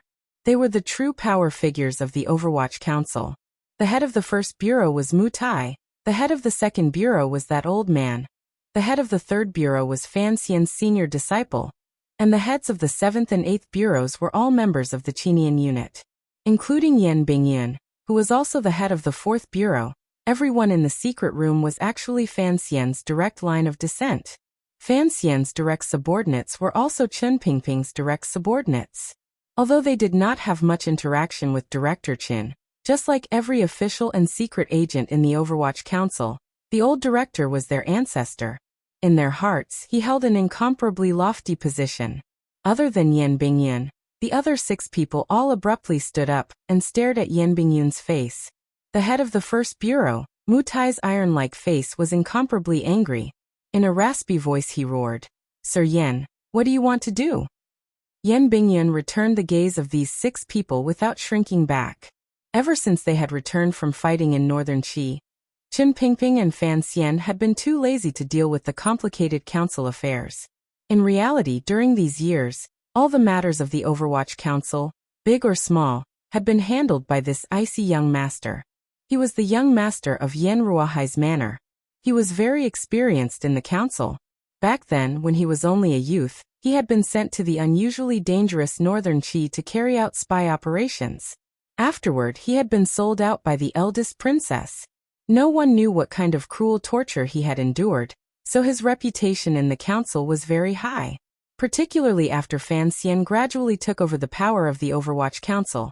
As Fan Xian's partner and closest subordinate, regardless of whether it was dealing with the Ming family matter in Jiangnan, the battle with the eldest princess, the royal palace, or the rebellion in Jingdo, he had demonstrated a valiant ability to organize, analyze intelligence, and make decisions.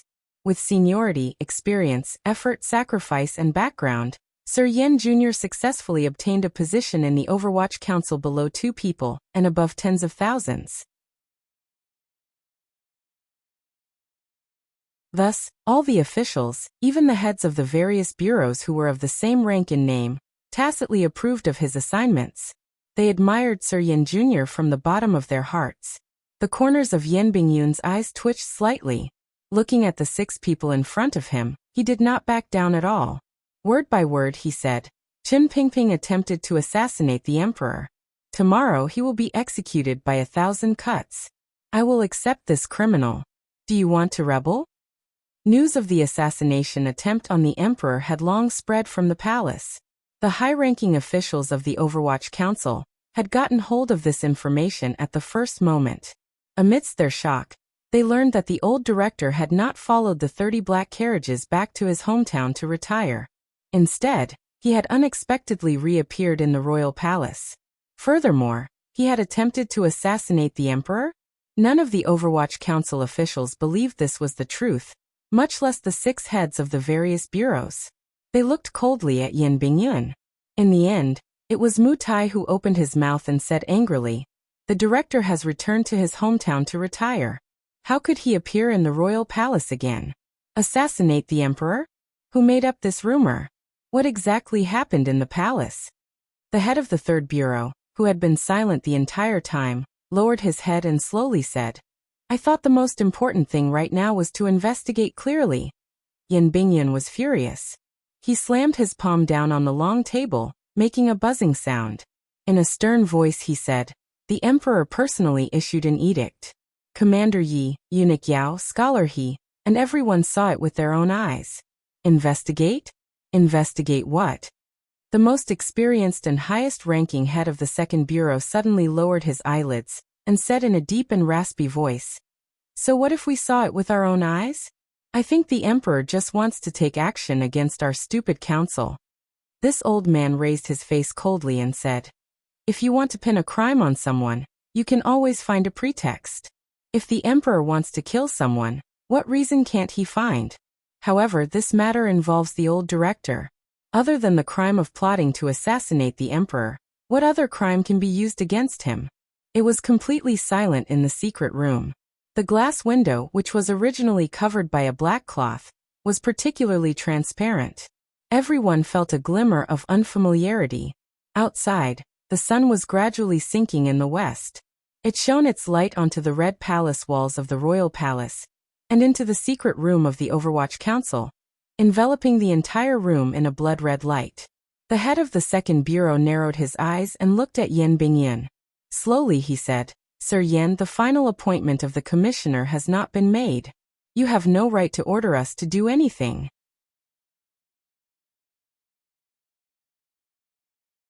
You have even less right to pull down this black cloth." The silence in the secret room made one's heart beat faster. All of the high-ranking officials of the Overwatch Council looked at Yan Bingyun, wanting to see how he was going to deal with this shocking matter. Mu Tai and the others listened to the words of this senior from the 2nd Bureau. The confusion in their eyes gradually grew. Their gazes as they looked at Yan Bingyun began to grow cold. "All of the intelligence reports in the council have to go through me. A few days ago, the Jingdo garrison mysteriously disappeared, the Imperial Army and palace defenses suddenly tightened, and the Bureau of Military Affairs secretly moved troops. I have sent all of this information to your desk." The head of the 2nd Bureau looked at Yan Bingyun coldly and said, "Looking at it now, this is the emperor's way of dealing with the old director, but why don't you have any reaction at all?" Yan Bingyun's earlier anger disappeared in the blink of an eye. His face was cold, and a chill emanated from all over his body. It was as if his entire person was a block of ice. During this half-month, You moved most of the people in my bureau to Xiliang and Dongyi. Most of them are probably still on their way. The head of the second bureau looked at him coldly and said, "Presently, the strength of the council is not even a third of what it was in the past. What exactly do you want to do? Did you know about today's events long ago, so you were making preparations for the palace ahead of time? Most of the swordsmen and assassins of the 6th Bureau have also been moved out of Jingdo a few days ago." The temporary head of the 6th Bureau looked coldly at Yan Bingyan. He was the most powerful assassin in the Overwatch Council after the Shadow. His gaze was like a sword nailing Yan Bingyan. It was as if he wanted to nail this piece of ice into the twilight and allow him to gradually melt. "You must give us an explanation." The 3 most powerful bureaus in the Overwatch Council were the 4th, 6th, and 6th bureaus. The Black Knights of the 5th Bureau could never stay near Jingdo. Furthermore, a portion of the Black Knights had left with the black carriages. A portion was near Yanjing to receive Fan Xian's return. The 4th Bureau was under Yan Bingyun's control. Furthermore, they were scattered among various provinces and foreign countries. It was impossible for them to gather in Jingdo. When Yan Bingyun ordered the 6th Bureau's swordsmen and assassins to be moved, the Overwatch Council's most powerful martial force had been weakened to its limit. Mu Tai's heart trembled. He managed the 1st Bureau in Jingdo, so the Overwatch Council's orders and movements did not affect him. It was not until now that he realized Yan Bingyun had already secretly moved so much of the council's strength. Thinking of the shocking change in the royal palace and old director Qin, his heart chilled. "I am an official of the Qing Kingdom, an official of the Emperor, and an official of the Overwatch Council." Yan Bingyun's preparations from a few days ago had been directly exposed by these officials, but there was not a trace of guilt on his face. He looked coldly at the people standing on both sides of the long table, and said each word clearly. "Don't forget the first words you learned when you first entered the council. Everything is for the Qing Kingdom." Yan Bingyun waved his hand coldly. "Loyalty to the Emperor is the only thing we need to consider. Your words earlier were already somewhat treasonous. I don't want to hear them a second time." Earlier, the high-ranking officials of the Overwatch Council had displayed their resentment toward the royal palace very well. If people outside the council knew of this, it would be no different from the crime of deceiving the ruler. Yan Bingyun slowly walked to the window and narrowed his eyes as he looked at the blood-red dusk reflected in from outside. His cold voice seeped out from between his teeth. "Qin Pingping assassinated the emperor, and is a clear act of rebellion. If you insist on acting your own way and collude with this traitor to do something, don't blame me for being merciless." The secret room once again fell silent. The temporary head of the 6th Bureau slowly gripped the handle of the metal drill at his waist. He looked coldly at Yan Bingyun by the window and said, "Although you transferred away most of the people under me, I think that if the 6th Bureau wanted to kill you, it would not be a difficult matter." "So what if you kill me?" Yan Bingyun's tone carried cold disdain. "You want to rebel? Where can your family and the families of the swordsmen under your command escape to? There are 10,000 soldiers outside.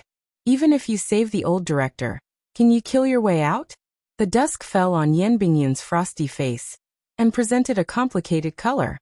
He slowly turned his head and looked at the head of the 6th Bureau. Coldly he said, "The Emperor's edict arrived this morning. I have the director's order in my hand. From now on, I am the 3rd Commissioner of the Overwatch Council. You must abide by my orders. Otherwise, you will be dealt with according to council regulations." "Sir Yan, I don't know what you are thinking in your heart." Mu Tai, who had appeared somewhat dull and muddle-headed these past few years, suddenly opened his mouth and sincerely said, "Yes, with just those swordsmen and assassins, the most they can do is save the old director in the council. They cannot send the old director out of Jingdo." "But..." Mu Tai's eyes lit up. They were particularly bright on his dark face. "My 1st Bureau is still here. If the 8 bureaus work together, no matter who they want to save in the capital, it's not impossible. The 1st Bureau has people hidden in each of the important yamens. The 4th Bureau must also have backup. If you can't do it, Sir Yan will certainly have a way." The head of the 2nd Bureau said coldly. The 8th Bureau will immediately incite the Imperial College to cause trouble. No matter what reason, as long as Jingdo falls into chaos, the 3rd Bureau will immediately act. They will poison the water in Jingdo and force Jingdo to open its doors tomorrow. Fire will burn everywhere. Once they act, it will be easy to save the old director alone. No wonder he was one of the oldest people in the Overwatch Council. With just a few casual words, he had clearly organized the actions needed to save Chen Pingping, and easily spoke of such a sinister and ruthless plan. Poison the water in Jingdo? Yan Bingyun's pupils constricted. You want the families of all the officials of the Overwatch Council and the people of Jingdo to die with him? The Overwatch Council has the power to turn Jingdo into a wasteland if we are truly determined to do so. The head of the 2nd Bureau's face was cold as if he was talking about a normal matter. As long as the old director can live, what does the deaths of hundreds of thousands of people matter? Yan Bingyun's heart trembled slightly. It was not until now that he realized that the Overwatch Council he had given his entire life to had long forgotten the existence of the Emperor. All of the officials were crazy. For Chen Pingping, they would truly disregard any price and do countless crazy things. I won't give you this opportunity. Yan Bingyun's eyes narrowed. He gently knocked on the little bell on the long table. A wave of hurried footsteps came from outside the secret room. The expressions of the heads of the 8 bureaus suddenly changed. They knew something was wrong. Mu Tai's finger trembled slightly. Looking at Yan Bingyun's face, he became more and more agitated. In a loud voice he said, "Do you want to watch as the old director dies in humiliation tomorrow?" Yan Bingyun's face was cold and he didn't say anything. The door to the secret room was pushed open. His trusted officials filed in. In a short amount of time, they controlled every corner of the room. The temporary head of the 6th Bureau continued to hold the metal rod tightly in his hand. He paid no attention to the people walking in behind him. He only looked coldly at Yan Bingyun. The Jingdo Overwatch Council was powerful, but this square and sinister building was only a brain.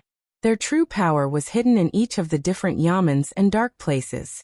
The heads in this secret room were like the brains of the Overwatch Council. As long as this brain was destroyed, the Overwatch Council officials would be like a group of dragons without a head. No matter how angry they were because of the Chen Pingping matter, it would be difficult for them to coalesce into a powerful force.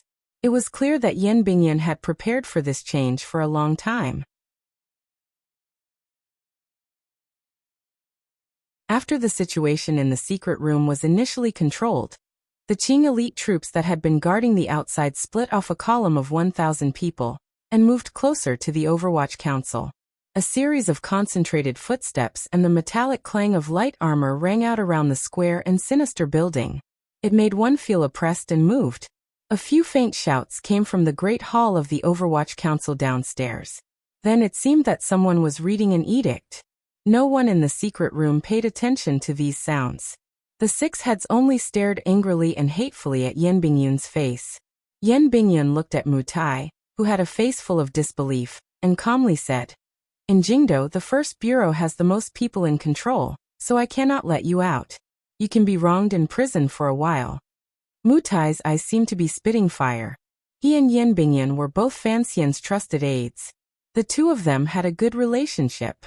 Based on his usual understanding, he could not believe that Yan Bingyun would choose to viciously stab Director Chen in the back for the sake of glory and wealth. The head of the 2nd Bureau closed his eyes and listened carefully to the sounds around him. His brain spun quickly as he analyzed the difference in strength between the two sides. After a long time, he opened his eyes and sighed sorrowfully. He knew that with the help of the court's powerful military power, Yan Bingyun had successfully separated the Overwatch Council's head from its limbs. More accurately, as long as Yan Bingyun controlled this square and sinister building, the Overwatch Council would become half useless. "Don't attack." He gently patted the shoulder of the temporary head of the 6th Bureau and had him loosen his grip on the metal rod. The head of the 2nd Bureau had the highest seniority in this secret room. The head of the 6th Bureau had a ruthless expression, but he knew that the situation was set. He couldn't help but raise his head to the sky with a muffled grunt and loosen his hand. The head of the 2nd Bureau looked coldly at Yan Bingyun and said, "We are probably all going to die." Yan Bingyan lowered his eyelids slightly and slowly said, "You don't know that Qin Pingping tried to assassinate the emperor. As long as you don't make any mistakes, I will protect your lives." The head of the second bureau sighed and touched his already white hair. Thinking of something, he smiled self-mockingly and suddenly said, "I wonder what Brother Ruahai will think after he learns of today's events? However, Sir Yin, I urge you to kill all of us old men. Otherwise, if we live another day, you won't be able to sleep peacefully." This was not a threat. It was a sincere and naked declaration. The details of what happened in the Overwatch Council would one day be leaked. If the heads of the 8 bureaus were not silenced, Yan Bingyan would certainly face the anger of the Overwatch Council officials who were loyal to Qin Pingping and angry because of Qin Pingping's death. How many of those officials were there? No one knew how many times Yan Bingyan had to die for their anger. No one knew either. After the head of the second bureau finished speaking, he was escorted out the door by a few officials. His back appeared slightly hunched and dim. This was not because he was about to go to prison. Rather, it was because he was thinking of Director Chun, who was going to die tomorrow. The temporary head of the 6th Bureau's metal drills, crossbow bolts, daggers, inner armor, poison powder, and all the weapons that could be used to kill were all found. The head's face was cold and he did not resist at all. As he was escorted past Yan Bingyan, he spat on his face. Yan Bingyan used his snow-white sleeve to gently wipe the spit off his face. Looking at him, he said, "Since you want to provoke me into killing you, why didn't you resist earlier?" "I don't want to die yet." The temporary head of the 6th Bureau looked at him and said in a strange laugh, "Because I want to see how you, a traitor, die in the end." Mutai was also escorted out. He turned his head to glance at Yan Bingyan and helped the temporary head of the 6th Bureau explain, "We very much want to know how badly you will die when Sir Fan Jr. returns." Yan Bingyan's expression changed, but he still maintained his silence. A vanguard of 1,000 Dingzhou soldiers, Imperial Army, and garrison troops had already been stationed in the square building of the Overwatch Council under the leadership of a few eunuchs and important figures in court. All of the Overwatch Council officials were gathered on the flat ground behind the building. It was not that no one wanted to resist. Many people did not know what was happening. In front of the Emperor's edict and without orders from the higher-ups, these loyal Overwatch Council officials would not blindly retaliate. This was the first time since the Overwatch Council was founded that it had been occupied and humiliatingly occupied. Before today, regardless of whether it was the Bureau of Military Affairs or the officials of the Hall of Governmental Affairs, none of them had any influence over this council. No army could enter here. As long as this council had the old cripple in the black wheelchair, as long as he was alive, no one dared to enter without fear. Den's footsteps rang out on the stairs. A group of people came down and walked out of the door to the large and calm courtyard behind the Overwatch Council. All of the Overwatch Council officials found that the leaders of the 8 bureaus had become prisoners. No matter how determined they were, they couldn't help but be shaken. Unconsciously, they surged forward. Just as was said earlier, the 5th Bureau was not in the capital. The 6th Bureau had been moved too much by Yan Bingyan. The Overwatch Council's martial power had been emptied. Most of the people in the square building were civil officials. For example, the officials of the 2nd Bureau who hunched over their desks and did intelligence work all had problems with their backs. For example, the skilled craftsmen of the 3rd Bureau who were skilled in making drugs had not seen the sun for a long time. Being shown by the setting sun, they all felt dazed. The officials of the 7th and 8th Bureaus were not known for their martial power. Yan Bingyan walked at the back. He narrowed his eyes and looked at the movements around him. Standing in front of his trusted officials, he walked toward the eunuchs and officials in front of the imperial soldiers. The one leading the army into the Overwatch Council was He Zhongwei. He looked at the frosty Yan Bingyan and nodded his head slightly in greeting. An old eunuch at his side bent his body and said to Yan Bingyan, "Can you announce the edict?" Yan Bingyan furrowed his brows and said, "Have these soldiers put down the knives and spears in their hands. Otherwise, I can't guarantee that they won't all be poisoned to death in a moment." The old eunuch paused slightly. After using his gaze to ask for He Zhongwei's meaning, he signaled to the commander of the 1,000-man group, The commander's heart chilled slightly, but he obeyed and ordered the mixed troops to put down the knives and spears in their hands. The atmosphere immediately relaxed a little. Yan Bingyun did not give the Overwatch Council subordinates any chance to react. The group escorting the heads of the 8 bureaus had already left the council and headed toward the prison. A clamor immediately broke out. Yan Bingyun nodded his head in greeting to the bent old eunuch. The old eunuch's body trembled as he walked in front of the 200 or so Overwatch Council officials. Clearing his throat, he began to slowly read out the crimes of the previous director of the Overwatch Council, Chen Pingping, for plotting rebellion and attempting to assassinate the emperor. The atmosphere became more and more oppressive. All of the Overwatch Council officials' faces became more and more shocked. The emotions in their eyes became more and more complicated. The suspicion and anger that came from the bottom of their hearts grew stronger and stronger. The old eunuch's voice became lower and lower and more panicked. It was as if he could not go on. The commander of the mixed elite Qing army also became more and more nervous. Although none of the 200 Overwatch Council officials were skilled in martial arts, who knew what kind of powerful figures they were before they became civil servants? Wang Qinian, one of the 2 wings of the Overwatch Council, had once hidden in this building as a scribe for many years. If these people truly rebelled in anger, what kind of ending would there be? Although the 3rd Bureau officials did not carry weapons, who knew how the poison on their bodies would be spread, the atmosphere in the courtyard grew more and more tense. It was as if it could break at any moment. Coincidentally, the old eunuch finished reading the edict. He wiped the cold sweat from his forehead and cried out in his heart that he had been lucky. Although the Overwatch Council officials showed deep suspicion, shock and anger in their eyes, not a single one of them moved. This was a true iron army, a group made of iron. As long as their superiors did not give the order, they would continue to wait until they could wait no longer. Countless gazes looked at Yan Bingyun standing at the very front, because he was the highest-ranking official in the Overwatch Council. Although there was suspicion in these gazes, they still waited for Yan Bingyun to speak.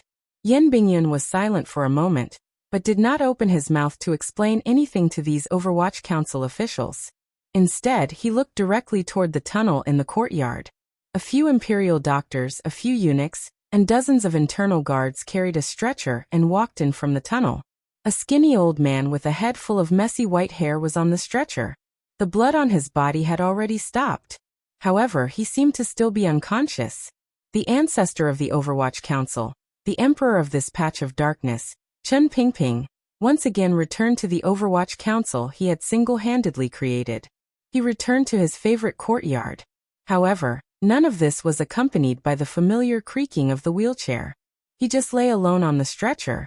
In the courtyard at the beginning of autumn, the fish in the white sand pond were still swimming. However, Chen Pingping could not open his eyes and glance in that direction. Yan Bingyun stood straight like a javelin. Looking at the approaching stretcher, the hands behind his back trembled slightly. They immediately returned to normal. He knew this was a crucial moment. He knew why the emperor had sent Chen Pingping back to the Overwatch Council to be locked up. It was because he wanted to use the old director, who was about to die, to be executed by 1,000 cuts, to stimulate the hearts of everyone in the Overwatch Council. The emperor had to know whether this Overwatch Council was Chen Pingping's or his own. Once he confirmed that the council was no longer his, the cold, emotionless, and powerful emperor would presumably not mind using countless soldiers to charge into this dark courtyard and the countless branches under heaven to thoroughly clean it, and not leave any traces in the world. He coldly watched the reactions of all of the Overwatch Council officials in the courtyard. He watched the incomparably powerful and deeply rooted imperial power collide with Chen Pingping's lofty prestige in the Overwatch Council. The stretcher slowly moved. Under the rescue efforts of the imperial doctors, Chen Pingping, who had lost too much blood, managed to survive. The emperor did not allow him to die so easily and happily, so he could not die. Following the movement of the stretcher, the gazes of the Overwatch Council officials in the courtyard also moved. Their gazes were complicated, sorrowful, excited, hopeless, and angry. On the stretcher was the old man they all loved and respected. However, he could only lie dimly on the stretcher, and prepare to welcome his wretched end the next day. Finally, someone could not resist crying out wretchedly and kneeled on the ground facing the stretcher. Director! Old Director! All of the Overwatch Council officials knelt down.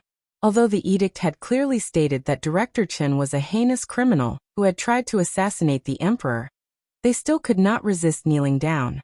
Finally, someone could not resist. With a sharp cry, a few figures flew out from the crowd of Overwatch Council officials and headed straight for the stretcher. A few streaks of cold light sliced through the air. A few muffled thuds rang out. The air seemed to twist because of the vibrations. The autumn wind picked up and whistled through the air. When the dust settled, for Overwatch Council officials had been struck to the ground. The military aces who had attacked at the same time, as well as the internal court aces around Chen Pingping, all returned with their hands tied. Yan Bingyun watched this scene coldly. The corners of his eyes twitched slightly. He said, "Take them away.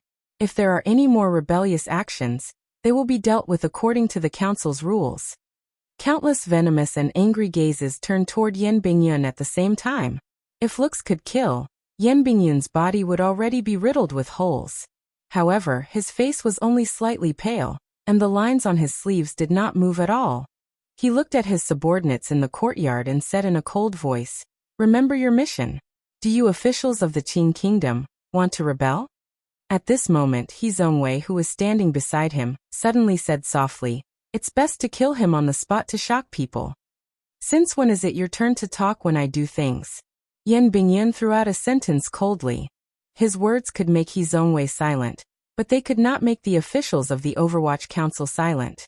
They slowly rose and used a cold gaze to look at He Zhongwei like they were looking at a dead person. Perhaps in the next moment, they would collectively attack and charge toward the stretcher. The situation in the Overwatch Council had reached a critical juncture. Yan Bingyun narrowed his eyes and looked around. He knew that he alone could not suppress these officials' love and respect for Chen Pingping. An old and wizened finger suddenly stretched out. Everyone fell silent. The gazes of all of the Overwatch Council officials turned toward the old finger, the finger that stretched out beside the stretcher. The finger changed slightly and made a gesture that all of the Overwatch Council officials remembered by heart. Ho! An official of the Second Bureau suddenly felt great sorrow in his heart. His eyes grew wet as he gave a loud roar of grief and anger. He then knelt down heavily on his knees. Ho! Ho! The old finger seemed to have some kind of magic. It only stretched out gently and shook. Immediately after, countless cries of Ho rang out in the courtyard. Ho was silence. Ho was waiting. Ho was enduring silently. Ho was having no choice but to give up. Ho was staying where he was. All of the Overwatch Council officials stayed where they were. After the word, Ho left their mouths, 2 lines of tears flowed down. Their knees were not heavy, but they were as heavy as mountains. They fell to the ground and watched as the stretcher slowly moved in front of the heavy person. All of the internal court aces, eunuchs, and military elites watched this scene with moved expressions. He Zhongwei's face became deathly pale. Yan Bingyun's body swayed slightly. The dark fire of the Overwatch Council officials that could not be suppressed no matter what method they used was temporarily extinguished without any objection by the old finger. What kind of prestige? No, what kind of faith was this? Yan Bingyun's face was like ice. He knew that although the battle between the royal power and the old director had ended with the Overwatch Council being forced to submit, in reality, Director Chen had still won. The stretcher slowly moved in front of everyone and headed in the direction of the Overwatch Council's prison. He Zhongwei looked at this scene with a deathly pale face. Suddenly, he saw the 4 captured Overwatch Council officials. He didn't know if he was trying to relax his state of mind or convince himself that the Overwatch Council was not that scary, but he unconsciously said in a quiet voice, "The Overwatch Council is indeed ordered as one. However, these people's strength is weaker than I imagined." Yan Bingyun turned to look at him coldly. After a slight pause, he said, "If it wasn't for the fact that I was shameless to this extent, if it wasn't for the fact that the old headmaster could still move a finger, I really can't imagine if the 2 of us would be able to leave this courtyard alive today." After saying this, he paid no more attention to He Zhongwei, who had his head lowered in thought. Following the stretcher and the guards sent by the palace, he walked desolately toward the Overwatch Council's prison.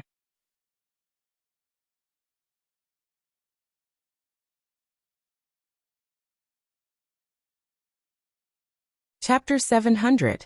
While betrayal, submission, and the verge of collapse played out in the Overwatch Council, the entire Jingdo was enveloped in a strange and oppressive atmosphere. It was impossible for the little court conference to be held again. Although the various ministries and yamens carried out their routine work, the shocking news coming out of the royal palace had long made the Qing officials tremble in their bodies and minds. No one had any thoughts on state affairs, and no one dared to whisper in the yamens. Occasionally, there would be officials who were on good personal terms who would meet in a secluded place and pass on the news they knew. The emperor had been assassinated. The heinous and unforgivable traitor was Director Chun. This news made everyone feel shocked and incredulous. However, the truth was right in front of their eyes. Other than feeling it absurd and shocked, these civil officials all turned their gazes toward the Overwatch Council. A faint worry rose in their hearts. They didn't know if the court would be able to control the council under these circumstances. Fortunately, news that calmed people's hearts came endlessly. At least for now, these officials didn't seem to have to worry too much. After the major incident broke out in the morning, the various ministers, dukes, and elders of the Hall of Governmental Affairs immediately rushed to the royal palace. After another few hours, these officials retreated from the royal palace and began to deal with state affairs anew, leaving only Hu the scholar to stand guard in the royal palace. The most important matter in the Qing court was the trial of Chen Pingping's rebellion. All the ministries and yamens were mobilized.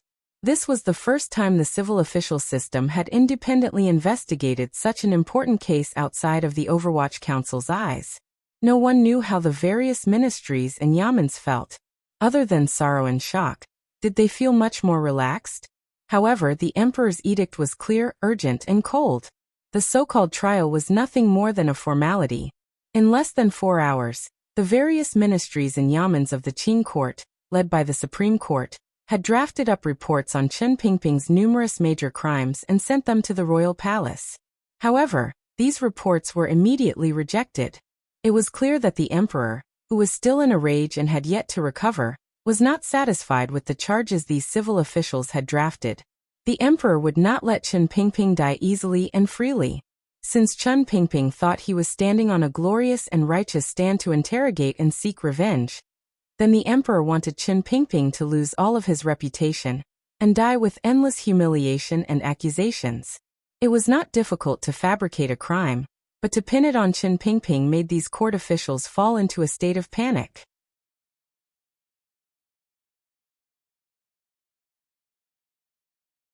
However, His Majesty strictly ordered this, so no one dared to have any objections. They could only tremble and put all kinds of crimes of treacherous officials that had appeared in the history books on Chen Pingping.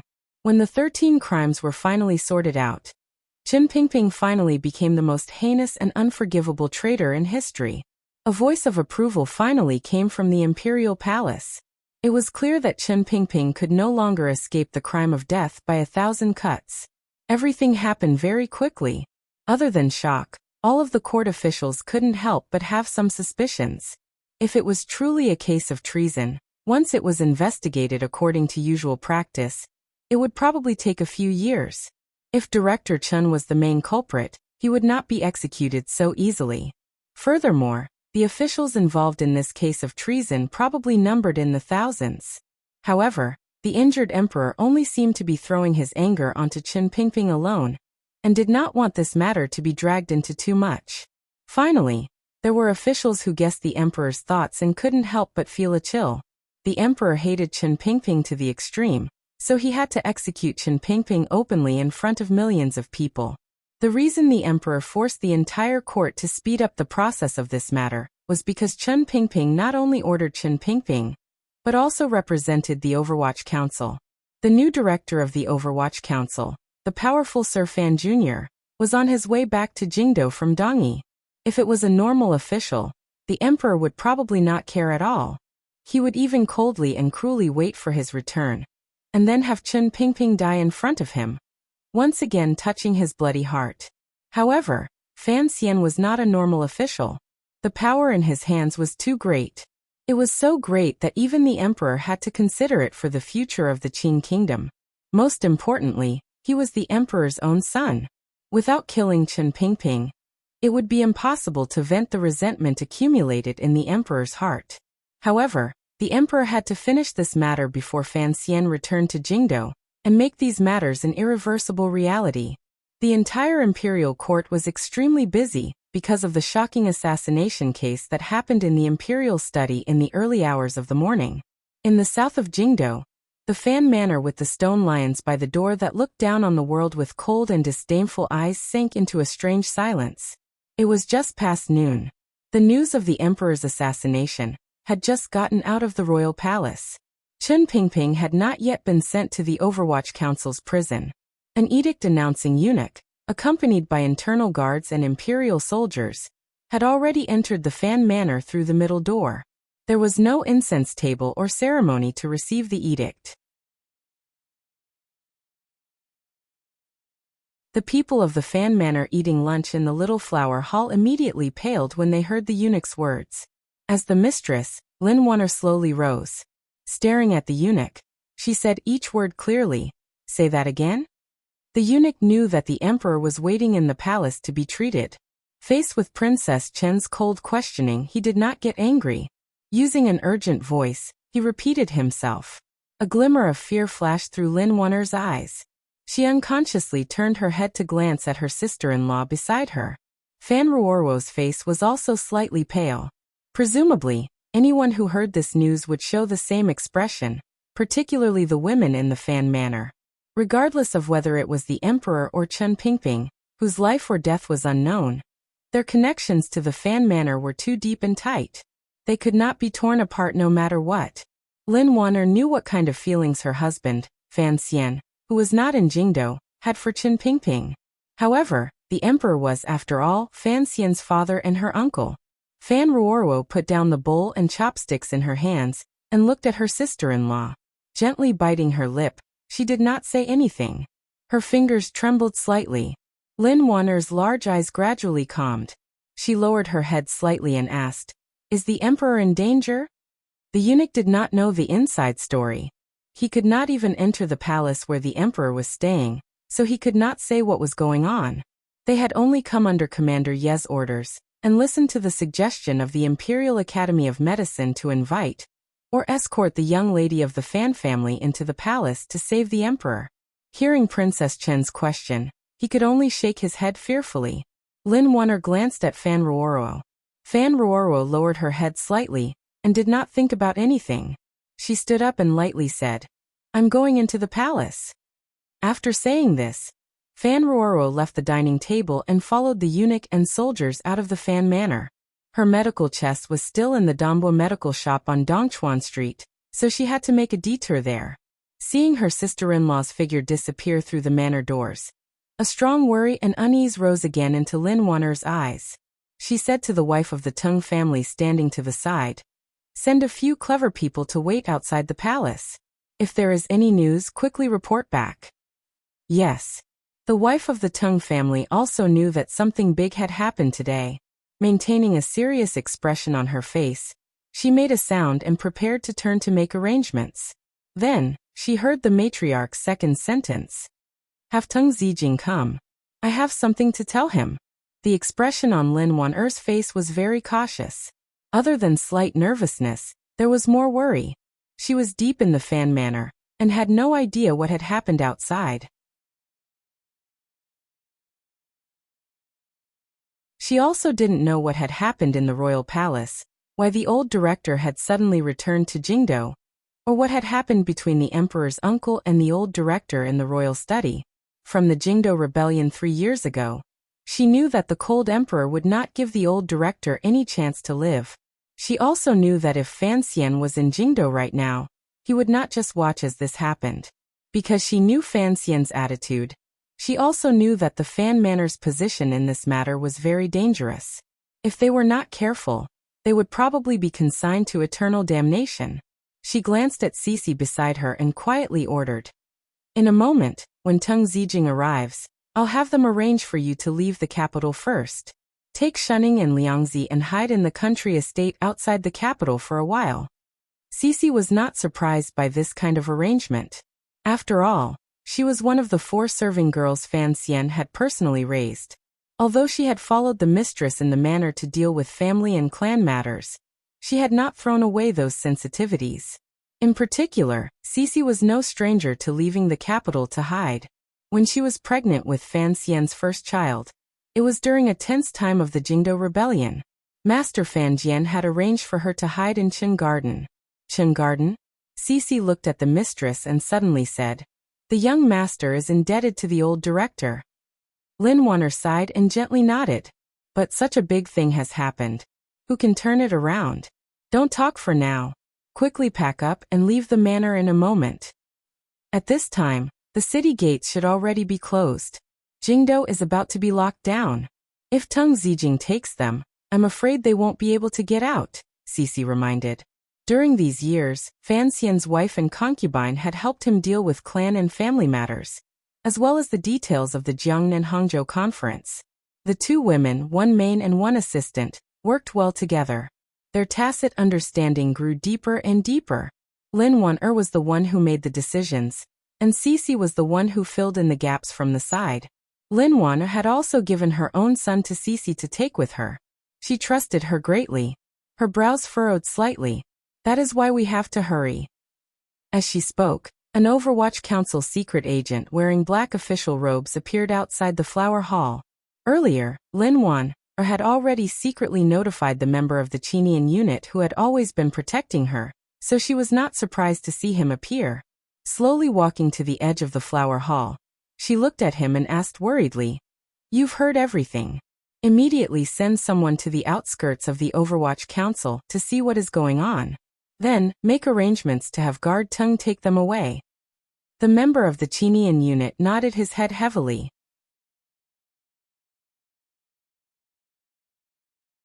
As a subordinate of the Overwatch Council, his mood was unusually heavy and shocked. However, he knew that the young madam's orders were unusually clear. The Overwatch Council was certainly heavily surrounded. It would be difficult to make contact with the council. He made a hand gesture behind him, and the member of the Qinian unit went to make arrangements. Lin Wan'er looked at him and said, "Send someone to Yanjing. If they meet Fan Xian on the road." Her brows furrowed. The member of the Qinian unit looked at her nervously, waiting for her final decision. "Tell him the truth." A resolute expression flashed across Lin Wan'er's face. "Just say that Director Chen is going to die." The person let out a breath and glanced at her gratefully. He then left to prepare everything. The interior of the Fan Manor became busy in an orderly fashion. Only Lin Wan'er was left alone in the flower hall. She thought about what had suddenly happened today. Suddenly, she felt a gust of cold wind blow in from all directions, making her shiver. She had already managed the Fan Manor's affairs for 3 years. In addition to managing the Hangzhou conference and clan affairs, the youthful Lin Wan'er already had the air of a mistress of the household. Clear and powerful orders were sent down. Everyone in the Fan Manor began to respond in an orderly manner. At the side door of the garden in the back of the manor, Lin Wan'er took the servant girl and her son from the nanny's hands. She gave the 2 of them a firm kiss on the cheeks and gave Cece a few more reminders before having the carriage move. Beside her, Teng Zijing lowered his voice and said, "Leaving the capital at this time might be a bit eye-catching." Lin Wan'er glanced at him. She knew that although this guard, who was loyal to the Fan family, had also been shocked by the assassination attempt in the royal palace, he still thought that her reaction was a bit too intense. She shook her head and said, "Although it's a bit eye-catching, it's best to leave as soon as possible." There was one thing she didn't explain to Teng Zijing. Although the Qinian unit had already sent someone to inform Fan Xian, the journey was long. By the time Fan Xian returned, Qin Pingping would already be dead on the execution field. Lin Wan'er knew the emotions hidden under Fan Xian's gentle exterior. Who knew what kind of intense reaction Fan Xian would have at that time? It was precisely because she had anticipated Fan Xian's intense reaction that Lin Wan'er's reaction appeared so nervous and urgent. "Don't worry about this. In a moment, I'll personally go into the palace to take a look." Lin Wan'er nodded slightly at him. Tung Zijing sighed and bowed. He then chased after the carriage not far away. Lin Wanner returned to the manor and in the shortest amount of time, gathered all of the guards, servants, and people in the Fan Manor. In a cautious tone, she told them what they had to pay attention to, particularly forbidding any private discussion. She was the mistress of the Fan Manor. Although she had always been known for her simple-mindedness, her management of the family these few years had long established her prestige in the manor. With Jingdo in chaos, everyone knew that the Fan Manor was also one of the centers of chaos. The servants all agreed in unison, and did not dare to feign ignorance. Lin Wanner's gaze slowly swept around and roughly calculated the power that could be mobilized in the manor. The Qinian unit did not leave many people in the manor. Most of them were the swordsmen and guards of the 6th Bureau. These people had to ensure the safety of the Fan Manor, so it was not convenient to send them out. However, De Bao had gone to Old Lin Manor to bury crickets. Now that such a major event had occurred, she had to immediately send someone to bring him back. She immediately thought of another matter, and gently waved her hand to summon the official of the Qinian unit. In a quiet voice she said, "Send someone from the 1st Bureau as well. They don't need to do anything. Just maintain contact." Although the Overwatch Council's news had yet to come back, Lin Wanner knew that given her uncle's imperial wisdom, that square and sinister building must be under the suppression of a powerful military force. However, the 1st Bureau was close to the Supreme Court, so there might be some loopholes. Everything Lin Wanner did was actually just to prepare for Fan Xian. She knew that once Fan Xian returned to the capital, what he needed to know the most was the truth. Although she did not want Fan Xian to take risks or go crazy, if her husband was truly going crazy, as his wife, she could only make some necessary preparations for his madness. After making all of these arrangements, she ordered the Fan Manor to tightly close the main doors. Other than when an edict personally arrived, all internal and external traffic was strictly prohibited. Only then did Lin Wanner relax slightly. She sat in the carriage that had been prepared earlier, and drove out of the streets in the south of Jingdo toward the vast and particularly austere royal palace in the north. Today, the imperial palace was heavily guarded. The density and strength of the imperial army's patrols could not be compared to the past. Everyone's faces carried a trace of nervousness and sternness. It seemed that even though the old director Chen was already seriously injured and captured, no one would feel relaxed. Lin Wanner got off the carriage and came directly to the palace doors. She had grown up in this royal palace and was deeply loved by the Empress Dowager and the Emperor. She was an anomaly in the palace. In the past, she could enter and leave the palace without obstruction. Now she was forced to stop at the palace doors. The commander of the imperial army, Gong Dian, glanced at her with a complicated gaze. After he bowed to her, he said, "The emperor has ordered the palace to be sealed today." Lin Wanner raised her face. Her large eyes were calm and without any ripples. Without shrinking back, she said, "The emperor has been assassinated. I want to enter the palace to visit. Is that not allowed?" Gong Dian furrowed his brows slightly. The so-called sealing of the palace was actually a selective lock. Logically speaking, Princess Chen was the emperor's favorite niece. It was only right and proper for her to enter the palace. The problem was, the source of the chaos was the Overwatch Council. Everyone under heaven knew that Princess Chen was the wife of the current director of the Overwatch Council, Fan Xian. "I just don't know if the emperor wants to see you," Gong Dian said in a heavy voice. Lin Wanner's heart tightened slightly. She knew what General Gong Dian's secret reminder meant. He was worried that she would enter the palace to ask the emperor for mercy on behalf of Chen Pingping. If anyone dared to ask the emperor for mercy, it would probably make the emperor angry, particularly since her identity was complicated. Once she opened her mouth to ask for mercy, it might instead intensify the conflict and make the emperor feel strange toward the Overwatch Council, and even Fan Xian, who was not in Jingdo. She was silent for a moment. She then forced a smile and said, "I heard a few scholars are in the palace. King Jing has also entered the palace. I want to go in and see." After a slight pause, she quietly said to Gong Dian, "Don't worry, I know what I'm doing." Gong Dian sighed and ordered the soldiers behind him to make way. After entering the royal palace, Lin Wan-er smoothly entered the rear palace. Her pace was fast. By the time she arrived in front of the emperor's bedroom, a few beads of sweat had already appeared on the tip of her nose. Her cheeks were slightly red. However, she could only walk to the bedroom. No one could enter. Lin Wan-er looked at the people around her and paused slightly. She saw Yi Guipin pushing the third prince's hand and looking at the tightly shut palace door with a face full of worry. The great prince's birth mother, Pin Ning, had a particularly cold expression. Accompanied by serving girls, she stood alone on the other side. King Jing stood at the palace door and was quietly saying something to Yi Zhong. On the right-hand side of the stone steps, the head of the court civil officials, who the scholar, had a heavy expression. Behind him were the other two scholars of the Hall of Governmental Affairs. He Zhongwei had already escorted Chen Pingping to the Overwatch Council, so he was not there.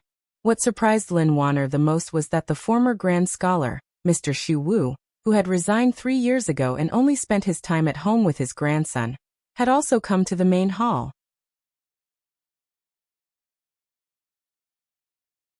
His sunken eyes looked at the tightly shut door of the hall, maintaining a silence that was completely contrary to his violent temperament. Everyone saw that Princess Chen had come, and each separated to greet her. However, Wu the scholar looked at her with a worry similar to Gong Dian's. It looked like these major figures of the Qing court were all worried about the same thing after this matter. They were worried about the Overwatch Council's reaction after the emperor executed Chen Pingping, particularly Fan Xian's reaction. Of all the people present, Lin Wan-er was the closest to Lady Ning. Ever since she was young, she had often eaten and slept in Lady Ning's courtyard. Seeing that Lady Ning's expression was slightly strange, her heart thumped. After bowing to the scholars, she came to King Jing's side. Ruorwo has already been in there for an hour. King Jing seemed to know what his seemingly muddle-headed niece, who was actually as smart as her mother, wanted to ask. Dimly he said, "Other than her, the emperor has not seen anyone else. Don't think about using the emperor's favor to barge in and ask for mercy for that old dog." The major figures present all had their own thoughts. No one noticed the conversation between King Jing and Princess Chen. After Lin Wan-er heard King Jing's words, her expression darkened slightly. She lowered her head and quietly said, "Is the emperor all right? A scourge lives for 1,000 years. How could he die so easily?" King Jing said in a low voice with a false smile. Lin Wan-er's heart jumped. She had not thought that King Jing would say such treasonous words in the royal palace. When she had entered the palace earlier, she had thought of seeing the emperor and pleading for mercy on behalf of the old director. Like Fan Xian, she understood the emperor's personality very well. She knew that at this juncture, it was impossible for the old director to escape death. On the way into the palace earlier, I received news that it was to be executed by 1,000 cuts. Lin Wan-er's face was slightly pale as she asked King Jing for confirmation in a trembling voice. King Jing glanced at her and said, "It looks like although the Overwatch Council has been temporarily abolished, Fan Xian has still left some people for you. Not bad. My brother's meaning is clear." Lin Wan-er's voice trembled slightly. "Is there no mercy beyond the law? After all, the old director is not a normal person. I know what you're worried about and what those people are worried about." King Jing's gaze was muddy. He sighed and said, "That old dog has offended too many people. Do you think those civil officials are willing to ask for mercy from the emperor on his behalf? They are just worried that Fan Xian will go crazy." He looked at Lin Wan-er and shook his head sorrowfully. "The emperor is not seeing anyone. It is clear that he has already made up his mind. There were many ways to die." The figures who entered and left the royal palace did not care much about life and death, because the coldness of the dragon chair had long made them aware of this. However, how he died was a very important matter. If Chen Pingping ended up with his reputation in tatters, and a fate of being hacked to pieces, the resentment hidden within the Overwatch Council would be washed away by this bloody light. No one knew how chaotic the Qing kingdom would become. Chen Pingping's attempt to assassinate the emperor was, without question, a capital offense. If he was ordered to commit suicide, even if it was beheading or hanging, perhaps it would demonstrate the emperor's magnanimity and eliminate the violent currents this matter would bring. However, no one knew what kind of conversation the ruler and official had in the royal study that made the emperor show a rare resentment and anger. He wanted Chen Pingping to die in the most wretched state. Lin Wan'er listened to King Jing's words and fell silent. If the emperor could be slightly more magnanimous, perhaps Fan Xian, who was about to return to Jingdo, could accept it more. Of course, all of this was built in their imaginations. No one knew what kind of true reaction Fan Xian would make after learning of this matter. Aunt Ning is a bit strange today, Lin Wan'er said with a slight furrow of her brows as she looked at the indifferent Pin Ning in the distant corridor. King Jing's expression changed slightly, but he didn't say anything. There were many things that only the previous generation of the Li royal family knew. There was no need to tell these juniors and outsiders. He believed that Lady Ning had true affection for the emperor these years, but he also believed that, up until now, Lady Ning had not forgotten that old cripple. The sun gradually set in the west. It was already dusk. There had been rain in the morning, and there were still some water stains left on the stone tiles. The light gradually dimmed, but the water stains lit up like a lamp had been lit. The lights in the royal palace lit up. Although they could not compare to the dazzling beauty of the red clouds in the western sky, they were still particularly beautiful. The lights in the emperor's sleeping quarters were lit the earliest and had the most lamps. They were incomparably bright, shining through the window and illuminating the surroundings clearly. One could see even the finest hair. Lin Wan'er's heart trembled slightly. She thought of a few years ago when Fan Xian had been seriously injured and almost lost his life. It seemed that he had also been treated in this palace. At that time, the lights had also been as bright as today. The main surgeon had also been the girl inside. A drop of sweat almost dripped down from the strand of wet hair on her forehead. Fortunately, a serving girl at the side stretched out a handkerchief to catch it. The serving girl retreated with unusual fear, but Fan Ruoro's expression did not change.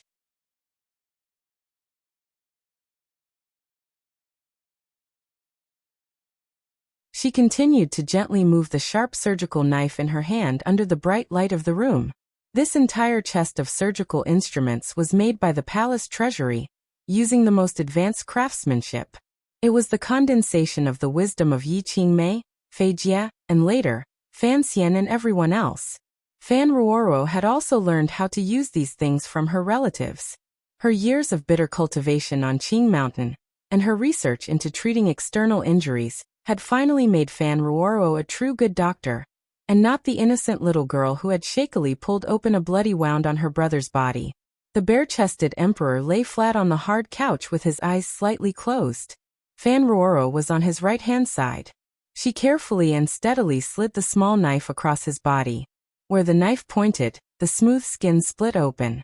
The charred hole opened up and blood seeped out. Fan Ruoro used her steady hands to reach in with forceps. She clamped down on a hard object and pulled it out forcefully. With a clang, a poisoned steel ball was placed on a flat plate to the side. There were already 7 steel balls on the plate. Up to this point in the operation, half the time had already passed. Fan Ruoro took a deep breath and slowly activated the Tianyi Daojinshi technique that had just begun to appear in her body to help her calm down. Then she looked at the emperor lying on the bed and said, "There are still a few pills that are very deep. It might be very painful in a moment. Does your majesty need to use some chloroform?" Chloroform was the most successful drug Fan Xian and the Third Bureau had made. It was indeed effective when used in surgery. However, Fan Ruoro's words revealed a shocking truth. Had the emperor not used anesthetics from the start of the operation and allowed the sharp knife to cut into his body? Fan Ruoro had used a lot of strength when she used the forceps to remove the steel ball earlier. However, the emperor lying flat on the couch did not even furrow his brows. It was as if he could not feel the pain in his body at all. The Qing emperor slowly opened his eyes and glanced at Fan Ruoro. "Continue." His tone was indifferent. It was as if the body being cut open by the knife was not his. As if the life-eating steel balls were not deeply embedded in his bones. Fan Ruoro nodded slightly. She held the sharp knife tightly and loosely. Lowering her head, she continued her work seriously. Her movements were natural, as if there was not a glimmer of fear. Since the emperor had spoken, She was no longer worried that the emperor would not be able to endure the pain. It was as if under her knife, there was only a wooden man and not a powerful emperor who could kill millions with the flip of his hand. Looking at Fan Ruoro's calm expression, the heavily injured emperor narrowed his eyes slightly. He seemed to feel a glimmer of surprise. Calmly he asked, "Did Nji teach you all of this?"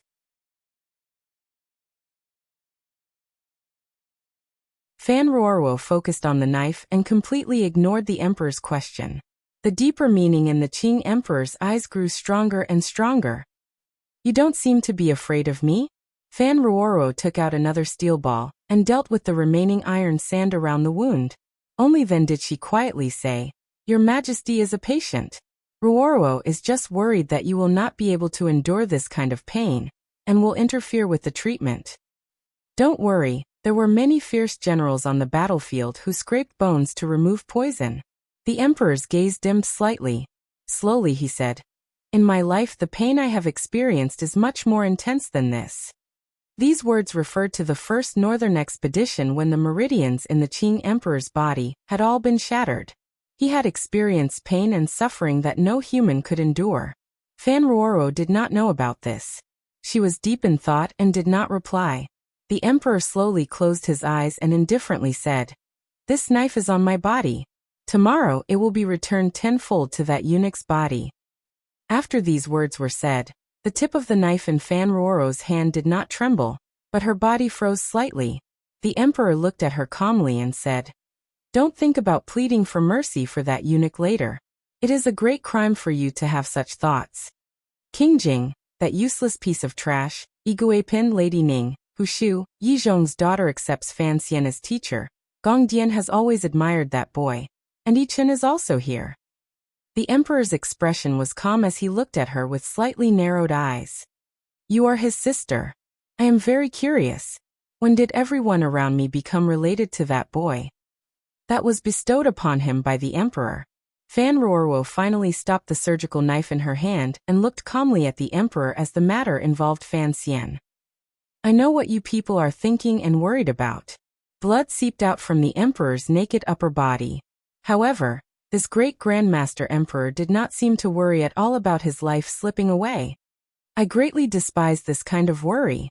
He is my own son. Would he rebel against me for a servant?" The red candle flickered slightly, but the palace lantern remained bright. Fan Ruoro gently shook her head and continued to cut and tear at something on this emperor's body. The emperor was only trying to convince himself that loneliness was a terrifying thing, particularly when he discovered that the people around him were more willing to be close to Fan Xian. This made him very uncomfortable. His hatred toward Chen Pingping was mostly because he was under the man's control. He suddenly realized that after all these years, he was still not as good as that woman. In order to prove this point, he hoped that Fan Xian, whom he trusted and doted on the most, could always stand by his side. What kind of emotion was this?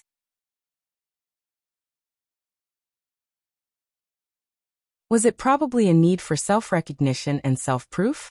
These words should have been the Qing emperor's inner monologue in the book, but I believe that such a man would, at most, be subconsciously influenced a little.